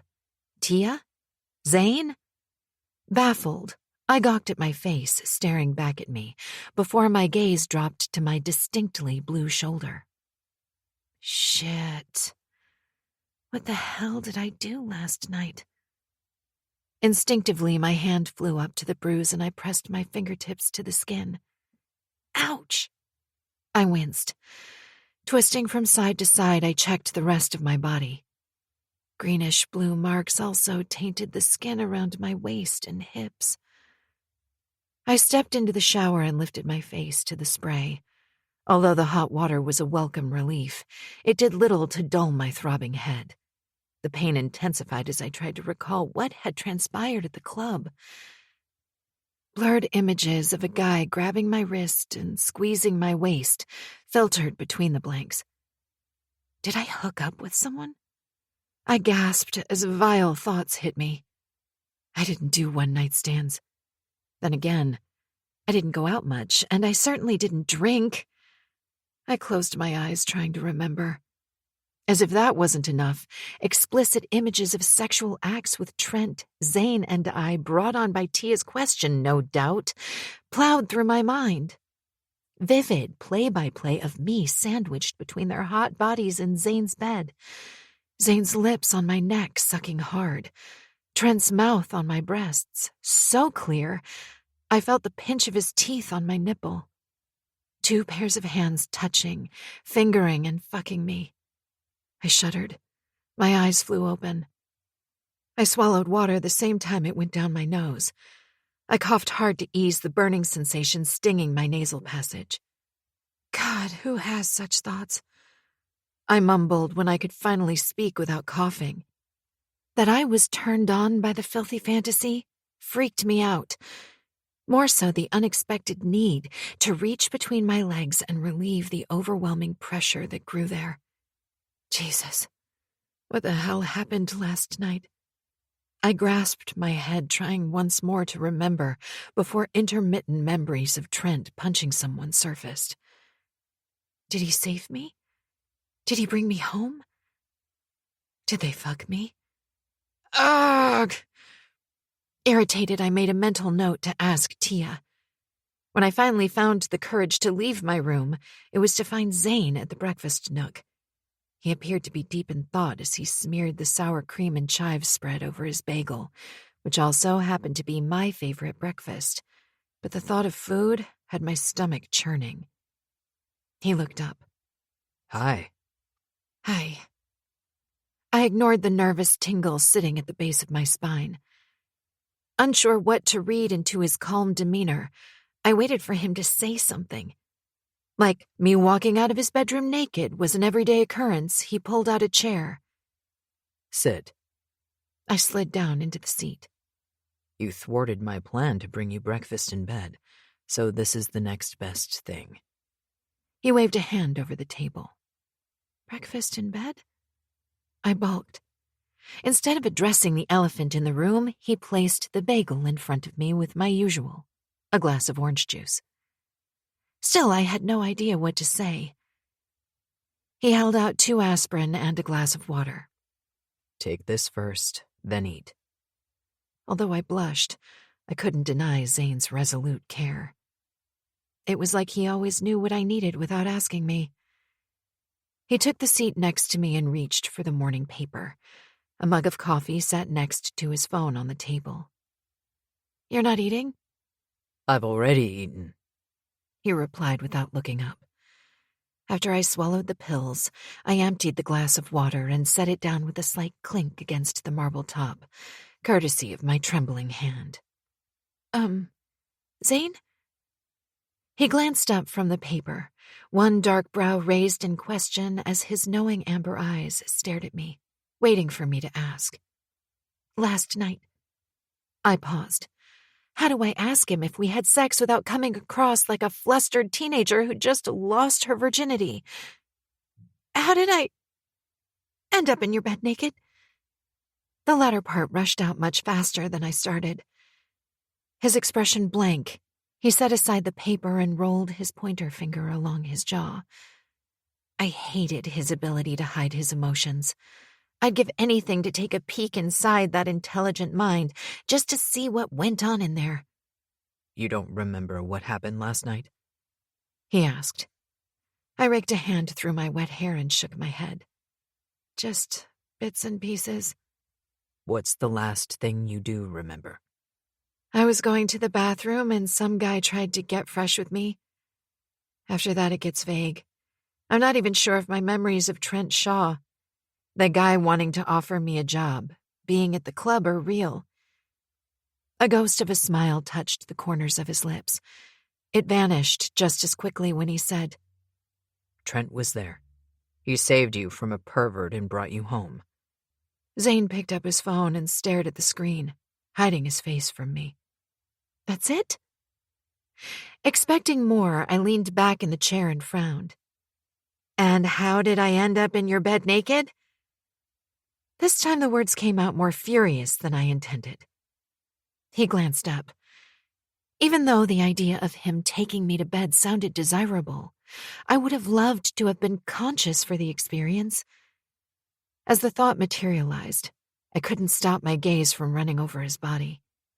While I sometimes wondered if suits were made with Zane's well-built physique in mind, wearing nothing but dark sweatpants, he was deliciously sinful. Firm abs defined his bare stomach. I just noticed some red marks when a perfectly toned arm lifted the white coffee mug, which he paused inches below a wicked smirk I hadn't witnessed before. Distracted, I didn't realize he'd moved. So close, I didn't know where his exhale ended, and my inhale began. What do you think happened last night, Angel? His husky voice rolled over me like the brush of a feather against my skin. I shivered. Like a bumbling idiot, I bit down on my tongue to prevent me from letting him know exactly what I wanted to have happened. Where was Tia when I needed her? She'd know what to do. Well, what to say. He gazed at me for a long moment, the tense silence nipping at my calm. I watched the wheels spinning in those brown irises. What was he contemplating? What do you want to hear, baby? A muscle twitched in his clenched jaw, and I had a sudden urge to run a finger over that pulse.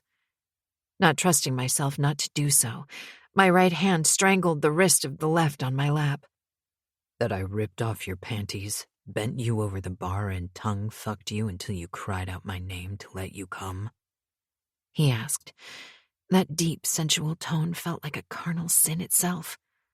I wanted to gasp, but I was incapable of making a sound. My teeth sank into my bottom lip. His dirty words shocked and manipulated me. The unexpected sexual hunger had every inch of my skin burning, ready to detonate. My mind seeing the image as clear as day, my body wanting everything he just said. If he touched me now, I would incinerate.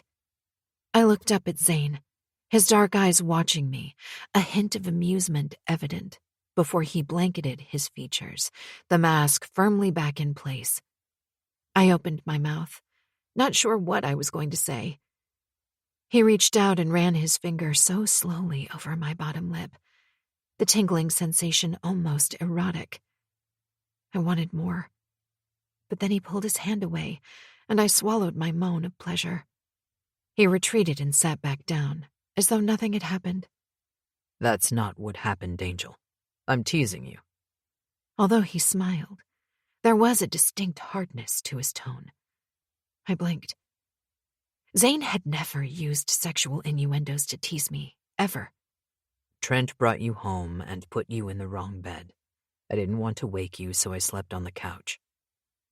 He shoved a hand through his hair and stood.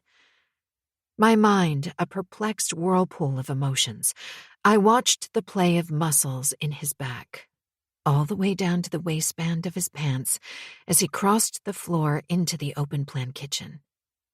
If Trent brought me home, and I was naked this morning, did we fuck?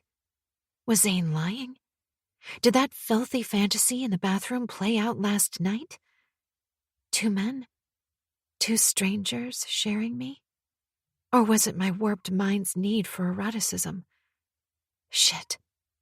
I'd occasionally woken up drenched in sweat and soaked panties thinking about Zane, but adding Trent to that mix was another level of depravity I didn't know I craved, and something I planned to keep to myself. Are you going to the restaurant? Zane asked over his shoulder, dragging my gaze back to him.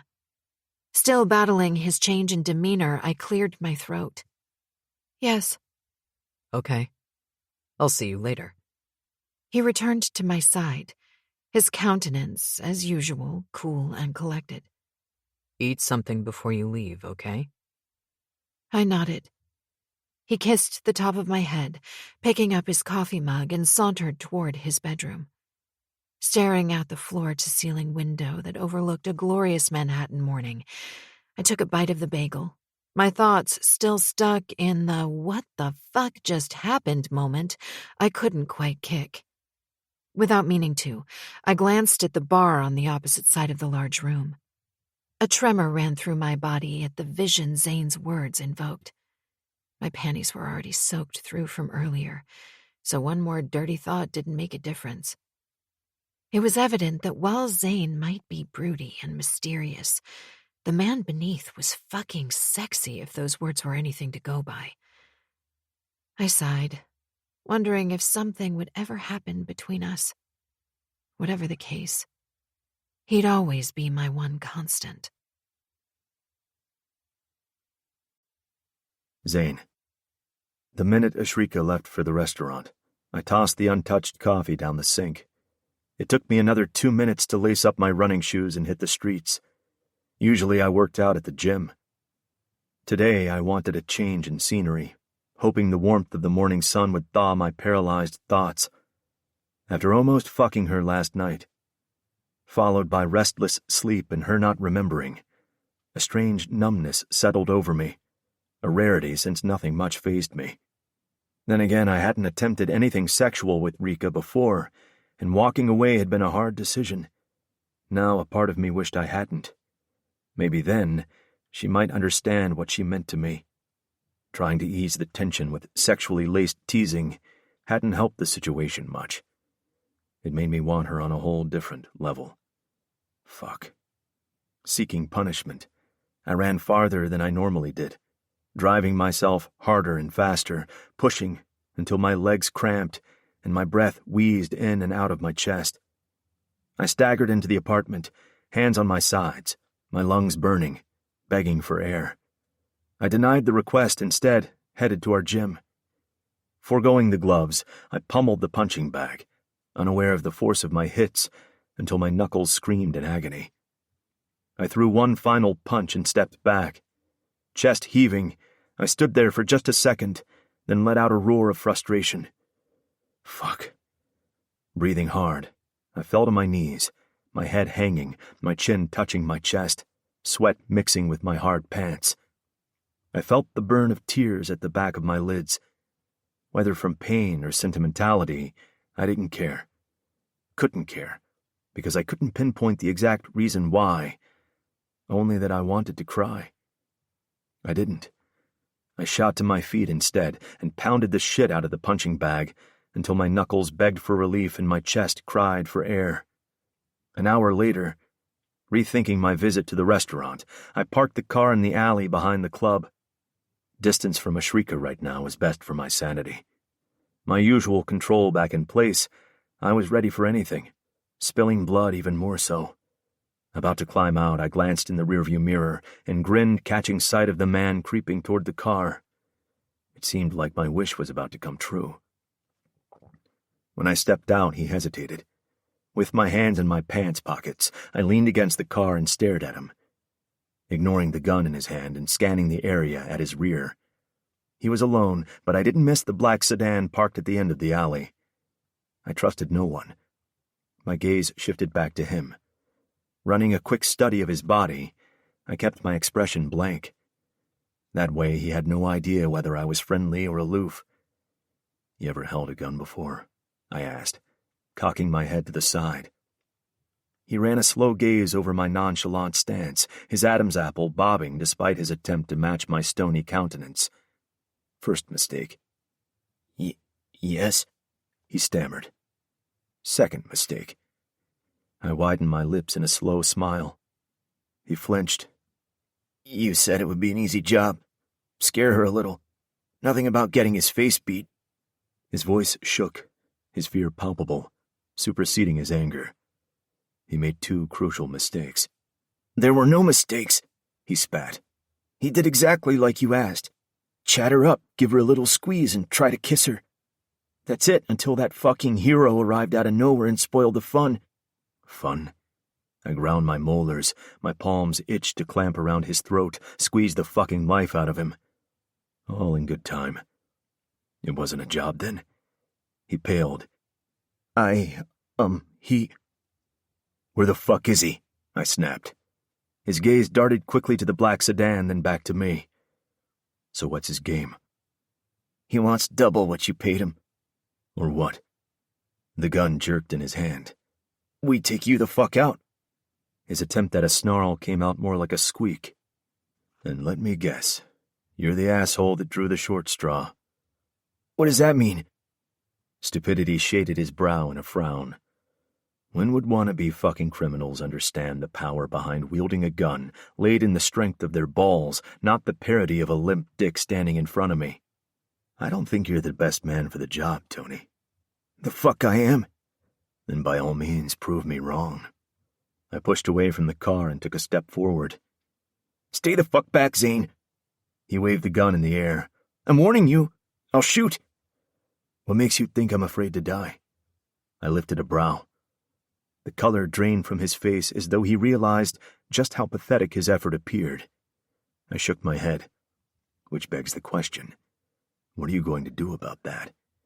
He shifted from one foot to the other. My smile was slow.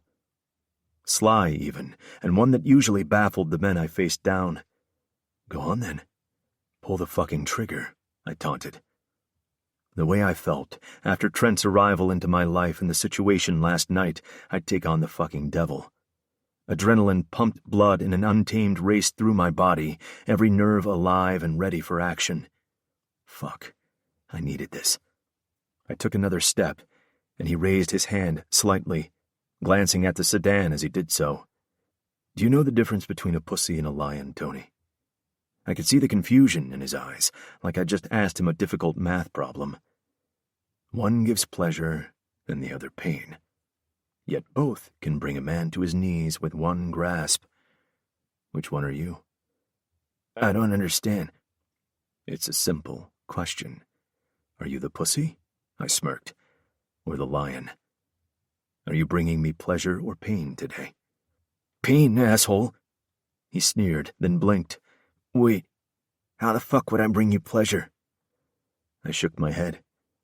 Dumb fucking shit. The best kind to fuck with. Moving so fast he didn't see me coming, I had him in a chokehold and cracking his neck before his next breath. I dropped his limp body. Thanks for the pleasure. I dusted my dark suit and looked up as the back doors of the sedan opened. Jason, the fucker I wanted, sprinted my way, followed by two bigger guys. They stopped short, mouths agape, and surveyed the scene. Jason's shaky hand tried to control the other that held a gun. You killed my brother, you bastard, he screamed. Never send a pussy to do a man's job. I shrugged, taking in his swollen eyes, busted lips and blue-black foundation that covered his pale face. Nice makeover. I was impressed with Trent's skill. He'd done a fucking fantastic job of reshaping the man's face. Jason lifted the gun and pointed at my chest. Why the fuck did you kill him? Were those tears in his eyes? He was taking too long to shoot me. I got bored. Bored? That's my fucking brother, he yelled. And your point is?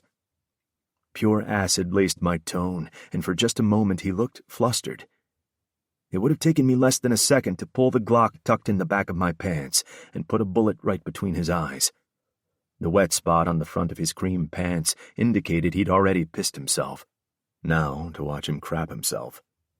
I leaned back against my car, crossed my arms over my chest, and gestured at the gun in his hand with my chin. Are you going to play with that thing or do what you came here to do? The look on his face, what little of it I could see, changed to uncertainty. I did as you asked. You didn't say some fucker will be there to save her. And I didn't tell you to drug her. Resisting the urge to plow my fist into his face, I dropped my hands and he reared back like a frightened child. But I did tell you not to hurt her. I didn't. Says the blue marks on her body, you fucking piece of shit. I snarled. His black eyes grew wide. Did you think I wouldn't notice? He shuffled a few steps backward. If you plan on using that, I pointed to the gun. Make damn fucking sure you don't miss, Jason. Because I can guarantee you only one of us is leaving here alive. Suck my dick, Zane. I laughed. I'm guessing your balls are not as big as your ego. Your hands are shaking, asshole. If you're going to fucking shoot someone, never let them see your fear.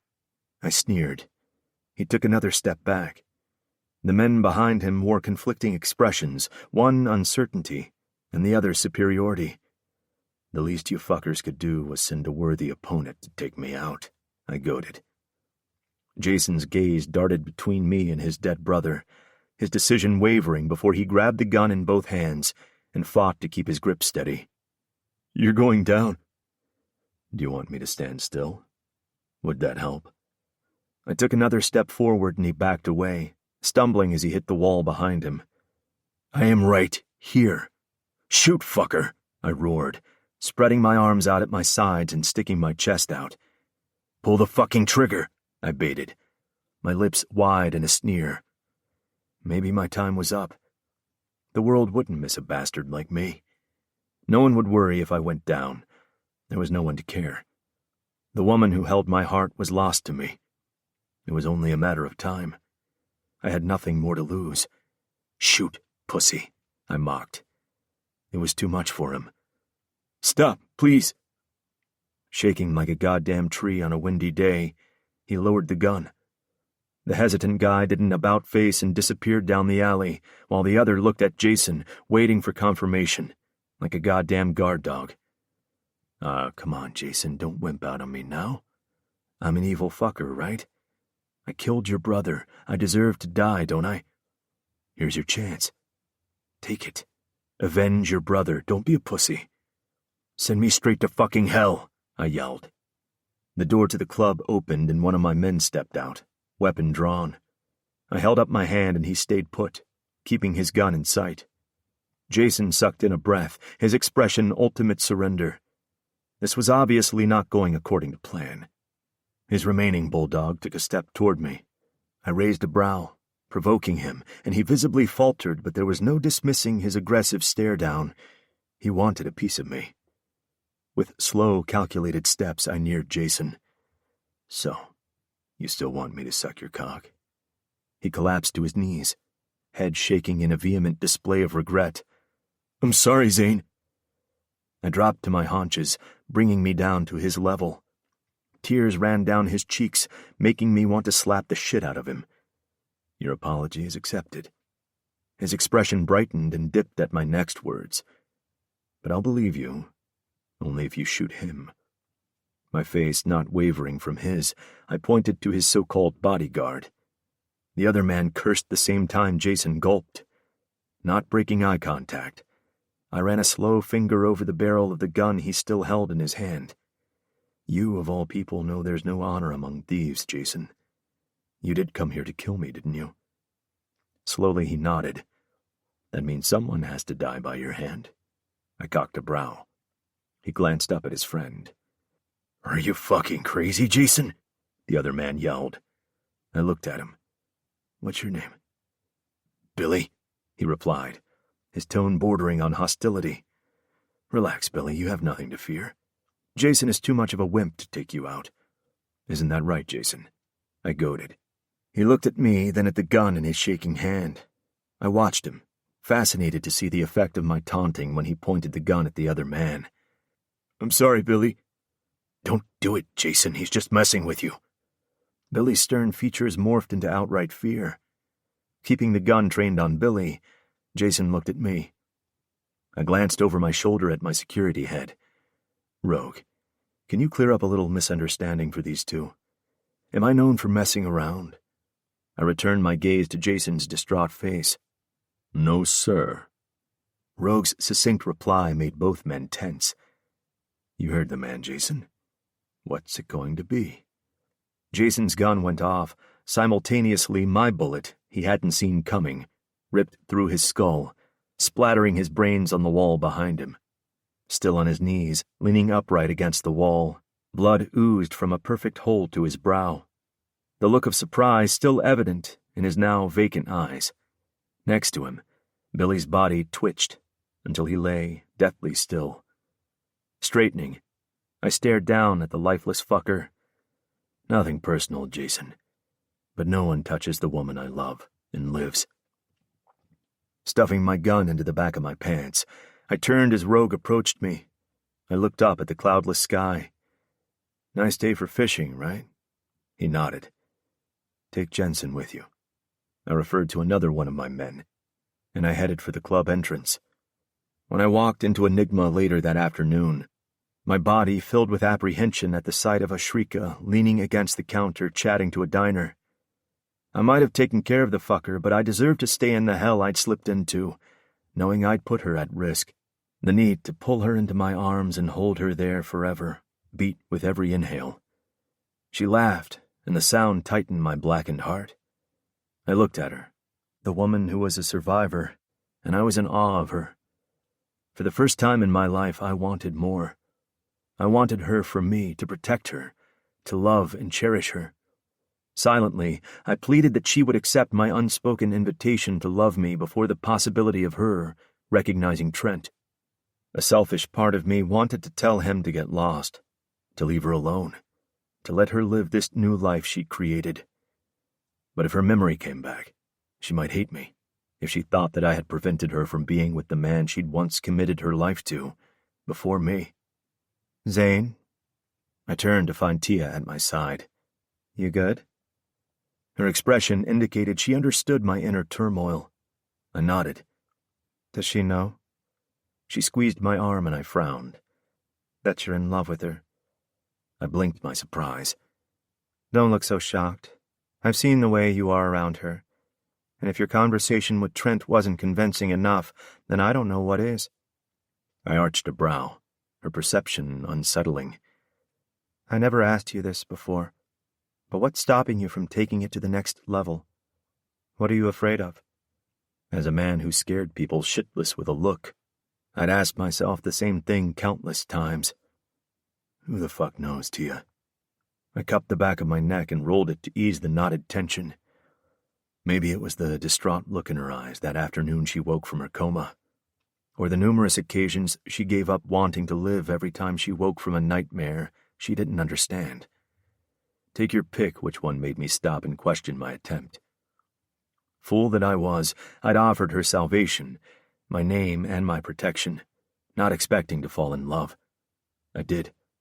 Stupidly, I'd given Trent free rein to break my heart, and if she did choose him, it would break my soul, too.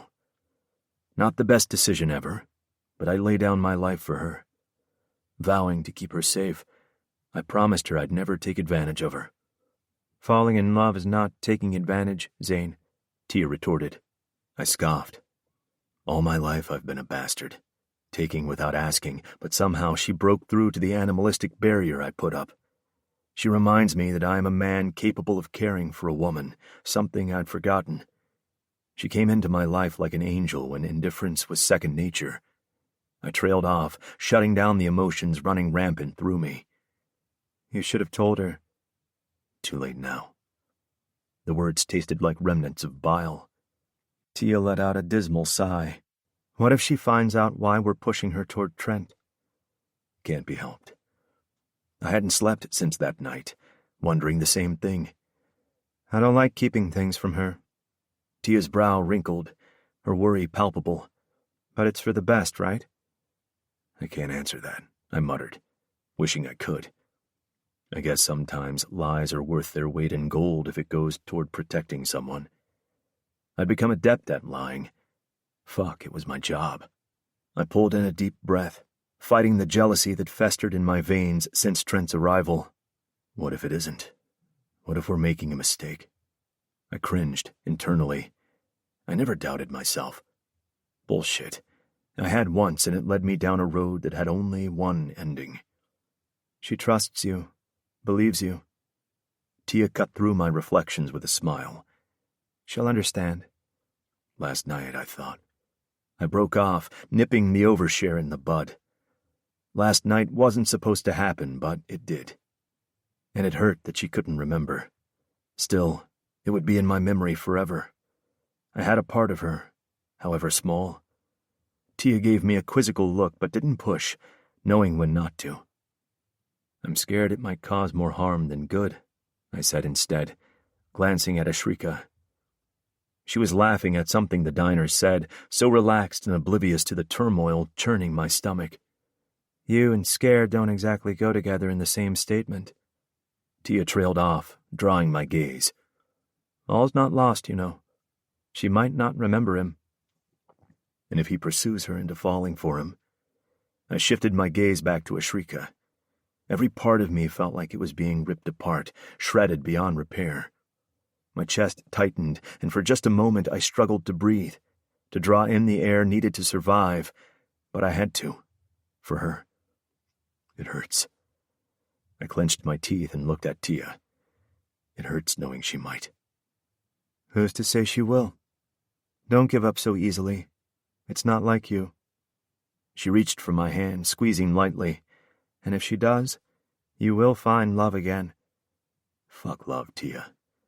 I'm over that shit, I snapped, more from experience than irritation.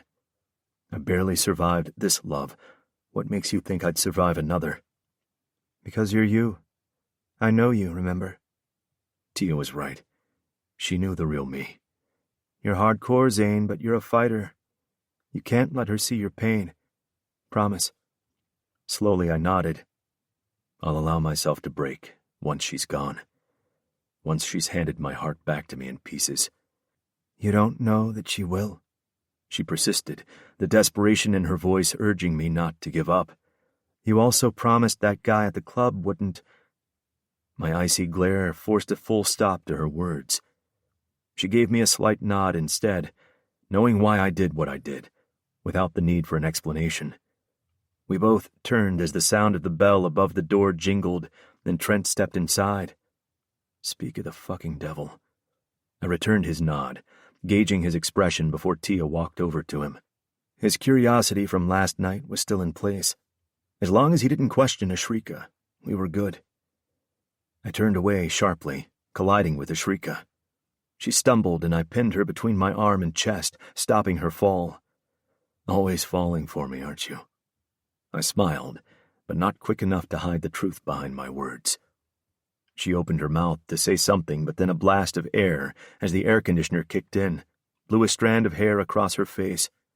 Without thinking, I reached up and brushed it back behind her ear.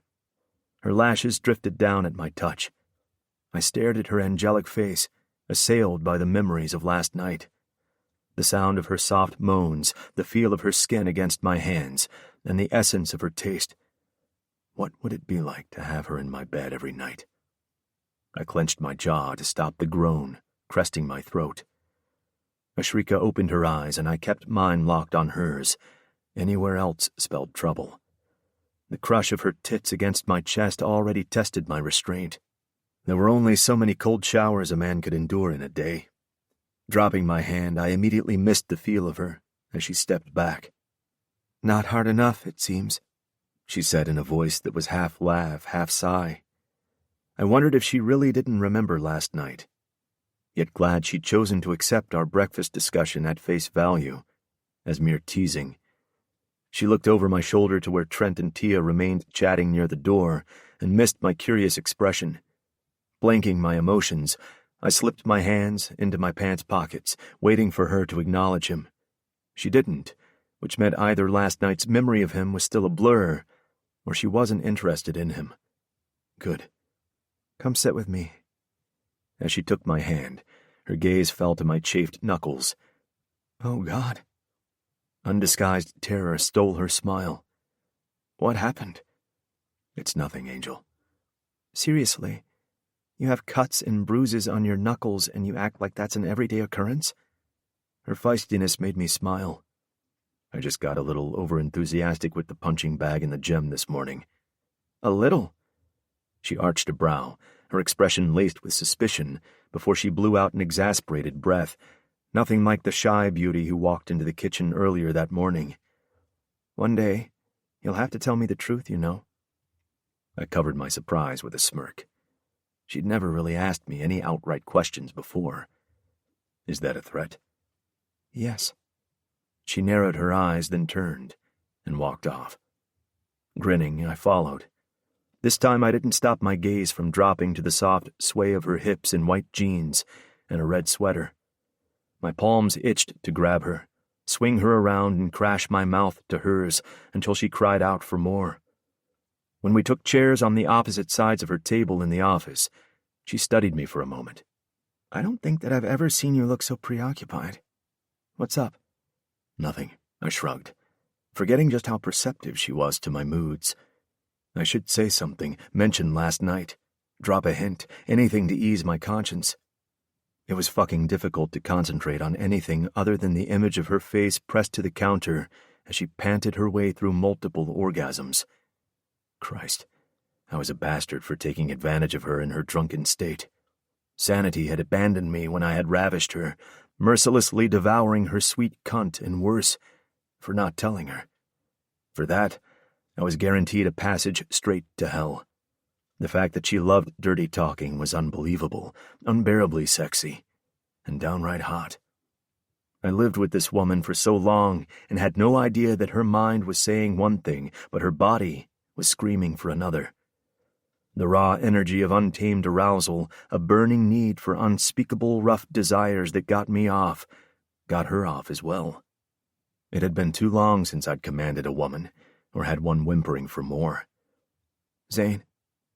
I glanced up, taking in the curious expression of the woman who had my heart firmly entranced in her gilded smile. Is it my imagination, or did the lunch crowd appear larger than usual today? Her brow arched as if aware of my evasiveness. You've been gone for close on 8 months. It might seem a little overwhelming. She laughed, then swiveled her chair to face the computer. She was right. While I traveled extensively, it was my way of staying away from her so I could keep my promise. It was hard, but doable. The second we discovered her passion for cooking, I'd opened the restaurant for her. Not only had it helped steer her away from thoughts of her identity or the family that hadn't come looking for her, but she hardly noticed my absence. Still not going to tell me about last night? Nothing else to tell. I looked at her, my expression solemn, not giving my truths away, and that under my facade my guilt was festering like an open wound. She flicked a glance at me before going back to her screen. I raked a hand through my hair and leaned back in the seat, contemplating whether to tell her about Trent, then thought better of it. Even though I dreaded it, now was good a time as any to bring up the treatment. Rika? She answered without looking up. When I didn't respond, she swung her gaze to me, then frowned. Yes. I just wondered if you'd ever given Dr. Lander's advice any thought. You know about the regressive hypnosis. Some.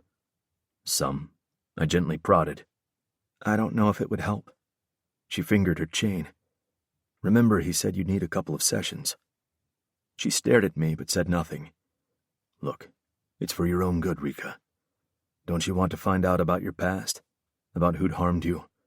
Whether you have a family? And what about a simple thing like your birth date? She chewed her bottom lip, her expression thoughtful. I guess you're right. But I got this feeling there's something about my past that isn't nice. That maybe I'm not a good person, or maybe I hung out with the wrong crowd and did something terrible that resulted in my attack. I'm scared to find out. I leaned back in my chair and gave her a soft smile. And what if there's something good you're missing out on? Love, family. The pang in my chest deepened, knowing the truth to that statement. If that is the case, why didn't someone come looking for me? Her eyes glazed with instant tears, and for just a moment I wanted to forget everything that had led up to this conversation and go back to the way things were before logic won. Hey, baby. I stood, walked around and leaned my butt on the table. Fear will only consume you if you let it. I straightened and pulled her up to stand in the circle of my embrace. I don't want to see your future go to waste over nothing. She dropped her gaze to the floor with a soft sob. I slid a finger under her chin and lifted it until her eyes met mine. You know I won't let anything happen to you, right? Slowly she nodded. And I won't force you into anything you don't want. Again she nodded, and I tightened my grip on her. Just give it a try, and if nothing comes of it, then we forget about it. I coaxed, holding her against my chest, reveling in the feeling of her in my arms. A moment was all I allowed myself before loosening my hold. Anything more, and I'd capture her lips in a kiss that would require an oxygen tank on standby. I just want to be normal, and thinking about a non-existent past makes me feel not normal, she whispered, brushing away her tears. You are normal. Considering the hell you put me through at times, I'm inclined to think you are abnormal. I teased, and was rewarded with a laugh. She punched me lightly on the chest, and I faked a wince. She stuck out her tongue, and for just one moment, everything else ceased to exist around us. Just me and her, in an impenetrable bubble I could live in, forever. Thank you. Her soft words pulled me out of my fantasy. For always worrying about me, making sure I'm taken care of, for putting me first, as usual. I will always take care of you. I paused to swallow against the emotion clogging my throat. Never forget that, okay? I never will. She kissed me lightly on the cheek. Her scent of wild jasmine filled my nostrils, and I couldn't help the deep inhale. For once, I wish I had the courage to kiss her on the mouth instead. What if she rejected me? My heart hammered in my chest. It would be so easy to make her mine, lay claim to that enticing smile. Every life has a story to tell, Angel. Don't be afraid to start afresh. You might love your new story. She smiled. I'll go see Dr. Landers as long as you come with me. I won't have it any other way. She stepped away from me, and I felt the immediate loss of her warmth against my body. I'll give him a call and see when he can see us, okay? At her nod, I reached for my phone, lying on the table. Ashrika. Since the coma, I hated hospitals. It reminded me of the bleakness I experienced those first few days after waking, to discover I had no idea where I was, let alone my identity. If it hadn't been for Zane who'd found me, I probably would have lost my nerve to live and take each day at a snail's pace. The worst being my inability to move, given the after effects of being in a coma. Not only was Zane a godsend, but he possessed the patience of an angel and refused to give up even when I did. Now, eyeing the gorgeous man in his dark suit and white button-down, standing next to me as we rode the elevator, I smiled. Although I'd been blessed with his name and care, I often wondered why he hadn't tried anything serious. I knew I loved him, but I hadn't questioned or pushed him for anything more. Perhaps he saw me as someone he'd sworn to take care of. Perhaps not. Labeling our relationship wasn't easy, since he'd never given me any reason to try either. Sighing, I gave his hand a gentle squeeze. He returned the gesture, probably mistaking it for nerves. I waited while Zane chatted to the petite blonde receptionist. Hi. Ashrika Marone for Dr. Landers, please. If you'll wait a moment. The receptionist flashed him an engaging smile, turned to the keyboard in front of her screen and typed. She glanced up a second later and gestured to the elevator across the foyer. 3rd floor. Just give your name to the floor nurse and she'll point you in the right direction. Thank you. He winked, earning a soft laugh, then headed for the elevator. He caught my smirk with a raised brow. Can't help it if I'm good looking. He smirked. I rolled my eyes, and his lips twitched. Stepping into the cubicle, my shoulders slumped, and the anxiety started to work its way up my spine. Relax, Angel. He rubbed my lower back. On the 3rd floor, we proceeded down the passage. I surveyed the surroundings like it was hell itself. The sterile smell of chemicals. Gray walls and the odd bed wheeling past us did nothing to help my anxiety. By the time we reached Dr. Landers' room, I was a nervous wreck. Even Zane's hand at my lower back didn't help. I took several deep breaths before we entered. In total contrast to the vivid white and gray of the hospital passage, Dr. Lander's waiting room was tastefully furnished. Classy oak furniture enhanced by pastel blue walls, pale pink couches, and some famous paintings. I never could understand my eye for historical art pieces. The office was fronted by Sandy, a short, plump woman with freckled cheeks and cropped red hair, and someone I'd loved chatting to on my previous visits to his private rooms. She glanced up from the file she was reading and offered us a cheery smile, which put me at ease. "Hi, Ashrika. Dr. Landers is waiting for you." Her soft voice matched her friendly disposition. "Go on in." She gestured to the polished oak door. Zane knocked lightly, then entered. Doc? He greeted. I offered him a smile as he stood. A tall man with dark hair and a splash of gray at his temples, Dr. Tony Landers' cherubic face and deep dimpled smile would put any patient at ease. Zane, Ashrika. He nodded, accepting Zane's hand in a quick shake. How is my favorite patient? He always looked at me with the affection a father would bestow his daughter. Bet you say that to all your patients, I teased. Only if they're as pretty as you, he replied, making me laugh. If you'll both excuse me for just a minute, I'll be right back, then we can begin. Sure. Zane nodded. After the doctor left the room, I moved over to the large window that showcased the larger part of Manhattan. Do you want something to drink, Rika? I'm going to grab a soda. Zane asked. No thanks. I'm too nervous to think of a drink or anything else right now. I replied over my shoulder. He laughed, moving to my side. You'll be fine. Easy for you to say. I huffed. I'm right here, baby. I looked up, meeting his eyes. The warmth swimming in those honey-colored browns had me smiling. He kissed my brow. I'll be back in a minute, okay? Nodding, I turned away as he left. I was staring out the window when the door opened barely seconds after he exited. Back so quickly? Guess you didn't find anything to drink. I teased without turning around. Hello, Rika.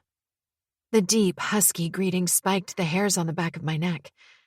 Recognizing the voice, I whirled around, locking gazes with eyes the color of liquid sapphire. They held me captive in the time it took to comprehend that he was there, and that it was not some stupid figment of my imagination. Why are you here? What's going on? I asked, surprised and not returning the decadent smile he offered. Thought I might help. Excuse me? He took a step closer and I held up a hand, stopping his approach. Tia mentioned your situation. Did she now? I scowled. Seems I should have a chat with Tia, personal boundaries and all that. I bit out, feeling a little out of sorts about the way he lit every nerve in my body on fire. He appeared taken aback by my aggression, before a slow smile made an appearance. I guess you liked me better when you were drunk. What? I stammered before realization dawned. He was referring to the night at the club. Embarrassment zipped through me. Although I covered it with a grimace, I racked my brain trying to figure out not only how he'd come to my rescue, but my subsequent behavior on the way home, something I'd done a million times since. Had I kissed him? Did he change my clothes that night? Zane had no intention of sharing the details, and I had no one to ask other than Trent. I'd rather eat freaking worms than do that. Yuck. Pleasant memories, I take it. Flustered, my glower deepened. I'm Rika, only to my friends. I snapped, trying hard not to notice just how effortlessly he filled those snug jeans and a knitted sweater that did little to hide his muscular build. I had a feeling he looked even better with it off. Did I just go there? Somehow, I managed to pull my gaze away from his crotch. Unbelievable that I wanted to look.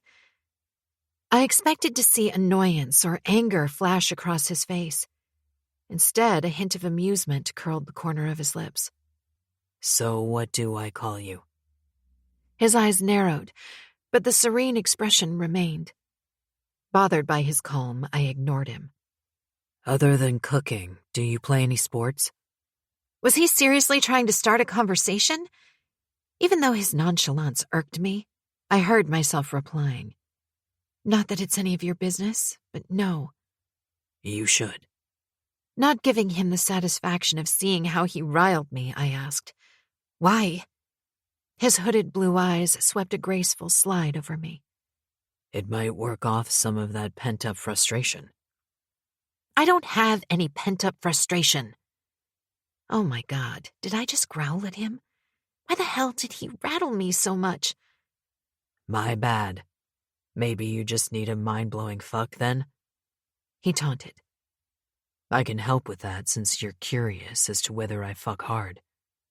What the? Eyes widening at his audacity, I choked out a disbelieving laugh. Wait. When was I curious about how he fucked? Annoyance poisoned my thoughts. My nails bit into my palms. You're an arrogant asshole. He quirked a dark brow, somehow managing to look displeased and sexy all at once. I'd caution you to watch your mouth, sweetheart. I have a cock and it's far more effective than a ball gag. I stiffened, sucking in a startled breath. Oh my God. Once again, words defeated me. That bottom lip curved in the slightest of smiles. And again, considering what you asked me that night, I'm inclined to think you might beg me for a demonstration. Sparkling sapphires poured molten heat into my body, intense and unrelenting, goading me to question him. Fuck you. What the hell had I asked him? A sudden image of him fucking me against a wall flashed through my muddled brain. Shit. I didn't fuck him, did I? I would have remembered, wouldn't I? Maybe I was just overwhelmed. Overwhelmed doesn't make you wet. I muttered under my breath, conscious of my suddenly rapid breathing and slick panties. Masking my confusion with outrage, I swiveled away to face the window, Trent's soft chuckle bouncing off my back. Zane, where the flip are you? Why would Tia think it necessary to divulge my personal life to Trent?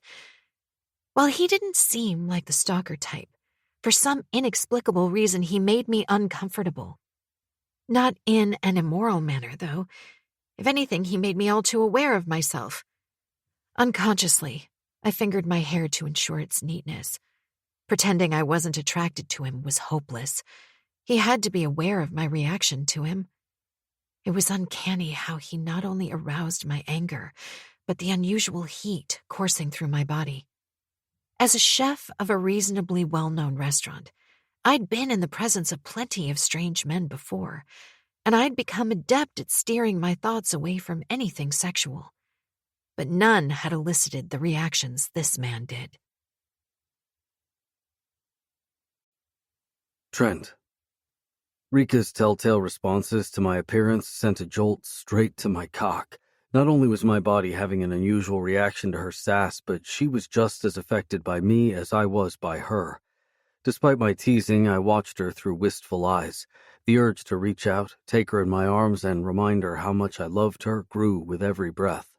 I let my gaze roam over her as the breeze from the air conditioning unit above riffled playfully through her long hair. I longed to run my fingers through the silky, soft strands like she was doing right now. I wondered if the kiss or me turning her down had prompted her irritation. Then again, her responses indicated she couldn't recall that night. If that was the case, I hadn't given her any other reason to warrant such coldness. Had I? Perhaps it was her way of dealing with strangers. The fact that she saw me as one meant I hadn't piqued her interest yet. The thought that this would be how we would behave around each other made me miserable. Still, I'd seen the flicker of her eyes over my body like she was curious. Maybe she battled an internal struggle to get to know me or not. A long shot, but optimism went a heck of a long way further than nothing.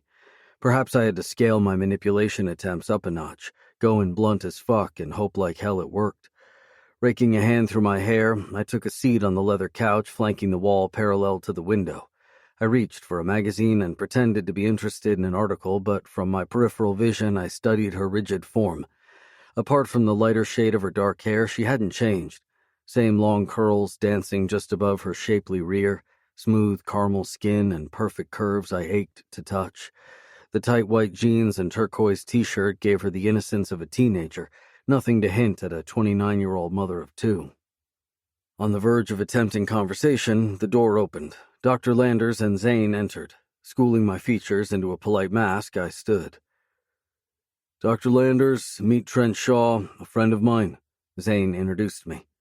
The doctor proffered a hand as Rika crossed the room to Zane's side. Mr. Shaw, pleased to make your acquaintance. Caught your recent interview on the news. Must say, I'm impressed. I nodded my thanks. He referred to my win as top businessman of the year that I'd been interviewed for a week ago. You knew he was coming. Rika's heated whisper of my rear caught my ear as I followed the doctor to his couch. I'm sorry, baby. Tia mentioned he might be able to help. He's had experience with hypnotherapy for some family member. Even though Zane's endearment pricked my heart, I was impressed with his ability to lie with such conviction.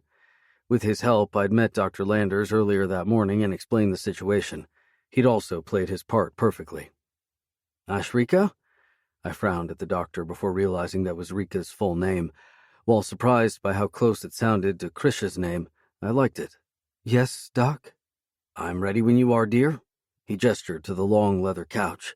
She walked around me, still refusing to acknowledge my presence. I took the seat the doctor indicated while Zane dropped to a chrome stool next to the couch. Sensing her anxiety, my stomach muscles twisted as she ran her tongue over her lips and settled on the couch. Avoiding my gaze, she focused her nervous eyes on Zane. He winked, then offered her a comforting smile. Jealousy meandered through every nerve as I wished for that same reaction of comfort and trust from her. Pulling up another stool, Dr. Landers sat and gently patted her arm. Relax, dear. There's no need to be nervous. You've done this before. Okay? Nodding, Ashrika reclined fully on the couch. Dr. Landers made a few adjustments to his watch, then eased a gold pendulum hanging on a chain out of the top pocket of his coat. All right, I want you to take a deep breath. He gave her hand another gentle squeeze. Try your best to rid your mind of all thoughts and concentrate your energy on this pendulum, okay? Slowly, he swayed the object in front of her face. I watched as she fixed her eyes on the pendulum, following its sway for what seemed like an eternity but was a couple of minutes. Her eyelids drooped and she appeared to be fighting the lethargy. But as Dr. Landers' soft words of encouragement filtered through the air, her features relaxed until she finally closed her eyes in surrender. She's gone under now. He looked at me. Do you want to swap seats with Zane? I nodded. We stood and exchanged seats. I'm going to ask her a few random questions to necessitate her calm, then I'll begin the in-depth ones. Okay with you? Yes. I clenched my fingers in anticipation. For the next minute, Dr. Landers asked her a selection of general questions. I reined in my impatience for him to begin questioning her about the kidnapping. I'm going to take you to a specific date now, and I want you to remember the last thing before you woke up in the hospital. His soft statement had me fully focusing my attention on her. I didn't want to miss out on any information she might recall. Her brow creased briefly before her relaxed expression transformed into panic. Her body tensed and her fingers latched onto Landers' arm. Easy, dear. You're safe. No one's going to hurt you, he soothed.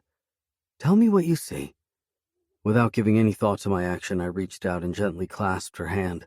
Immediately, the tension in her body slackened and she released her hold on the doctor's arm, holding on to mine with both hands.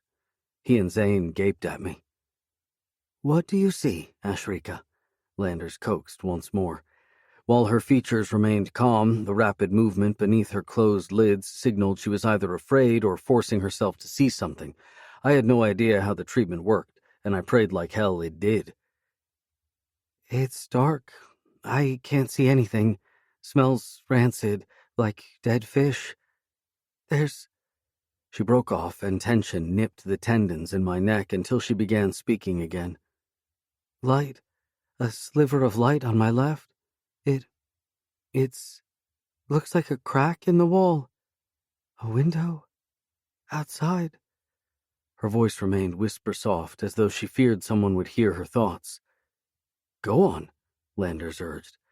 There's noise outside. Sounds like seagulls and heavy vehicles. Machinery. Noisy. I can't tell. It's blurred. Do you see any people? No one. My eyes. What's wrong with your eyes? Hurt. My hands. I can't move my hands. Tired. Thirsty. Water. I'm scared, please. I need to get out. Please. Help me.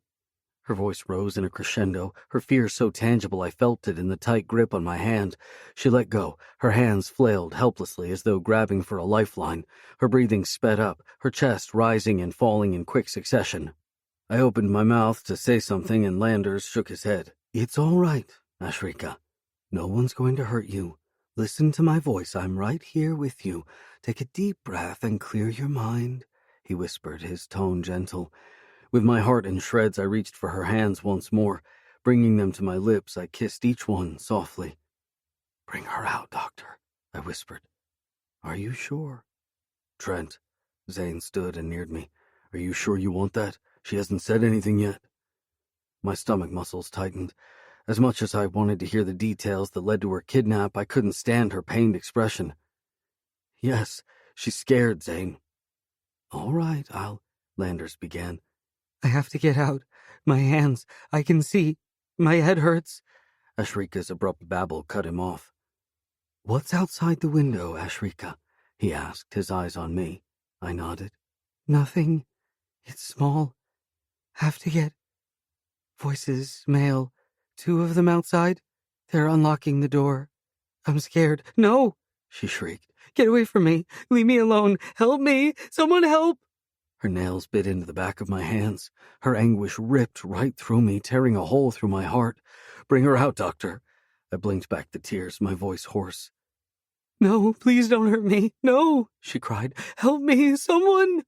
Her tormented sobs filled the room. Her pleading was like a poison arrow straight to my heart. I struggled to breathe, gasping harsh pants on my exhales. I hissed, Bring her out, now! I bit down on my bottom lip, but the tears fell. God have mercy when I laid my hands on those bastards. Ashrika, listen to my voice, Landers soothed. When I count to 3, you'll forget everything except my voice. Relax now. Slow, deep breaths. Her breathing eased to gentle rasps. Hear my voice. When I snap my fingers, you'll wake up. When he was sure she'd eased out of her fear, Landers nodded to me. He waited while I wiped away her tears, then counted to 3 and snapped his fingers. She opened her eyes and startled to find me at her side. Her shocked expression hinted as much.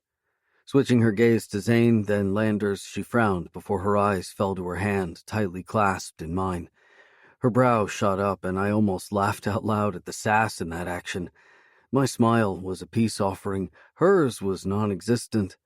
Pulling her hand out of my grasp, she slid her feet off the couch and sat up. Did I reveal anything that might help? She asked, her tone wistful. Glancing at me, Landers stood and moved to his table. He lowered his large build into the leather chair and waited for Ashrika and Zane to take their seats on the opposite side while I stood behind her. I'm sorry, dear. While you skirted the edge of something bad happening to you, there was nothing helpful. I watched her shoulders slump in dejection. It took controlled effort not to lean forward and kiss away her pain. Don't despair, Landers smiled. This kind of therapy isn't a quick fix, and sometimes it's not necessarily how everything happened. Over a few sessions, bits of information can be pieced together to get the whole picture. 8 months between today and your last session is a long time to go without prompting images of your past, not to mention that we're trying to recreate something that happened several years ago. It takes time. She let out a low sigh. So, in other words, I need more sessions? Landers nodded. Is it even worth it? He looked at Zane and I, his eyes questioning as though asking to help him convince her. You know it is, baby, Zane responded with a squeeze to her shoulder. He glanced up at me, and I wasn't sure if he was trying to convince me otherwise. But it could take ages, She groaned. Not necessarily. Landers leaned forward and folded his arms on the table, his gaze encompassing the three of us. As I mentioned before, our memories get stored in a secure part of our brain. Call it a safe, if you must. All it needs is the right combination to trigger the lock. And if cracking a safe was easy, the whole world will be filled with rich thieves. I smiled at his analogy. Perhaps I haven't asked you the right questions, the right combination to jar your memory. He offered her a reassuring smile. You must understand, dear, the mind is an extremely delicate matter. If playing with it was that simple, I'd be out of a job. Hypnosis allows you to become absorbed in something your mind creates. Whether it's the truth or not, we don't know for sure, but sometimes your actual memories will try to break through. It requires patience. Jolting your memory too quickly could cause you considerable harm. How? At our first session, I told you, you were mentally fighting your demons. You'd gone through a traumatic experience without the added burden of losing your memory. While it's not entirely unlikely to uncover the truth, it's been a long time. If I rush this, I could open wounds which you'd probably do best to forget. Pure speculation, dear, nothing solid, Landers consoled. She raked her hands through her hair, sighed, and tilted her head back on the rest, allowing her gaze to clash with mine. Although she didn't look away, she didn't return my smile. I wished there was something positive I could say that would brighten her expression. We stared at each other for a long moment until Zane's abrupt cough broke the contact. She dropped her head. So what do I do now? Stop living and concentrate on getting my memories back? I've lived a secluded life for the last few years, not forgetting the time I lost to a coma, trusting no one besides Zane and Tia. She was so quiet for a long moment after that last statement, her breathing labored. It was obvious she'd reached breaking point. I wanted to take her in my arms or perhaps touch her shoulder, offer my comfort in some way. Then she reached across the armrest of their chairs and laced her fingers with Zane's.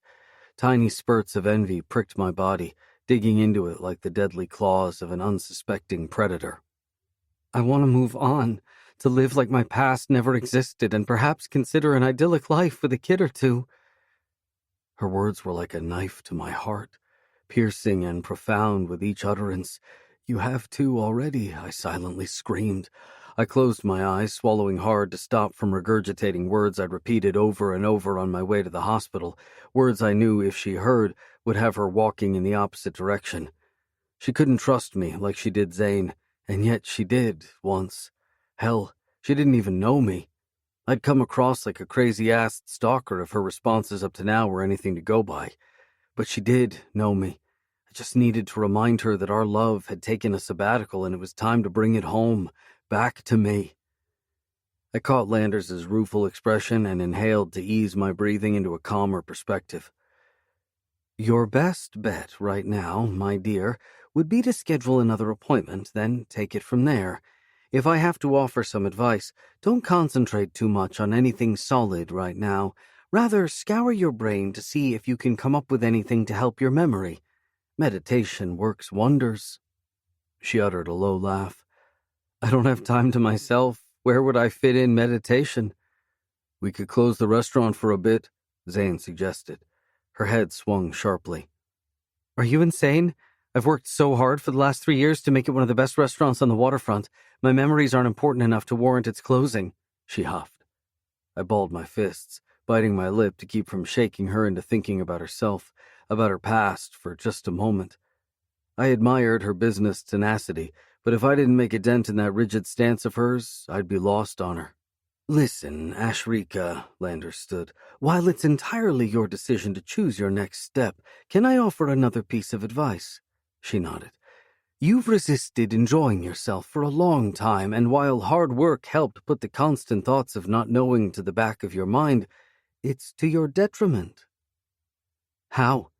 I could hear the irritation in her voice. One day, with no warning, you might break, and all that evasion could come back in a rush, turning you into someone you might not want to be. And I'm sure that's not your intention. Slowly, she shook her head. I'm listening. Landers took off his glasses and polished it with a cloth. Instead of hard work and concentrating on what-ifs, try having some fun for a change. Go dancing, indulge in some wild fantasy. Anything positive makes an ideal stimulus. Visit Disney World if you haven't. Get out of the norm, something different to stir your memory. Do something reckless, within reason, of course. You've never had a birthday party, right? She never wanted one, Zane replied, instead earning a punch to the arm. What? It's the truth. He laughed, and I envied their easy relationship. Plan a birthday party. Landers walked around the table and held out a hand. She accepted and stood. Contrary to the popular beliefs of snobs, laughter is the best healer, dear. Maybe you're right. Something out of the ordinary might trigger the unknown. Chuckling, Landers led us to the door. After pleasant farewells, I walked out with them but stayed at the rear. When we reached the elevators, I stalled. Thanks for inviting me, Zane. I think I left my phone behind. Tell Tia I'll see her soon. He accepted my hand and a quick shake. Bye, Ashrika. I emphasized her name, hoping she'd make eye contact. She didn't and instead faced the elevator door. I'd never been this turned on by a woman who wanted nothing to do with me. She might be my wife, but the appeal was that much more enticing. As I stepped away, I caught her question to Zane. Why was he here, and why the hell was he holding my hand when I came to? I peeked around a large trolley filled with neatly pressed laundry, waiting to hear Zane's response. Landers figured that if a total stranger held your hand while you were under hypnosis, it might help. My intelligent wife wasn't convinced. I could hear the doubt in her tone. How? Doc mentioned something about hypnosis working well with touch therapy, which used vibrations or some shit like that to trigger memories. Honestly, you're asking the wrong person, Angel. Zane groaned. Why didn't you ask Doc? Smiling, I shook my head. I had to give the man credit for lying with a straight face. And since Trent was there... Why was he there in the first place? She muttered. I mean, first the restaurant, then the club, and now here? What next? They stepped back to allow a patient in a wheelchair and his visitors access to the elevator and waited for the next one. What's wrong, Rika? Why don't you like the guy? Zane asked. I held my breath, curious to hear her reply, the reason for her annoyance with me. It's not that I don't like him, she replied. Okay, I liked that response. But, Zane pushed, I just get this vibe from him. What vibe? Like he wants to devour me. Was that self-irritation? Had I sparked her interest? I rolled my lips between my teeth to stop my laughter, but Zane cracked up. Would you let him, if he wanted to? Really? Are you, serious right now? She punched him on the arm. He's not that... She entered the elevator, cutting off her words. Well, at least she had my intention down pat. There were a lot of things I wanted to do to her, and devour her was just the tip of the iceberg. Shaking my head, I turned. Back inside Landers' office, I took a seat opposite him. So, what do you think, Doc? Pushing his specs up a fraction, Landers shook his head. I hate to say this, son, but judging from her reaction, I'd say she's suffered a terrible ordeal, and I'm not sure if I'm keen to take her back there. Even at the risk of losing her family? I leaned forward and rested my palms on the table. What are the chances of recovery? It's hard to say. Had we explored this avenue closer to the time, it might have yielded a more positive outcome.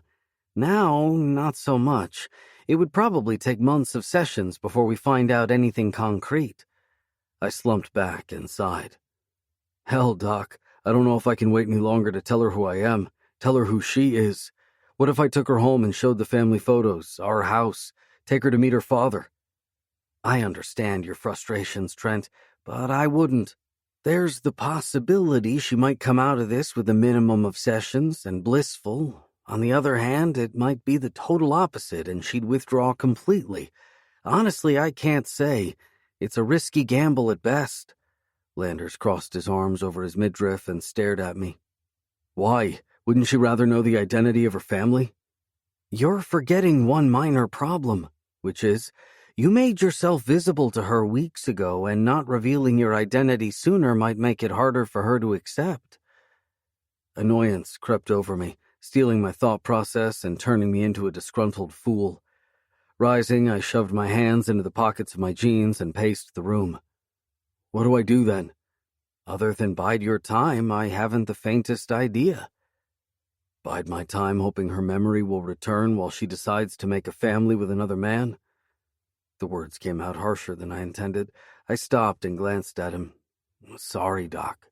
Perfectly all right, son. Maybe I should just go back home and leave her be. I resumed pacing. The last 4 weeks have been a living hell. Not only have I neglected my children, but I also can't seem to focus. Every day since I've walked into that restaurant and discovered my wife is alive, I've waited for a sign, something to make me believe fate isn't a cruel motherfucker determined to play with people's emotions. Maybe it's her time to live another life, Landers shrugged. I uttered a caustic laugh. I'd walk through hell for that woman, Doc. There's no way I'd give her up so easily. Even if she might not want you? I stopped pacing and stared at him, chewing the insides of my cheek in contemplation. I always get what I want, Doc. It's a motto that's held me in good stead, and it will take a miracle for me to walk away from her without trying to let her know how much I love her. I like your beliefs, Trent, but what do you have? Arrogance? I shrugged at his frown. I'll seduce her if I have to. Landers laughed. Something tells me I should believe you. You should. Even as I answered, I still wished for a sign that would show me what to do. Still, I just wish I had something to guide my next move. I trailed off, staring at the ceiling, praying for answers. As I dropped my gaze, it fell to a shiny object near the leather couch. I picked it up, studied it for a long moment. Laughing, I turned to face Landers. I believe I found my answer, Doc. He glanced at the object I held up, stood and skirted the table to my side. Isn't that Ashrika's chain? Yes. Fate is on my side. Confusion lined his brow. Grinning, I fished a chain from my pocket, then held the 2 half pendants out for the doctor to inspect. His eyes widened in disbelief. When I brought the 2 halves together and clipped them into place to form a whole heart, he gasped. It's a perfect match. We are. I smiled, staring down at the 2 chains joined by the heart. Seasons come and seasons go, but we will always be 1 heart and 2 souls. That's what she'd told me when she gave this to me when we married. Tears glazed my eyes at the memory. We'd been married for 3 years before she fell pregnant, and 7 months later the complications began. Ironically, this is my way back to her, Doc. How? You mentioned she should go out and have fun, enjoy herself to relieve stress. If I can manipulate her outings to include me, it might give me a chance to spend more time with her. Hopefully it might trigger her memory, and if it doesn't, she'd get to know me better. I explained, my tone wistful. You're going to make her fall in love with you again? Landers' brow rose with a gentle smile. I laughed. That's the idea. I don't see any harm in that. If anything, I think it might help if the truth is revealed. One question, though. Yes? How do you intend to use that to your advantage? He pointed to the chain. I'm hoping it will be the reason she starts talking to me. So far, she's been reticent around me. Maybe this little trinket will change that. I kissed the pendant. I wish you all the best, Landers smiled. Honestly, I've had a few amnesia cases that had me stumped, but Ashrika's is the rarest, one I pray that has a happy ending for you both. Now, if you'll excuse me, I've another appointment I need to get ready for, and I hope to see you soon with Ashrika, of course. Thanks, Doc, for your help and patience. After a quick handshake, I headed for the elevator. While I waited for the car to ascend, I stared at the chain. You and I will have a date with a lovely lady soon. I grinned. Ashrika. Hey, Rika, I'm done. I looked up from stacking the last of the leftovers in the refrigerator as Leah entered through the rear door. She'd gone out to discard the trash for the evening. Thanks, Leah.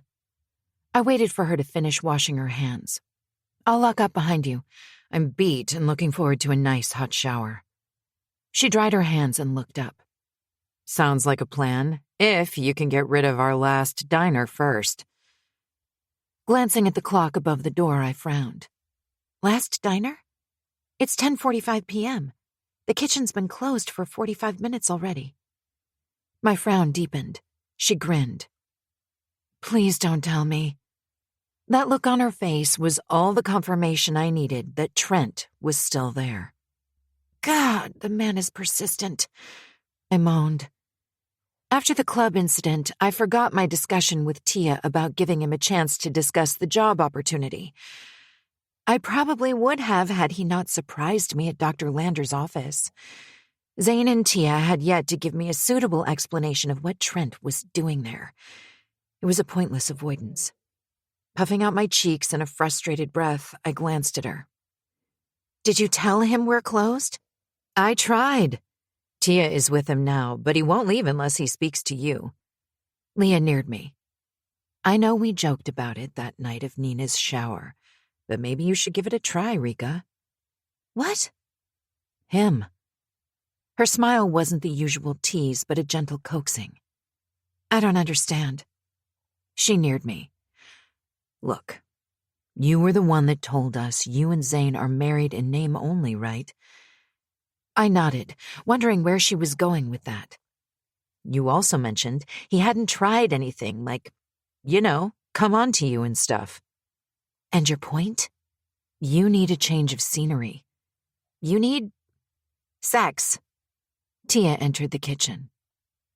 Seriously? I stared at my friend like she'd somehow lost a couple of marbles between yesterday and today. How did that man's intentions go from wanting to offer me a job to wanting to... I trailed off. Any sexual thoughts about him were asking for trouble. The fact that he'd become a permanent resident in my dreams since meeting him, and the heated looks he sent my way proved that point already. Fuck you? Tia's brows shot up before she sighed. Leah's right. You're stuck in this place 24/7. Are you forgetting Nina's bridal shower and how that ended? I scoffed. I'm sorry that happened, babe. We drank a lot. Well, you mostly because you were trying to curb your anxieties. That said, you did have that gorgeous man save you. She jerked a thumb over her shoulder toward the dining area with a chuckle. I glowered at her and Leah as they both giggled like gushing teens. You never did tell us what happened after he took you home. A kiss, perhaps? Go jump off the pier, Tia. I grunted. While I was still blown away by his impudence at Lander's rooms, I should have thanked him for saving me instead of coming across like an insolent child. Come on, Rika. That was just one night in like 3 years since knowing you. You rarely go out unless Zane forces you. She snapped, mistaking my irritation for her forcing me to go out that night and the ensuing events. I didn't correct her assumption because she was right. Zane had opened the restaurant as a way for me to forget about trying to remember my past. I'd worked hard to make it a success, and we'd all become more like a family than boss and employee relationships. I hardly went out unless Zane was with me. I was something of a... You're a recluse. Leah finished my thoughts. Then again, she glanced at Tia, who nodded. While you're cheeky as shit with the men that visit here, I don't think you'd be able to take on Mr. Shaw. The man is a force unto himself. She grinned. I second that. Tia wiggled her eyebrows. I rolled my eyes. Is that a challenge? They both nodded with a laugh. $20 says you can't. Leah's usual teasing smirk was back in place. Do you two plan this shit? I huffed. They shook their heads. I'd swear you're both more worried about my pussy than I am. They chuckled like the sexual deviants they were. We just want to see how game you are. Tia gave me a cheeky smile. To take on that handsome hunk. She winked. Fine, I muttered, shocking myself and earning a hyped yes from them. And what's the prize if I win? Not that it mattered since I didn't intend caving to their taunts. Depends on what you plan to do. Leah eyed me with open suspicion, not trusting I'd keep my end of the challenge. I made a show of wiping an already clean countertop, giving myself a few seconds to collect the thoughts buzzing around in my head. "Talk to him?" I mumbled, hoping they'd let it go. They both looked at each other. "Nope," they said in unison. So much for that notion of escaping whatever they planned. "A kiss to start with," Tia suggested. My mouth dropped in surprise, and my heart hammered at the thought of kissing those thick, full lips. I folded my arms, hoping to come across as not completely sold on the idea. "Can't I start with a chat and progress from there?" I still was blurry on whether I'd kissed him the night he saved me. They shook their heads. "A kiss and we do the dishes for a month?" Leah said. "Really? That's the best you can come up with?" I retorted with a laugh. "How does that help me, since we do employ busboys, remember?" They both looked at me, their expressions contemplative. "Fine, we'll owe you, whatever it is and whenever you want to collect," Tia mumbled. I laughed, seeing as I was very simplistic in my needs, and Zane provided me with everything I needed. I figured that would stump them. "Fine, you can both leave." "We'll wait until he leaves," Leah offered. Shaking my head, I pointed to the clock. "It's late, and your rides have been waiting for almost 30 minutes. Go." "Want him all to yourself, don't you?" Tia chuckled. When I gaped at her, she added, "Just don't mess up the table settings. He does look like a man who fucks hard." "What the? Seriously?" I blabbered. I could feel my cheeks burning. "Get out!" I pointed to the door. They both snorted with laughter like a bunch of schoolgirls. "Be careful, babe," Tia called over her shoulder as they traipsed out the door. "I can handle him," I retorted. What I didn't tell them was that I aimed to give the man a piece of my mind. Who the hell did he think he was? Taking liberties we normally didn't afford our regulars. I already had a few choice words lined up. Locking the rear door behind Leah, I headed for the internal door, pushed through, and stopped short. Whatever words I intended hurling were abruptly replaced with, "Holy hell," under my breath. I fought the urge to retract my defiance and call the girls back. I didn't want to be alone with this man for the simple reason that he turned me into a depraved ball of sexual energy, and I had no idea how to handle him. Chin up, girl.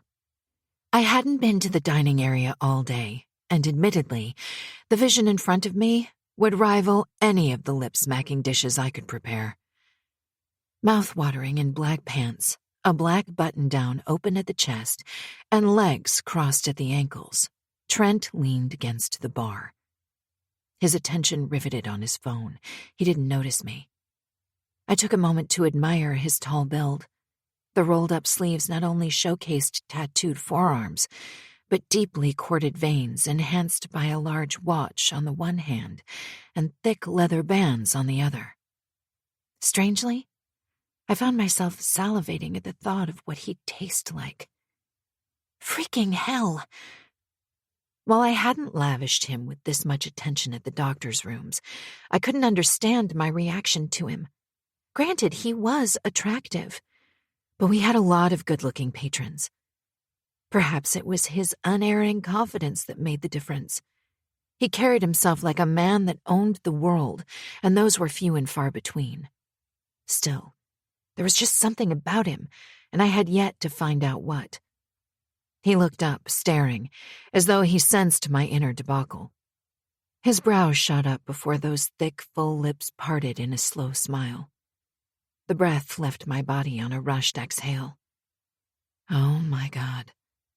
If I didn't know better, I'd swear even my ovaries yelled, "Fuck me." Jesus, would you get a grip? He made chocolate-glazed strawberries look bland, and those were my favorite. "We're closed." I cursed at the croak and cleared my throat. "You need to leave." He pushed away from the bar, slipped his phone and hands into his pockets, and slowly crossed the room. Strike that. More like he prowled toward me, a graceful predator out for the hunt, hooded eyes daring me to run. Only, I wasn't tempted to turn tail and run, more like determined to stand my ground and meet this man head-on, sexiness and all. He stopped a foot away, eyes the color of midnight, seductive in their slow appraisal over me. My throat tightened and my breathing labored at his sudden proximity. Stupidly, I wondered why I hadn't dressed in something a little sexier than my simple summer dress. Without breaking eye contact, I suppressed the self-condescending snort I felt hit the insides of my suddenly dry mouth. He took a step closer, and I kicked myself when I stepped back. Shit. Are you afraid of me? His full lips parted slightly, and his gaze lowered to my mouth. My stomach muscles began a slow churn. No. I silently congratulated my resolve to show him I wasn't intimidated. He cocked his head to one side, rolling his tongue in a slow, wet trail over his bottom lip, as though he'd discovered something appetizing. You should be. Why? His smile was feral. Because once I fuck you, you won't want me to leave. Holy shit. His filthy words unleashed a shameless quiver between my thighs. His gaze slid from my face to my neck, all the way down to my feet, before coming back to meet mine, pinning me beneath a stare filled with raw desire. I licked my lips, and those blue orbs homed in on that action. A bit presumptuous, aren't you? Not presumption. Assertion. I wasn't sure whether to feel offended or excited. Common sense told me I should be angry with him, but strangely, I was freaking turned on. Pure, blatant arousal. Was that wrong? Tell me, are you always this arrogant? Yes. The conviction in his tone shot tingles between my legs, making the ache unbearable. I'm a man who delights in fine dining, and right now you're on the menu. I want to taste you, lick you, fuck you, and when I'm done, you'll want me for seconds. Oh my God. I swallowed, trying to ignore the sudden tingle that began at the base of my spine and shot up to my suddenly heavy breasts, or that my nipples were so hard beneath my bra they grazed the soft material. Every inch of my body buzzed with the vibrant energy he radiated. Was it even possible to feel so out of control around a man? I have no idea if I should be angry or disgusted with your so-called assertions, I replied, with a silent pat to my back for not stuttering. We both know that you're sure of one thing, though. There was a glint to his striking eyes that I chose to ignore. I can't wait to hear another one of your detailed analysis. My tone syrupy sweet with sarcasm. That right now, if I had to slide my cock inside you, the sounds of your already soaked pussy will make every damn porn movie demand a remake. This time, my jaw hit the floor, not from revulsion, but his uncanny perception. How the hell could he tell that my panties were drenched? It was ridiculous how affected I was by him. When I could finally breathe without coming across as though I were on the verge of an orgasm, I swallowed and stared him straight in the eye. It'll take a lot more than your smug words to soak anything of mine. His grin called bullshit, but his reply was smooth. Willing to test that premise? Okay, I didn't see that coming. I scoured my brain for a neutral topic that didn't hint at blatant sexual tension, making up for the 6-foot-something of sin standing in front of me. You don't know me, yet you speak to me as though you want me to fall for you. Who's to say whether I know you or not? He replied. I shook my head and gave up trying to figure out the man. He was suave, appealingly so. Would falling for me be so wrong? It wouldn't be right. Why not? Because I'm married. So am I. I sucked in a breath. the divulgence squeezing my insides with a grip so tight I was at an abrupt loss for words. And even as I looked at him, I was unsure whether my body reacted from disdain or disappointment. Yet you're here trying to get into my panties when you should be home taking care of your wife. I bit out. Shit. So much for avoiding a sexual inference. Without so much as a flinch, he replied, I had something a little deeper than your panties in mind. I gulped. Yep, I was out of my league. He took a step closer, caging me against a table with his hands on either side of my hips. She won't mind. I have a voracious appetite. The audacity in his smile was something. It could probably persuade a lot of women to bend to his will. I should be wary, angry even. And yet I was still standing there. I inhaled deeply. It didn't help that his cologne, an aggressive mix of musk and mint with undertones of citrus, stole its way through every pore, seizing my senses and toying with my restraint. People who overeat tend to suffer an upset stomach, I retorted. His chuckle was low and husky, almost like an erotic beacon intent on enticing my pussy. I hoped the subtle squeeze of my thighs went unnoticed. How the hell did women survive a simple conversation with this man without coming across as desperate to be fucked across every damn piece of furniture in sight? Don't worry. A wicked smirk teased his lips. He leaned closer still, forcing my body to arch back, pushing my breasts up. My eyes dropped to his lips, a breath away from mine. I enjoy every morsel before I swallow, and trust me. My gaze flicked up to meet his. That will include your pussy, too. Only I don't chew, sweetheart. I bite. I gasped. The vivid visual screamed, "Get the fuck out of there!" Yet for some stupid reason I couldn't move. Why are you here? To give you a heart. Excuse me? He dipped his hand into his pocket. You dropped your heart at Dr. Lander's rooms. He opened his palm, revealing my gold chain. My eyes widened. Gosh, I wondered where I'd left it. I reached out a hand to take it, and he closed his before it disappeared into the pocket of his pants.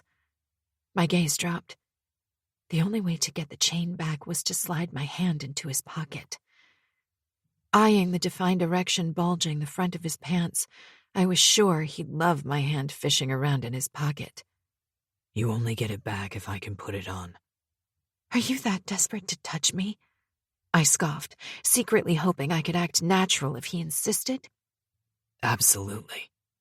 His lips curled in a carnal smile, like it was the most obvious answer. Fine. Turning away, I swept my open hair off my neck to lie over one shoulder. He took a step forward. Conscious of the heat his proximity emitted, I fought to ignore the awareness. But my hammering heart proved otherwise. When nothing happened, I glanced over my shoulder. Having second thoughts? I bit my bottom lip to keep from laughing, but it was his darkened gaze that told me he was just as affected at the notion of him touching me as I was. I turned away and bowed my head. A second later, he reached over me. His warm breath stirred a tendril of hair on my neck. The chain was a link to my past. Of that I was sure. If it wasn't, I would have told him to keep it. The second his fingers touched my nape, I nearly choked on my tongue, regretting my decision. Every nerve in my body tingled, breathing life into my body. His fingers brushed over my skin as he fumbled with the clasp. Goosebumps littered my skin, forcing out a rushed exhale my lungs couldn't retain. Done. Before I could move away, his hands slid down my arms in a delicious, slow massage. Matters of the heart, sweetheart, are inexplicable. You never know when you lose it. He whispered into my neck. What would anyone do with such a little heart anyway? I murmured, distracted by the heat of his grip on my arms. Wear it around his neck and keep it close to his heart. His throaty chuckle had the fine hairs at my nape standing to attention. Without thinking, I tipped my head, giving him access. He let out a low growl, nibbling his way up to my ear and bit the soft lobe before dragging his tongue back down and sucking on my shoulder. My mind on a sensory overload, I barely noticed when his hands skimmed my waist, around my stomach, and climbed up to cup my breasts. His fingers rolled over my nipples, hardening them to tight buds. I couldn't stop the soft whimper and thrust my hips back into his hard cock, shocking my body. He groaned. Say the word, and I'll fuck you over every piece of furniture in this room. I jerked away, gulping at having thought the same thing earlier, while irritated that my skin was burning from his touch. We stared at each other, our uneven breathing in perfect sync. How was I so easily swayed by a man I didn't know? I was usually so adept at keeping to myself. What do you want from me? The words slipped out huskier than I intended. Despite my backbone making me deceptively taller, I still had to look up at him. Hooded eyes, the only evidence of his arousal, studied me. You already know what I want. I shifted under his appraisal. Do you always get what you want? Yes, Came the quick reply. Have you ever gotten a knee to the balls, then? I suppressed a grin. He threw back his head in a guttural laugh. my balls have met other parts of the body. Never a knee, though. Yet. He cocked a brow. I don't think kneeing my balls would bring you as much pleasure as you on your knees, sucking them. Stunned, my eyes widened. God, you're crass. I did try being nice. It didn't work. Nice? So you resort to being an ass? If that's what it takes to get you interested. Why? I'm intrigued. Because you've never been turned down by a woman? Admittedly, I'd never been this captivated either. That too. He grinned. Why was I still entertaining him? He's married. Instead of walking away, I surprised myself by saying, if you want dinner, that I can do. If you want something a little more horizontal, I'm not interested. Well, my gaze roamed his face, and one dark brow shot up, almost daring me to give him what he wanted, and just once, I wanted to be cheeky with him. Maybe not yet. His chuckle tickled my skin. My gaze dropped to his mouth, rimmed by a neatly trimmed scruff that had me licking my own lips, begging for a taste. But God, I was tempted. As if he sensed my dilemma, he inched closer. Try it, he whispered, trailing a slow finger along my jaw before rolling the pad over my lips, tracing the shape. You know you want to. His words mixed with his touch held deep sexuality, potent, addictive, and so damn alluring.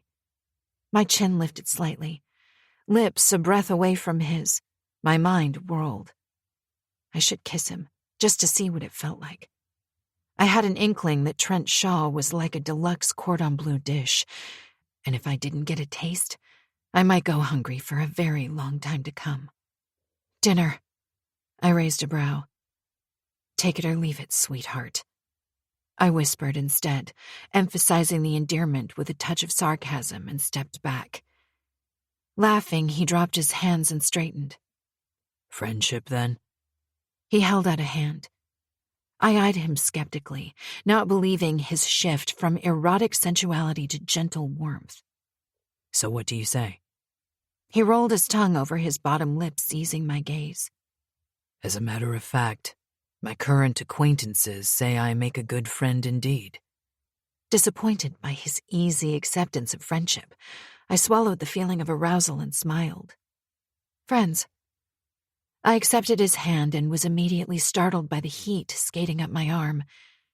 A sly smile curved at the corner of his lips as though privy to my reaction. A warning, though. He didn't let go of my hand. I lifted questioning eyes to his. When a woman makes friends with me, that relationship usually changes to love. And let me guess, you wrote that book? I smirked with a shake of my head. See, you have heard of me. I laughed. Now you need to leave. His smile fell. I thought we're having dinner. I didn't mean tonight, and I'm guessing you haven't seen the time. Dessert then. Please. His blue gaze pleaded. I couldn't understand his persistence. Consider it a mini interview. I laughed. Really? You've been eating here for a while now. Were the other dishes not up to standard? And who said anything about me wanting to interview with you? Call it a vested interest. He winked.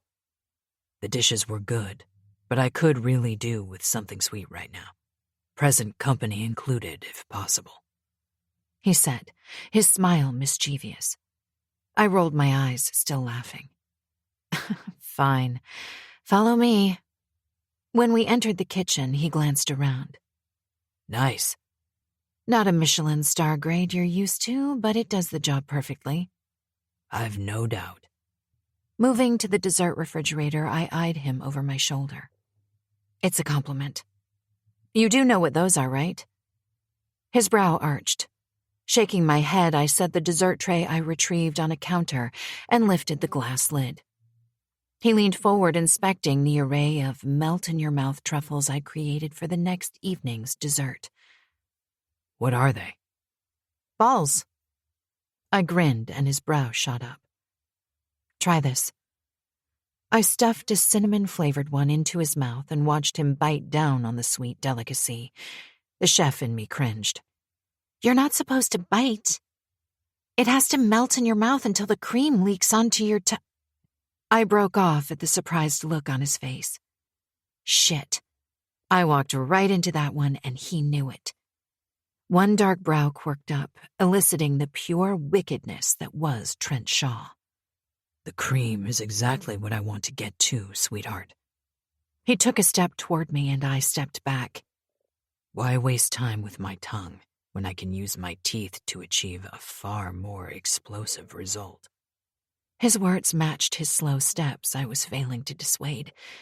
If I held my ground, he'd be flush against me, and I wasn't sure I could handle that without caving. But you're right. His voice took on a delicious, sensual tone, and my legs wobbled. The counter ground into my back, halting further movement. Shit. My breathing sped up. With his hand on either side, he caged me in, leaning forward until his warm breath brushed my lips. He tilted his head slightly, and when he spoke again, his voice was low at my ear. Tongue or teeth?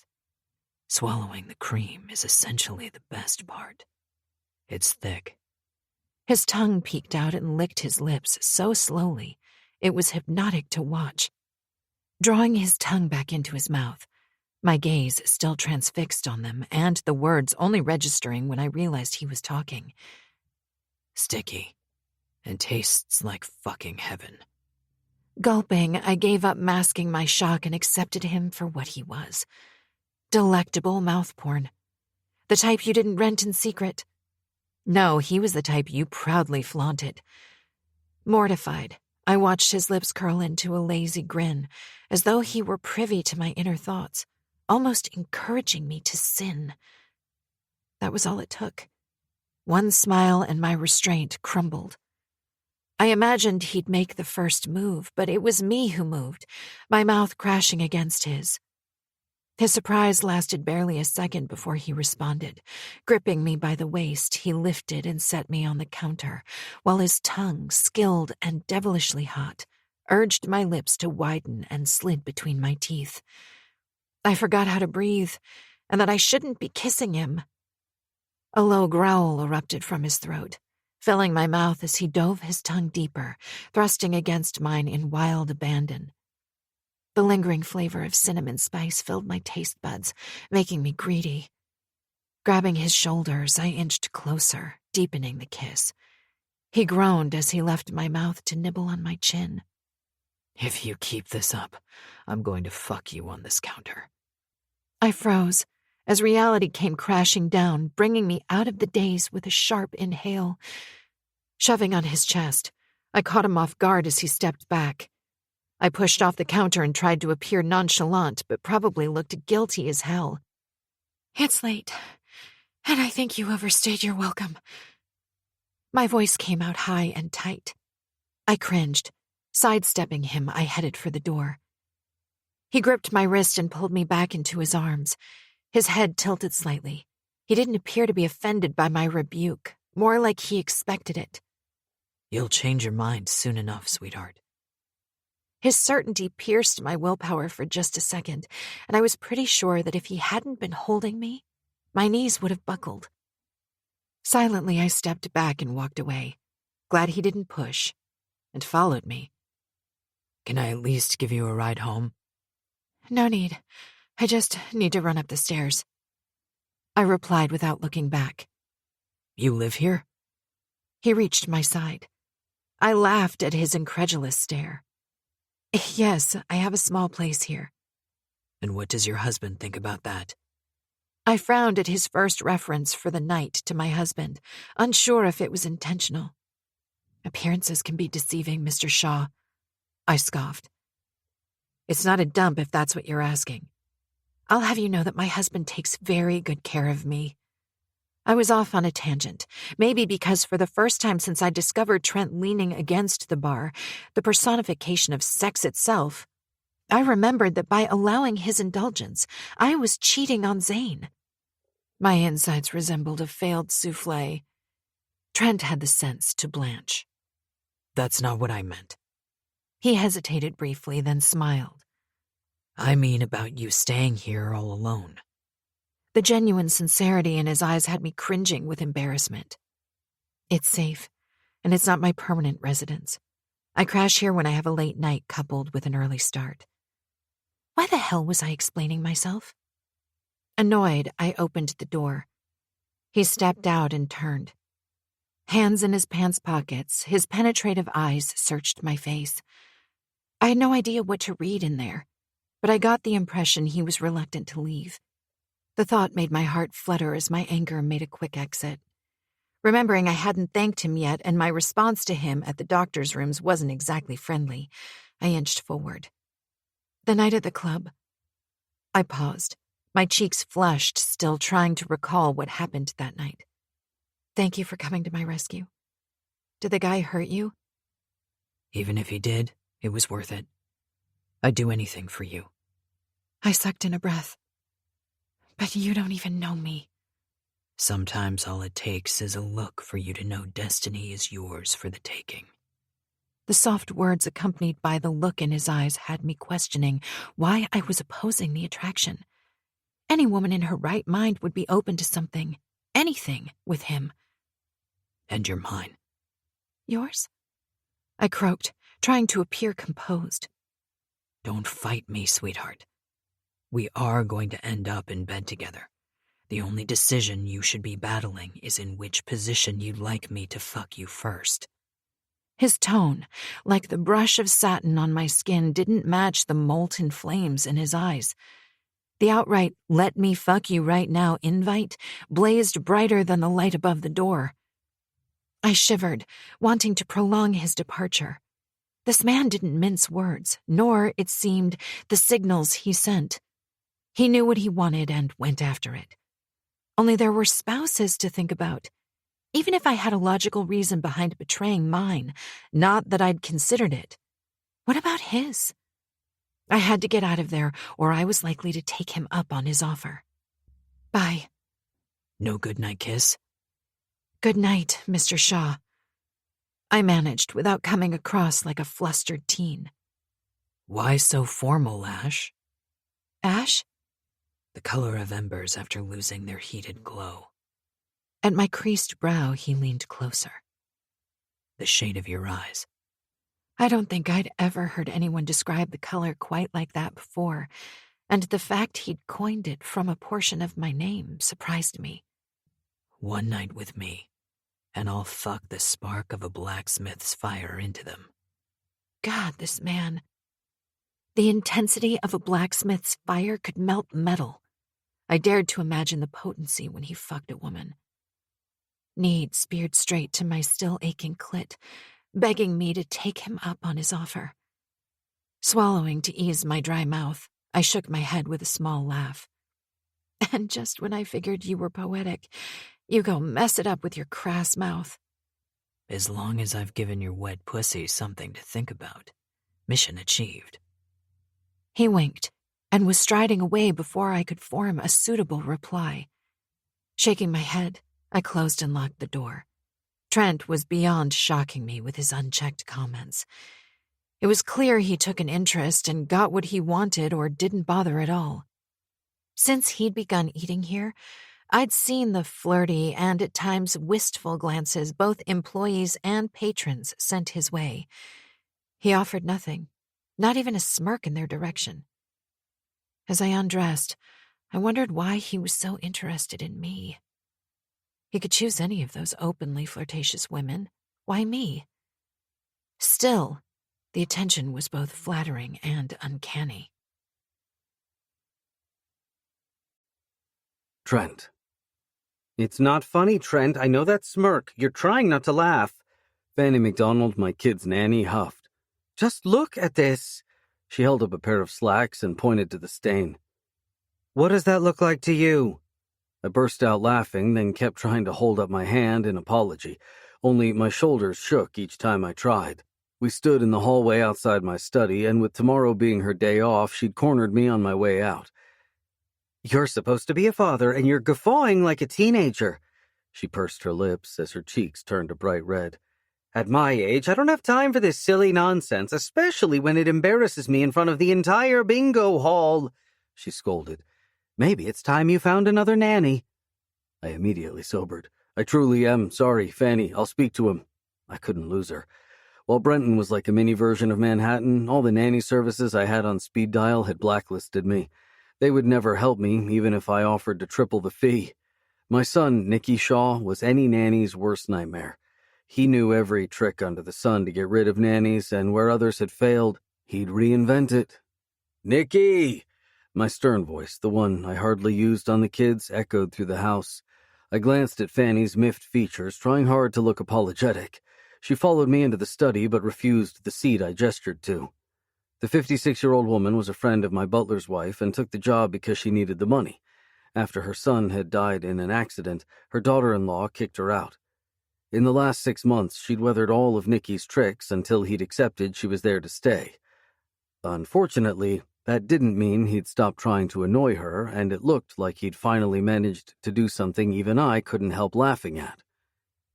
Daddy? Nicky appeared at the door, took one look at Fanny, and immediately his face fell. I knew that expression all too well, one of remorse mixed with a hint of charm and puppy dog eyes, a family trait, apparently. I grinned inwardly, not wanting to upset her any further. Jesus, Nicky, this has got to be one of the worst stunts you've pulled. I hoped I sounded firm enough for Fanny. I stank at being the rigid parent. It was never needed, but this required a little discipline to make her stay. It's just a little chocolate, he countered.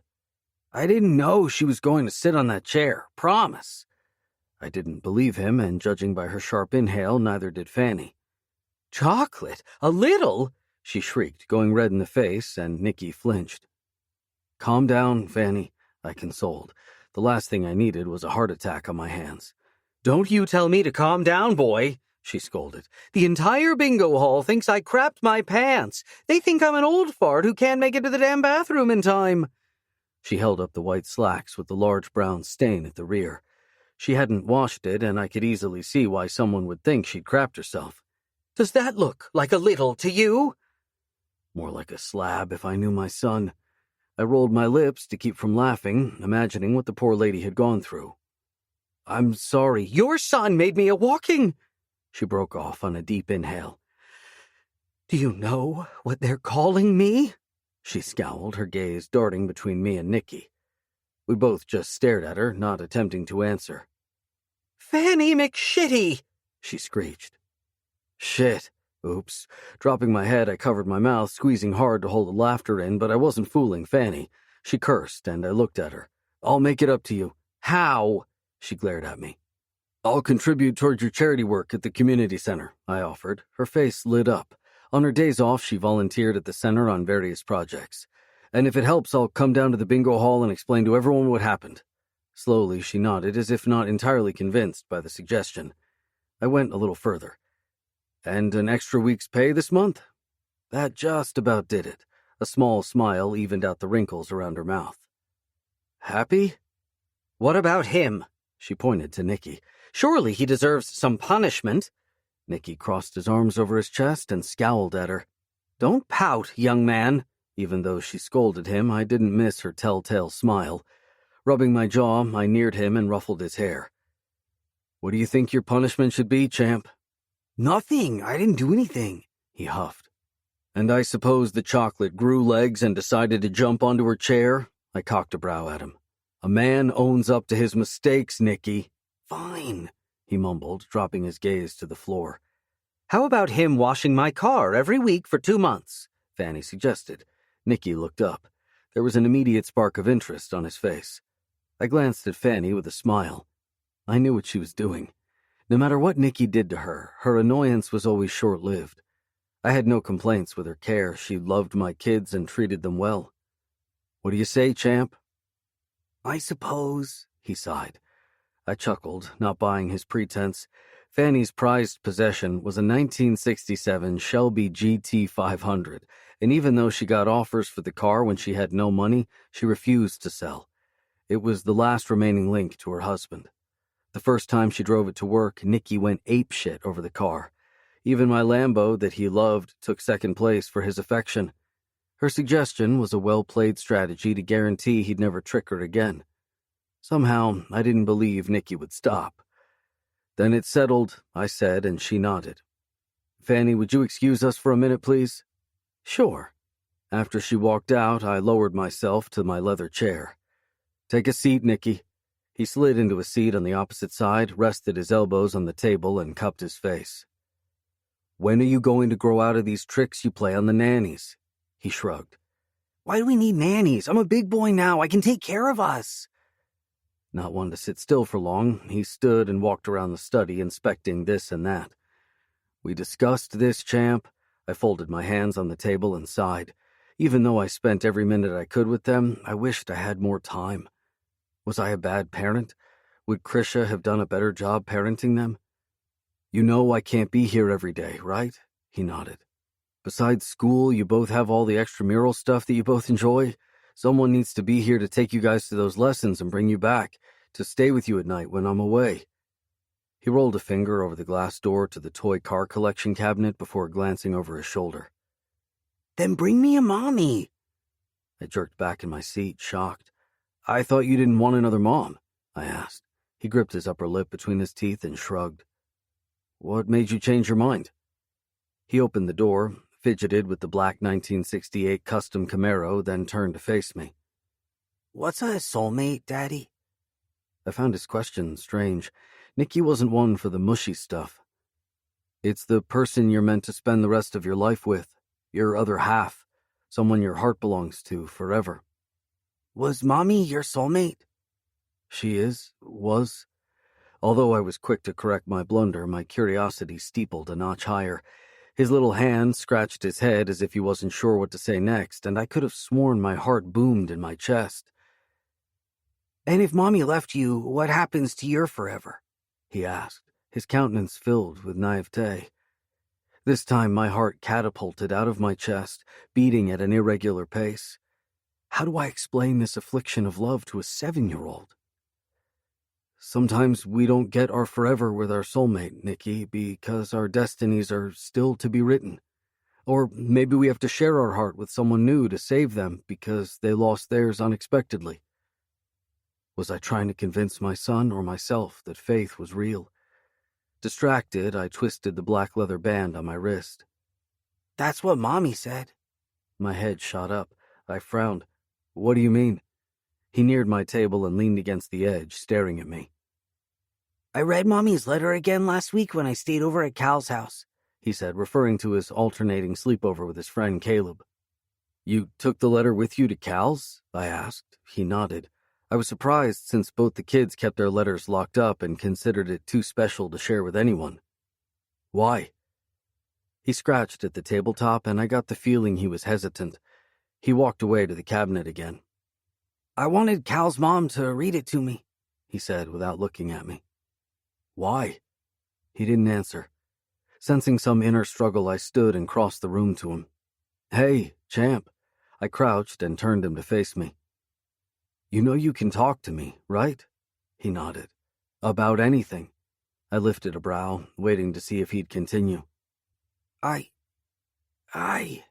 He hesitated. "It's okay, Nikki, tell me."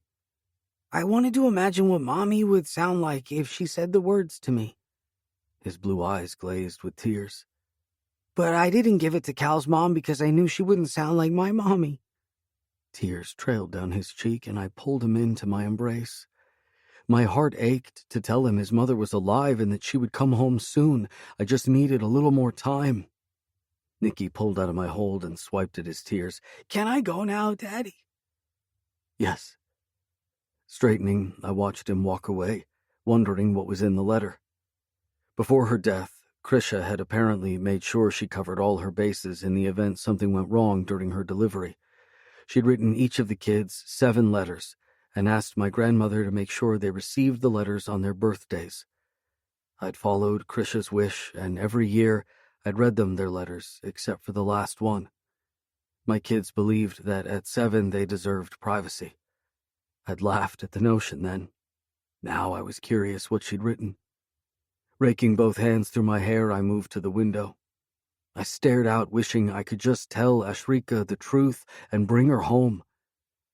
The visit to the restaurant 2 nights ago might have been a bit over-the-top seduction on my part, but not only had her responses excited me, the acceptance of my friendship, kissing me more so, thrilled the fuck out of me.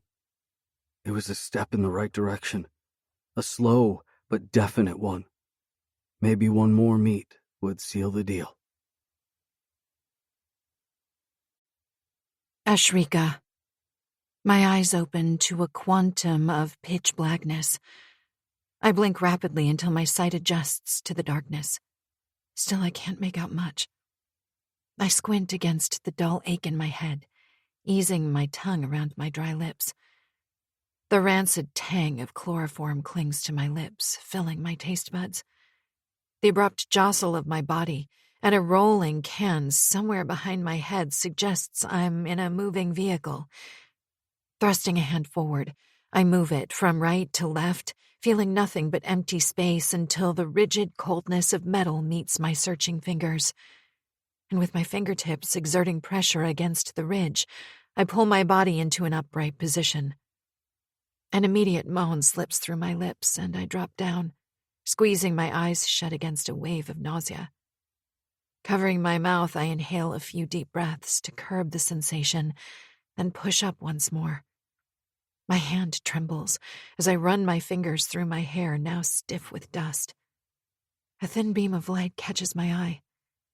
It must be the door, which means it's still daylight outside.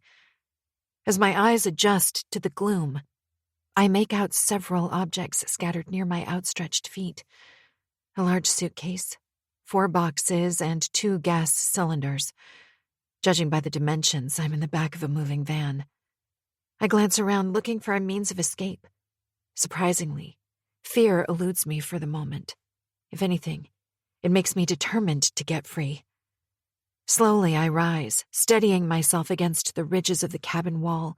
The swaying motion of the van makes it difficult. Certain I can move without falling over, I edge toward the door, then trace the pattern of the metal frame using my fingers to check for a lock or opening. But several minutes of searching prove futile. I grit my teeth in frustration and thump a curled fist against the heavy door, yelling at the top of my voice. "Help! Somebody please help me!" The cries sound hollow to my ears. I doubt anyone would hear me. Still, I scream until my throat constricts in dryness. Admitting defeat, I strike the rigid metal door once more, then lean heavily against the door, breathing hard as exhaustion claims my body. I refuse to give in to the tears pricking the back of my lids. The dull throb of my head signals another bout of nausea, and I retch for a few seconds, but nothing comes out. Weaving back and forth drunkenly, I drag myself to the corner I'd risen from and drop to the single mattress and suck in air to force down the threatening nausea. Desperate, I pull up legs and bow my head between my knees. The move doesn't help. I need food and water. No, I need to get the fuck out of here, I mutter. Where's my kidnapper taking me? Kidnapped!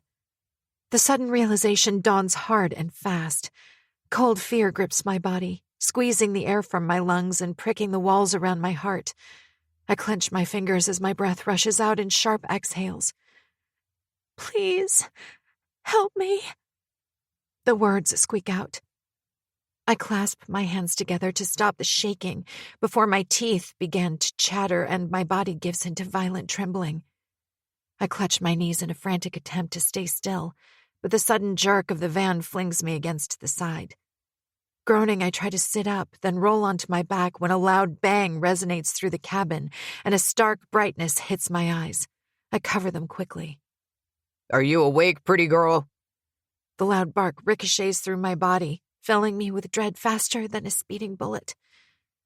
Terror squeezes my insides, and my eyes fly open as a bulky figure appears. Get away from me! I screech, grabbing lungs full of air to fight off the approaching hands.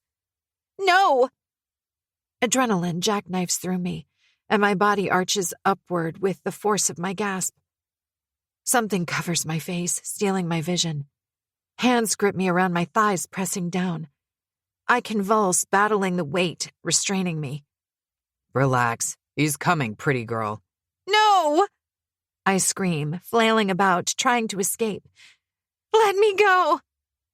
High-pitched squeaks fill my ears. Footsteps grow louder, closer. No! I croak, my throat sore from screaming. Strong hands grab my arms and pin my wrists. Kicking out my legs, I try to fight back, but they are much stronger, and more weight is forced on my legs, holding them still until I gasp for air. Please! I try once more. Shut the fuck up! His hand swings wide. Gunshots slammed my eardrums.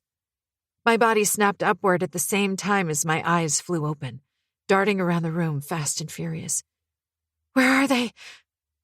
Panting, I swallowed the dryness clogging my throat. Lightning and thunder danced a quick tango outside my window, rattling the frames and pelting the glass roof. It's not gunfire. I fisted the blanket like a protective shield. I swiped the sweat trickling down from my brow and pulled on the t-shirt sticking to my clammy skin. Shaking with enough force to cause an earthquake, I reached for the phone and dialed. Rika? Zane answered on the second ring. I fought to get my breathing under control by pulling in deep, long breaths. It's storming, I replied on a shaky whisper. He knew I hated storms, and the nightmare I'd woken from didn't help my state of mind either. Hang on, baby, I'm coming, he soothed. Okay. I disconnected the call and hit the lights, flooding the darkened room with instant brightness that did little for my calm. Clutching my knees tight to my body, I willed the noise to end as another crash resonated through the sky. I sat back against the headboard and pulled the covers to my chest. My gaze swept the room, checking every corner, expecting God knows what to come jumping out of the shadows before it landed on a bottle of vodka sitting on the kitchen counter. Tia brought it with her the day before, wanting the lowdown on Trent's visit from 2 nights ago.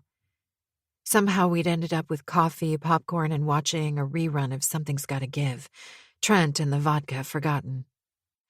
I eyed the bottle again, but another burst of thunder rattled the windows and stilled my bravery to go get it. Gripping the edges of the covers, I held on for dear life like it was my salvation against the storm monsters. I shook so badly my teeth chattered. Where are you, Zane? I whispered, glancing around as my racing heartbeat stripped me of the rationality to believe storms were harmless unless I was outside in its direct path. I wasn't sure how long I sat there, still as a picture until an abrupt thumping sounded too close for comfort. It took a few seconds to distinguish the pounding on the door downstairs. I cocked an ear to listen and barely made out the banging over the grumbling thunder. Trent. The abrupt ringing of the phone jarred my sleep-addled brain, shattering images of Krisha's smile and forcing me awake with a jolt. I grabbed the device and squinted at the time before answering. Yeah. Trent, it's Zane. What the fuck? It's 2 a.m. I grunted, then realized he'd only call if there was a problem. I sat up. Are you in the city? Yes. I need you to go to Rika, now. There was an urgency to his tone that had me vaulting off the bed and stripping hastily. What's up? I stuck the phone between my neck and ear as I pulled on a pair of jeans. It's the storm, he replied, the same time as lightning cut across the sky and a crash of thunder vibrated the windows. The morning Rika woke from her coma, the city was plagued by an electrical storm. It just heightened her fear of waking to the unknown, and she's developed a phobia since. I was already walking through the door when I asked, Why aren't you going to her? He took a moment to answer. I told you, I'd help you. The club scene wasn't the ideal opportunity, but it got you nearer to her, didn't it? I paused mid-stride and stared at the phone, wondering if he had any idea that I'd kissed his wife. Technically, my wife too. Twice. Trent, I'm here. I hooked up the phone to the hands-free facility and started the car. Another couple of seconds and I was maneuvering the Lambo toward the docks, the heavy rain making visibility impossible. Speaking of the club, is there something you're not telling me? I asked, squinting through the rapid swish of the windshield wipers. Do you want to go to Rika or not? Zane's impatience filtered through the car, squashing my need to find out his angle. I pulled in a deep breath. Thanks. I appreciate the help. Whether you're her husband or not, just remember, Trent, there are limits to what I will allow her to go through. He cut the call before I could respond.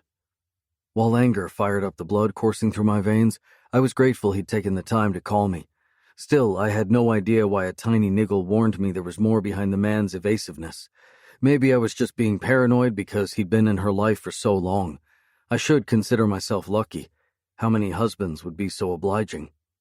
The thought of her fears being so mundane yet so real, so stark, she'd begged for him to go to her, tightened the noose around my heart that had slipped into place since discovering she was alive.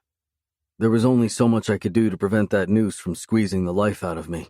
I needed Zane, for the moment and until I could get a little more than a kiss out of Ash. And if tonight went well, the prospect of a permanent relationship looked promising. Not even Zane's hard words a couple of seconds ago could douse the optimism flowing through me. Several painstaking minutes later, I pulled into the parking lot and cut the engine. Realizing I hadn't brought an umbrella with me, I pulled up the collar of my leather jacket, opened the door, and after grabbing a duffel bag from the trunk, sprinted toward the restaurant entrance. The persistent rumble of thunder drowned my thumping on the door. I walked around back and pounded on the door there. When I got no answer, I stood back, shielded my eyes against the rain, and searched the windows above the restaurant. Ashrika! I yelled, hoping she'd hear me above the roar. The door opened a minute later. I barely glimpsed the relief on her face before she crashed into my arms, her hold a death grip around my waist. Stunned, it took a moment before I realized the extent of her fear. The nightmare happened again. Her body shook as she cried into my chest, muffling her words. Circling her waist, I held her tight before caressing her hair in gentle strokes while oblivious to the pissing rain around us. It's okay, sweetheart. I'm here. As though my voice triggered an alarm, she pushed against my chest, stepping back and gawked at me, her eyes wide. You're not Zane, she spluttered, her response nowhere near to the woman I'd kissed in her kitchen. How are you always popping up everywhere? Not sure what Zane had told her, I offered a lopsided grin which did nothing to reshape her suspicious expression. I was passing by and saw the lights on. I thought something had happened. Passing by at 2 a.m. Her incredulity wasn't lost on me. Where exactly would that be? She arched a brow. I understood her skepticism. The location of the restaurant couldn't be seen from the main road. Can we discuss this inside? I pointed to our drenched bodies, using the smile I reserved to charm someone. She was having none of that. Zane will be here any minute. You should leave. Her gaze darted to the parking lot again, as if expecting him to appear out of thin air. He's not coming. What do you mean? She squinted at me as the rain lashed down, soaking her. When I saw the lights on, I called him. He mentioned your fear of the storm and I offered to check in on you. Offered to check in on me? She lifted a hand and wiped away the rain that was running down her face. What do you want? Her distrust was unmistakable.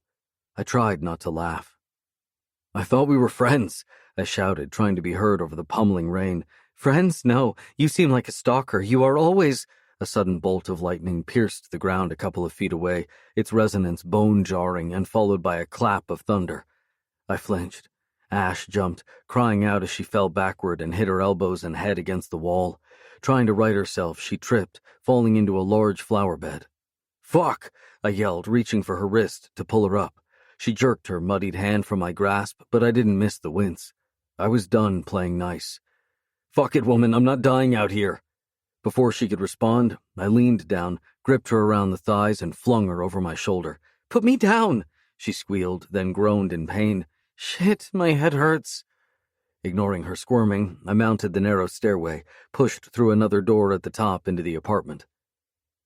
"Bathroom, Ash," she cursed under her breath. "First door on your right." I gave the black and white space a cursory glance as my senses filled with her sweet scent. Setting her down, I dropped my duffel and stood back.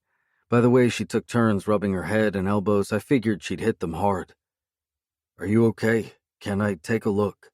"I'm fine," she muttered, massaging the back of her head, and then groaned when she realized she'd just rubbed mud into her hair. "Not dizzy?" She shook her head. "Well, I'm not taking any chances in leaving you alone. Strip." I shrugged out of my jacket. "What?" Her eyes widened, anxious and wary. She backed away from me, yelping when her elbow connected with the wall, halting any further movement. "You're wet, I'm wet, so—" I hid my teasing with a smirk, lowering my gaze to her heaving chest beneath the mud-stained t-shirt before dropping to shapely legs, also slick with dirt. I moved nearer and gripped the edges of her mid-thigh t-shirt. She stiffened, tried to slap my hands away from her thighs to prevent me from lifting the garment, but cried out and quickly moved to massage her arms instead. "I am not having sex with you." Her flustered words did little to hide her pink cheeks. "I don't remember asking you to." "You just said," she bit her lip, "that we're both wet." "You're such an asshole," she seethed. Yet the unmasked desire in her eyes that she attempted to hide hit me like a fist to my chest. I cleared my throat before responding. "Guilty as charged, sweetheart, but it doesn't change the fact that in 2 days, my cock is going to be so deep inside your sweet pussy you're going to be screaming to come." She stared at me, unblinking, her brain struggling to process my words. Her mouth opened and snapped shut twice. She exhaled on a sharp laugh of disbelief, either contemplating her next words or trying to figure out if I was serious or not. "Who the hell do you think you are?" she finally spat. "Your next fuck." I licked my lips in blatant anticipation. She opened her mouth to say something before her lips compressed into a thin line, eyes the color of the storm clouds outside. "Call me an arrogant prick if you want, but I always keep my word." I grinned at the scowl tightening her face, then leaned in until my lips hovered just above hers, our gazes engaged. "If I want to fuck you, I will." Her jaw dropped on a gasp. "Just not yet. So relax. I'm here to take care of you." "One kiss doesn't give you permission to think." "One?" I tilted my head, studying her flushed features. Her brow wrinkled, and I got the feeling she referred to her kitchen, not remembering the night at the club. Her expression faltered as realization dawned. She licked her lips to compose her thoughts. "I don't think making me strip is what Zane meant when he asked you to check in on me," she hissed, taking a step back. "Maybe we have differing opinions on how we take care of a woman." "What's that supposed to mean?" "Come on, Ash. We almost fucked. That should count for something." I raised a brow. "Exactly. Almost fucked and did fuck are two opposing extremes." Fuck. I resisted the urge to snort out loud. It would just irritate her further. Watching the changing emotions flick across her face, I realized there was another discerning distinction between her and the woman who used to be my wife. Where Krissa was meek and quiet, this woman possessed a pair of brass balls that had my envious cojones vying for first place. "Look," I need to make sure you don't come down with a cold. You're covered in mud and hurt. Inching closer, I gently massaged her elbows. The action gave my body something to do other than pumping blood to my semi-hard cock while I thought of how easy it would be to fuck her right now. It was child's play when it came to seducing a woman. I took without asking, needing no words to get my message across. Ashrika, however, needed to be handled with a little more finesse than the norm. She had to trust that I wasn't just a horny bastard, even if my words claimed otherwise. What's it going to be? Her eyes roamed my face, indecision apparent. Do you want me to leave? The sudden boom of thunder had her glancing toward the window, her face scrunched in fear. My heart crashed against my chest at the raw panic on her face. I'd only ever seen Neha that afraid of a storm, and she'd cried in my arms. This was a strong woman, but her past experiences had shrouded her memories with fear of a simple thing like bad weather. A part of me wanted desperately to reassure her that I'd never let anything happen to her, ever again. But that meant divulging my identity. Hey, I palmed her cheek. You're safe, and I'm not going anywhere. Trust me, I soothed, using the tender tone I used on my kids when they needed that special touch. She nodded. I traced a slow line along her jaw and over her lips. Her breath came out on a rushed exhale. I ached to kiss her, to feel her resistance melt beneath my lips, to watch her cheeks flush with arousal and her eyes darken with pleasure.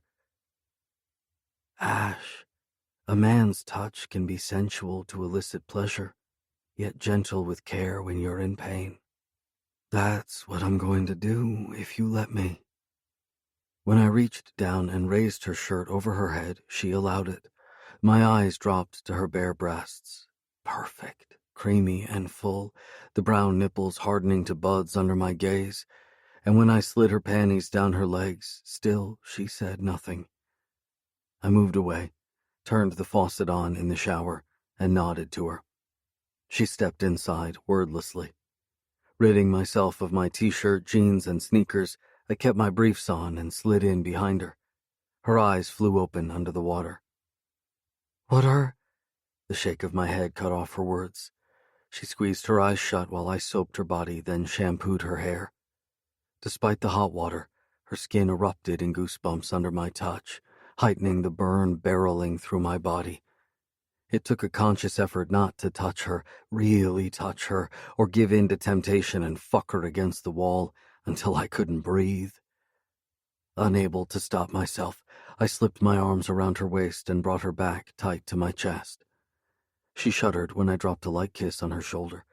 Afraid I might scare her, I released my hold and stepped out of the shower. Securing a towel around my waist, I nodded to her and shut off the water, then held a large fluffy towel for her to step into. I dried her body with slow, caring, calming movements. You're a beautiful woman, Ash. She looked at me but didn't say a word. When I was done, I reached for her robe hanging on a hook behind the door, and when she slipped it on, I tied the sash and dropped a light kiss to her brow. Is your head still sore? A little. After I change, I'll make us some coffee, okay? As she turned to leave, I called out, I wasn't lying, Ash. 2 days. She glanced over her shoulder at me, her expression blank. If you're so sure you're going to fuck me, why 2 days? Why not tonight? I laughed at her bravery. Semantics, sweetheart. I winked. She left the bathroom. Glad for the gym bag I kept in the trunk, I pulled on gray sweatpants and a t-shirt and walked out while toweling my hair. When I rounded the corner, I heard Ashrika's voice and hung back. Zane? His name came out in a breathless sigh. Ignoring the jealousy taking root in the pit of my stomach, my ears perked up. Why didn't you come?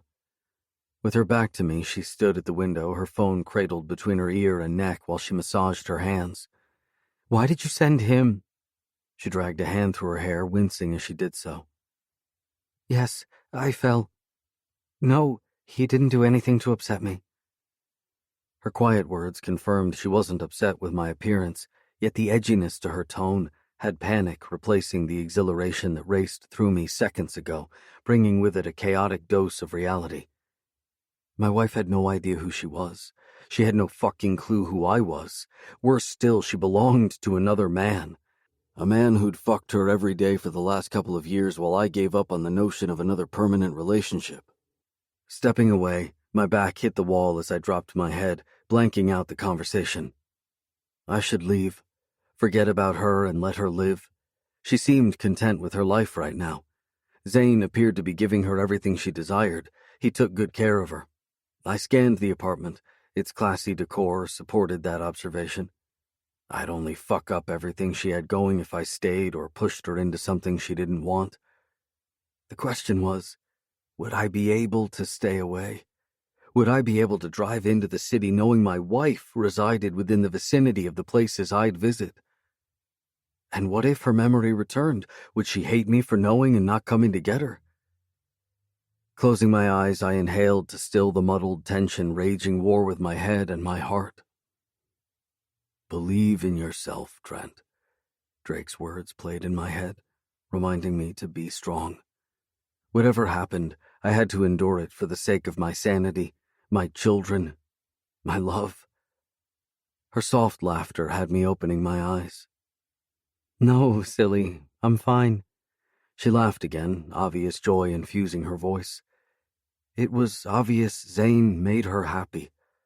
How was he okay with another man keeping his wife company then? I found it strange he wasn't in the least bit concerned.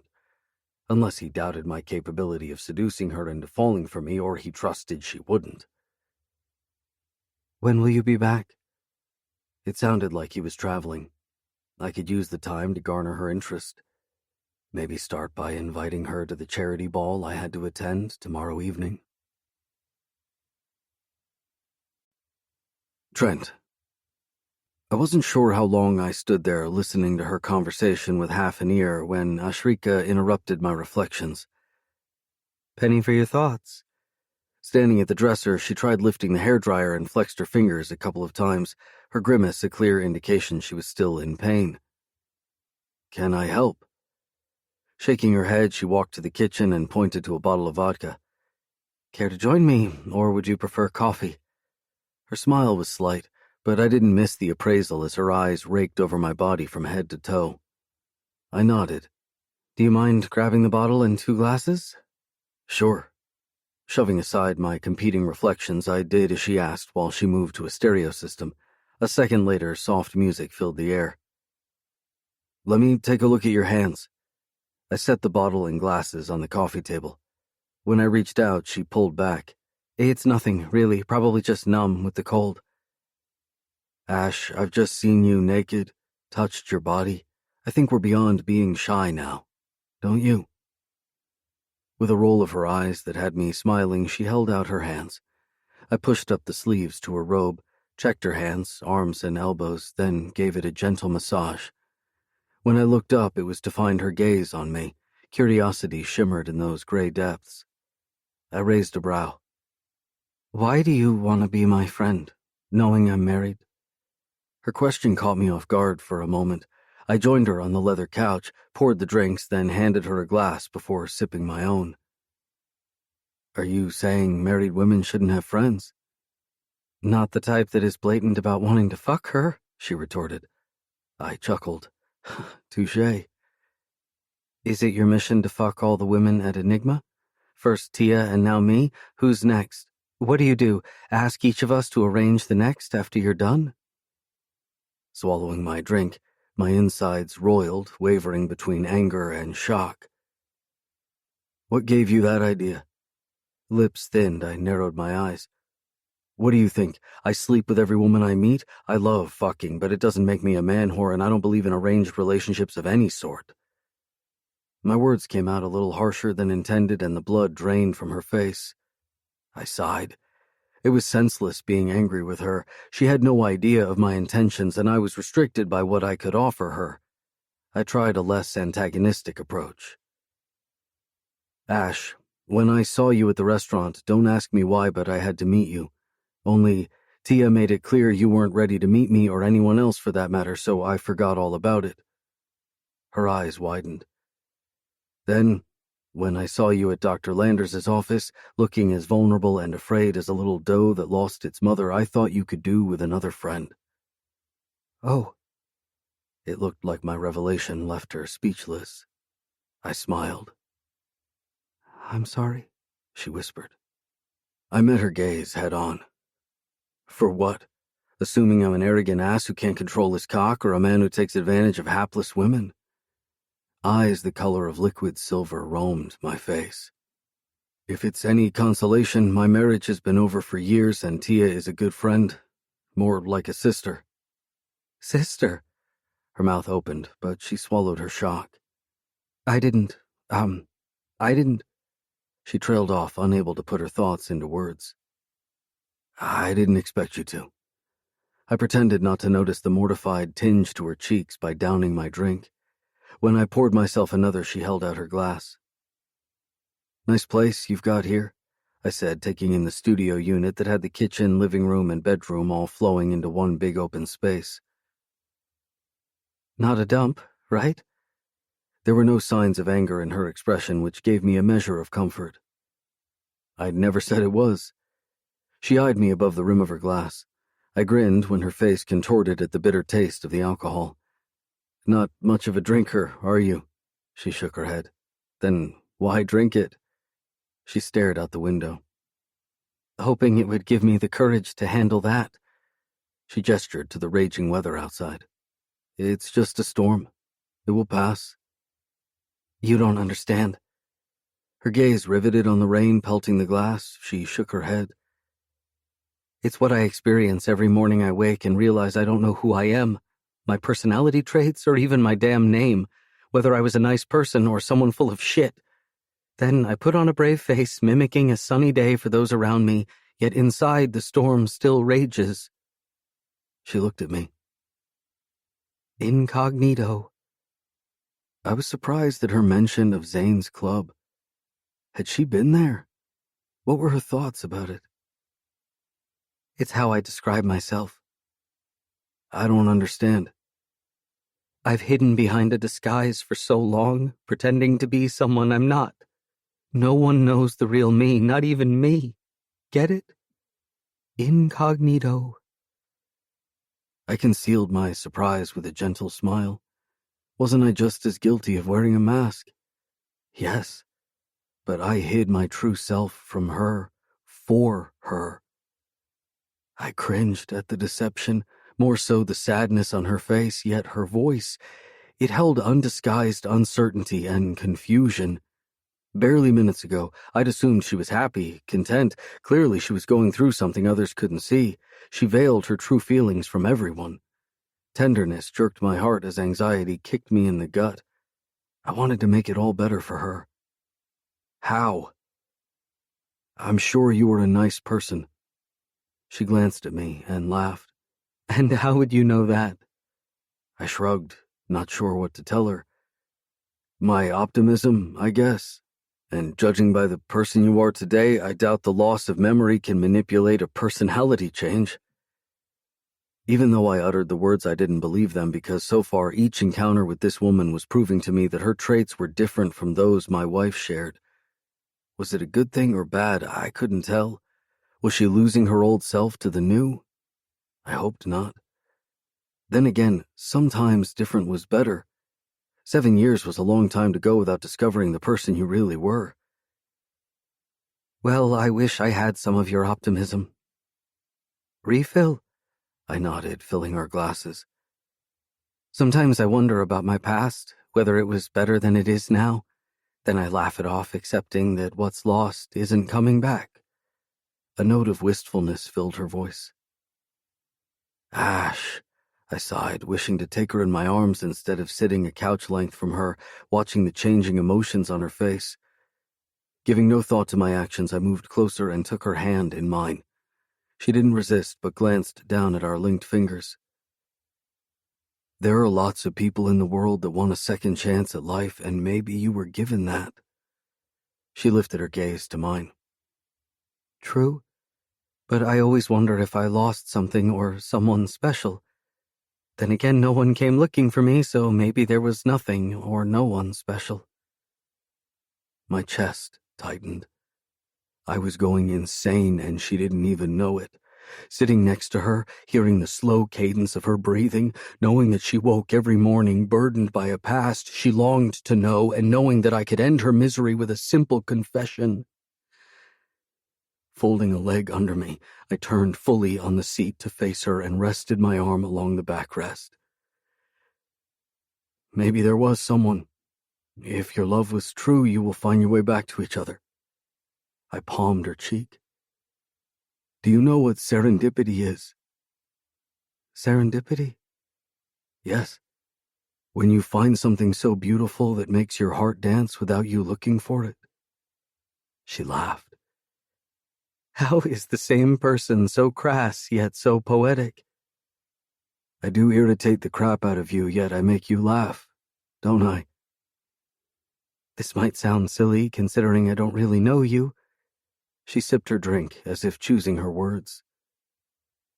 I'm not usually comfortable around men, but for some reason I think in you I found someone I can express any emotion. Anger, misery, happiness, laughter, and... She trailed off on a sigh. And? Nothing. She glanced away. A woman without memory had secrets. Intriguing. While I was going crazy inside wanting to know, I didn't push for an answer, waiting for when she was ready to share more. Thank you for that. She looked at me again, her blush replaced with a neutral smile. I haven't really done anything but be an arrogant ass. And yet it got you into places others could only dream of. I chuckled at the sassy lift of her brow. Earlier you mentioned you don't remember your name. How did you choose the one you have now?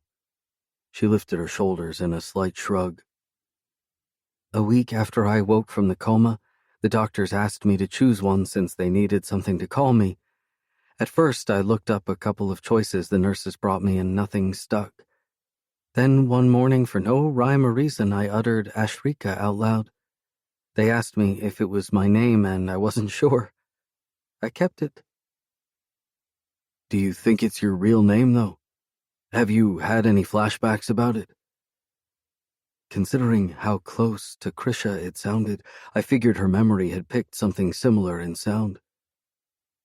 Not sure. And no. When you rushed into my arms, you mentioned it happened again. What did? She looked at me blankly for a moment, then shrugged. I have this recurring dream. Dr. Landers seems to think it's memories of my attack that hides within my subconscious. Does it scare you? I've learned to handle them better now, knowing it's just a dream and Landers says they might recede with time, probably when I find the happiness I seek. My heart ached once more, wondering if I could somehow ease her into believing her life would change. Problem was, I couldn't be certain that I was the one who'd change it for the better. Still, I planned to try. She stood and her hands flailed as she stumbled. I jumped up, gripping her hips to steady her. You okay? Either I'm dizzy from the knock to my head or I'm tipsy. Take your pick, she chuckled. I'll go with tipsy, I grinned. She grasped my shoulders, closing the gap between us, and I slipped my hands around her waist, relishing the warm feel of her against my body. The track changed to Selena Gomez's Feel Me, and liking the appropriateness to the moment, I swayed our bodies to the music. Ashrika watched me for a bit, then asked, Are you going to ravish my body now? Do you want me to? But we're both married. Was that regret or shame in her tone? And we're both consenting adults. Her eyes lifted to mine, searching for what, I wasn't sure. I had no idea how long we stood there embracing each other until she dropped back to the seat, breaking the moment. Hiding my disappointment, I retook my seat and slid a hand along the backrest. Do you know that you're the only person that's called me Ash? Laughing, she twisted slightly, pulling her leg under her. The action caused her robe to part, revealing a creamy thigh. The sound and sight tightened my cock, begging for relief. You don't like it? I played with the soft curls on her shoulder. She stared at me before her pink lips widened in a sensual smile. I do like it. There's just something unique about it. Like you? At her questioning gaze, I added, You're unique. Are you trying to get into my panties? I'm pretty sure I've stated my intentions. 2 days? She licked her lips. I nodded. Why? Why what? I asked. She arched a brow. Why do I want to fuck you? She nodded. I always want what I can't have. My arrogant comment didn't faze her, but I caught the flicker of interest in her eyes. Silently, I urged her to give in to the desire sweeping her body, evident by the bright tinge to her cheeks. Whether you decide to reciprocate the gesture or not, I'll continue to seduce you and you will give in. I'm a man who gets what he wants, and I want you. I tilted my head slightly, my eyes on her bottom lip gripped between her teeth. Does that turn you on, Ash? What makes you think you can have me? Her flustered evasion made me smile. Because I can arouse you without even touching you. Because you may think you don't need me, but I know better. Your need is only the tip of the iceberg of what you actually want. God, you're conceited. I didn't claim otherwise. I thought we're supposed to be friends, and I think we kind of blurred those lines when you kissed me.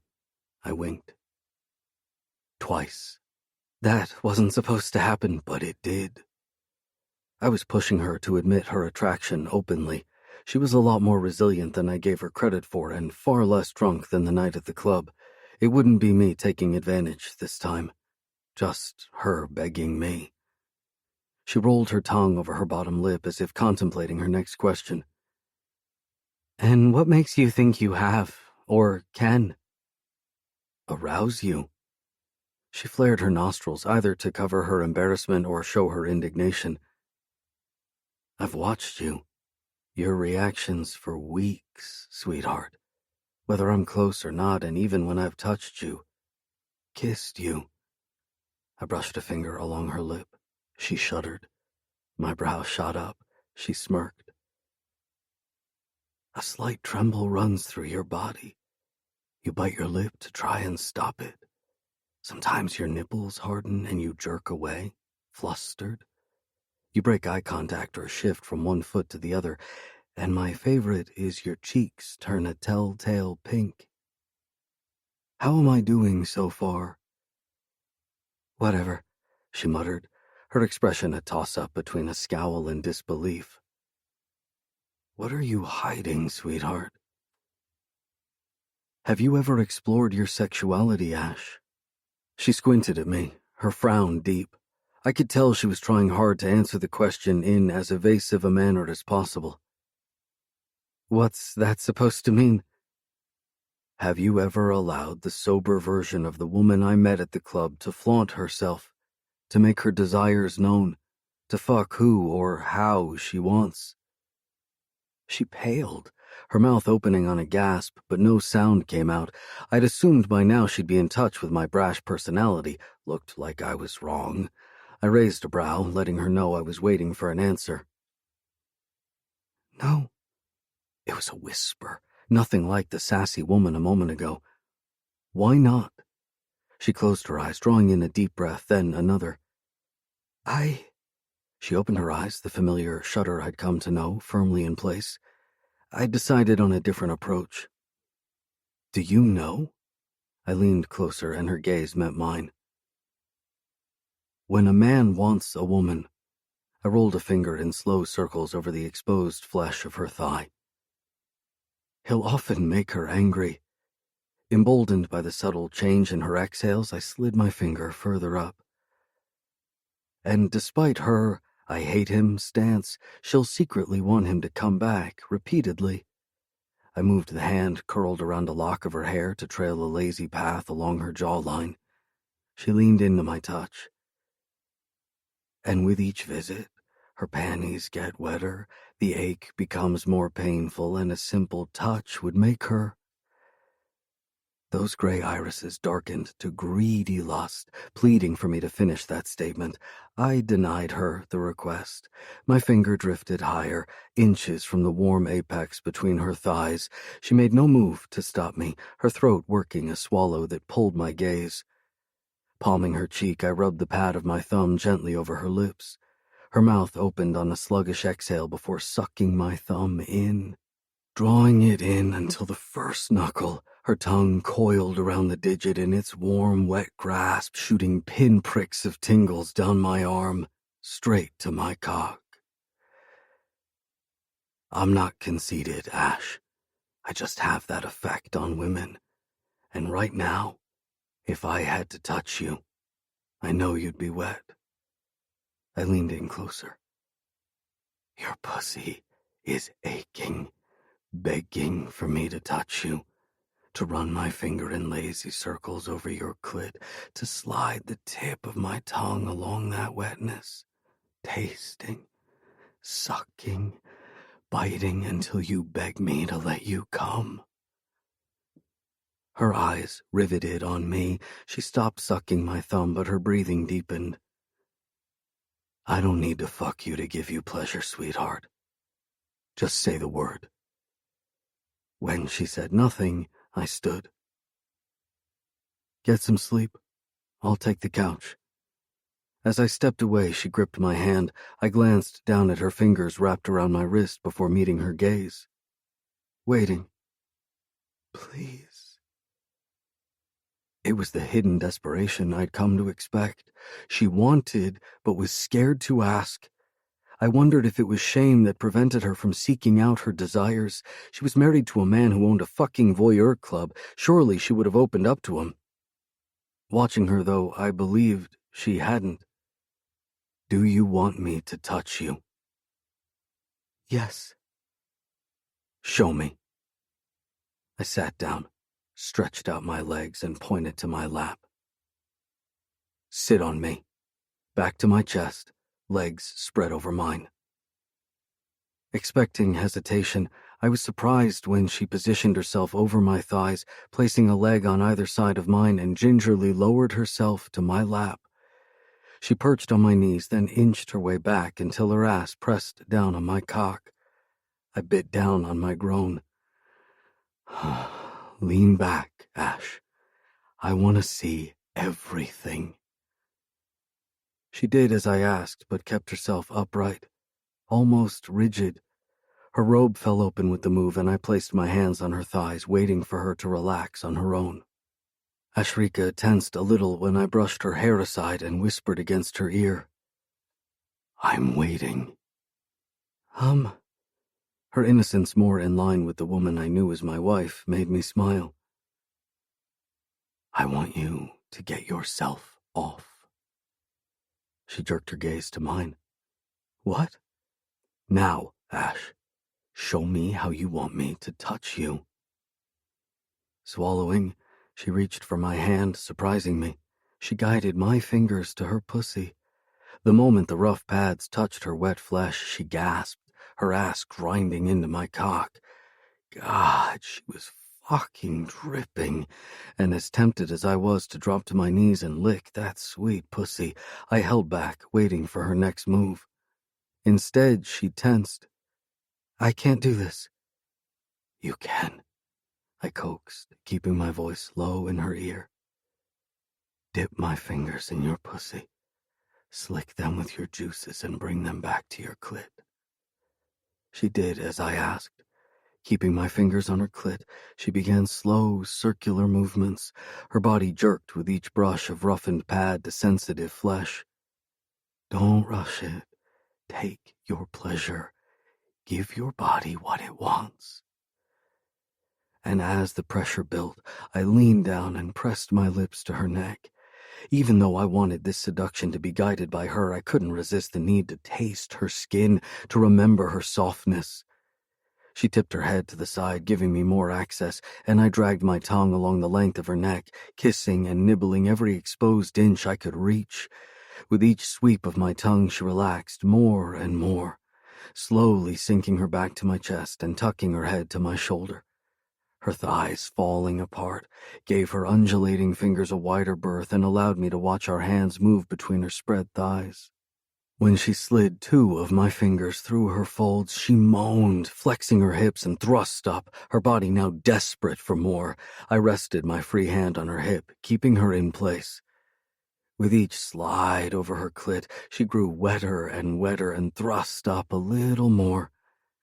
Holding my breath, I stayed still, trying not to grind against her soft ass, and left her to guide my fingers as she wanted. When she moved her free hand to cup her breast, my lids slid shut. I ached to drop her to the floor and fuck the breath out of her. She moved my fingers lower to her opening and slipped 2 inside just a fraction. I opened my eyes when she thrust up once more and pushed my fingers deeper. Fuck, she was drenched, her thick cream coating my fingers like a second skin, and my mouth watered to taste her. Her hand dropped from her breast. She angled my thumb to stay on her clit, keeping the pressure firm while she rode my fingers, thrusting harder and faster. Her whimpers grew into delectable moans I wanted to swallow. I knew she wouldn't last long and kissed her neck. Her pussy tightened, getting ready to come, and I feared I'd come in my pants with her. I allowed her 2 more thrusts and then pulled my hand away. "What the?" she gasped, her body tense. "The night's still young, sweetheart," I whispered against her neck as her breathing eased. She mumbled something under her breath. I chuckled. Never come between a woman and her orgasm. I was so looking forward to getting to know the new version of my wife while finding the older one. "Ready to tell me what you want?" When there was no response, I moved slightly. "Stand up." She pulled her robe together and stood, her brow lined in a deep frown. She kept her gaze on the floor, her flushed cheeks the only indication of her near orgasm. "Look at me." She did. Her full lips mere inches from mine, slick from her tongue sliding across them, begging for me to taste. And I did. Lowering my head, I slipped my tongue between her soft lips. She needed no further coaxing. With a soft moan, she tilted her head, opened her mouth wider, and glided her tongue over mine, letting me seduce her into surrender. I slipped my hands around her waist and drew her body tight to mine. Her hands slid up my arms and into my hair, fingers tangling in its length as her mouth grew greedy. God, I'd kissed her twice already, yet this was nothing short of sweeter, tastier, and downright delicious. Yet as I began to learn her mouth, the subtle differences between Krisha then and now told me she was still exploring and discovering her desires. When I finally pulled back, I was breathing just as hard as her. With my hand on her hip, I slowly rolled a finger around her swollen lips. "I asked you to tell me what you want. You chose not to. Now I'm telling you what I'm going to give you." I lifted a brow. She nodded. I dropped my hands to my sides and took a step back. "I want you naked on that table." I gestured to the kitchen and then turned back, noticing her flaming cheeks. Was that embarrassment or desire? I inched closer, my hands lifting to the soft sash of her robe. "I'm going to eat your pussy until you're begging to come." Her eyes widened, pupils dilating just as quickly. I pulled the knot and the lapels opened, giving me a sneak peek at the cleft between her breasts. "First, I'm going to give you a front row seat to me jerking off." I ran a lazy finger over the outline of one dark brown nipple. The bud tightened even as her tongue snaked nervously over her lips. My cock gave a little nod of appreciation. I flicked a finger over her nipple and she jerked, her breath fracturing. "Then I'm going to come." She swallowed, her pulse a frenetic beat I could feel against her skin. I dragged my finger up her chest, skimmed her neck, and ran it slowly over the shape of her lips. All over this beautiful body, painting your flushed skin until it glistens with my cum. She gasped, her tongue darting out to lick her lips and my finger in the process. I'm dirty, Ash, but my cock hardens at thoughts of showing a chef how enticing filthy can be. Her cheeks flamed a deeper shade of red. For each word I uttered, I took a step forward and she a step back. We carried on this dance until I had her where I wanted. Do you want me to fuck you? Yes, she murmured. Take off your robe. She hesitated. I've just had my fingers in your pussy. She lifted her hand and slowly pushed the fabric from her shoulder. The silky material caressed her skin like a skilled lover as it slipped down her body and pooled around her bare feet. Expecting her to cover herself, I smiled when her fingers dug into her thighs as though tempted to do so. I took a moment to run my gaze over her beautiful body, eager to lean forward and roll my lips over those dark brown nipples, to bite down on the enticing buds that were slowly hardening under my gaze. She looked at me, urging me to touch, to kiss, trusting me to give her the pleasure I promised and was all the confirmation I needed. Grasping her waist, I lifted her onto the table, pushing her thighs apart. My hungry gaze fell to her glistening pussy. Lie back, knees up. Her movements slow, she lay down. I walked around to stand where her head lay. Again, I asked, ready to tell me what you want? This time, she answered, yes. At my raised brow, she replied, you? I pulled off my t-shirt. What about me? Tilting her head, her gaze swept my bare chest, staying on my nipples a fraction longer. I want you to fuck me. I think you want more than just me fucking you. From this angle, her nervous swallow was a lot more pronounced. What are you afraid of, sweetheart? She frowned, then shook her head. Are you afraid of cheating on your husband? She seemed to contemplate my question, thought better of what she was about to say, then said, yes. I think you're more afraid of admitting your desires than cheating on your husband, I pointed out. Irritation snapped her brow into a deep line. She moved to get up.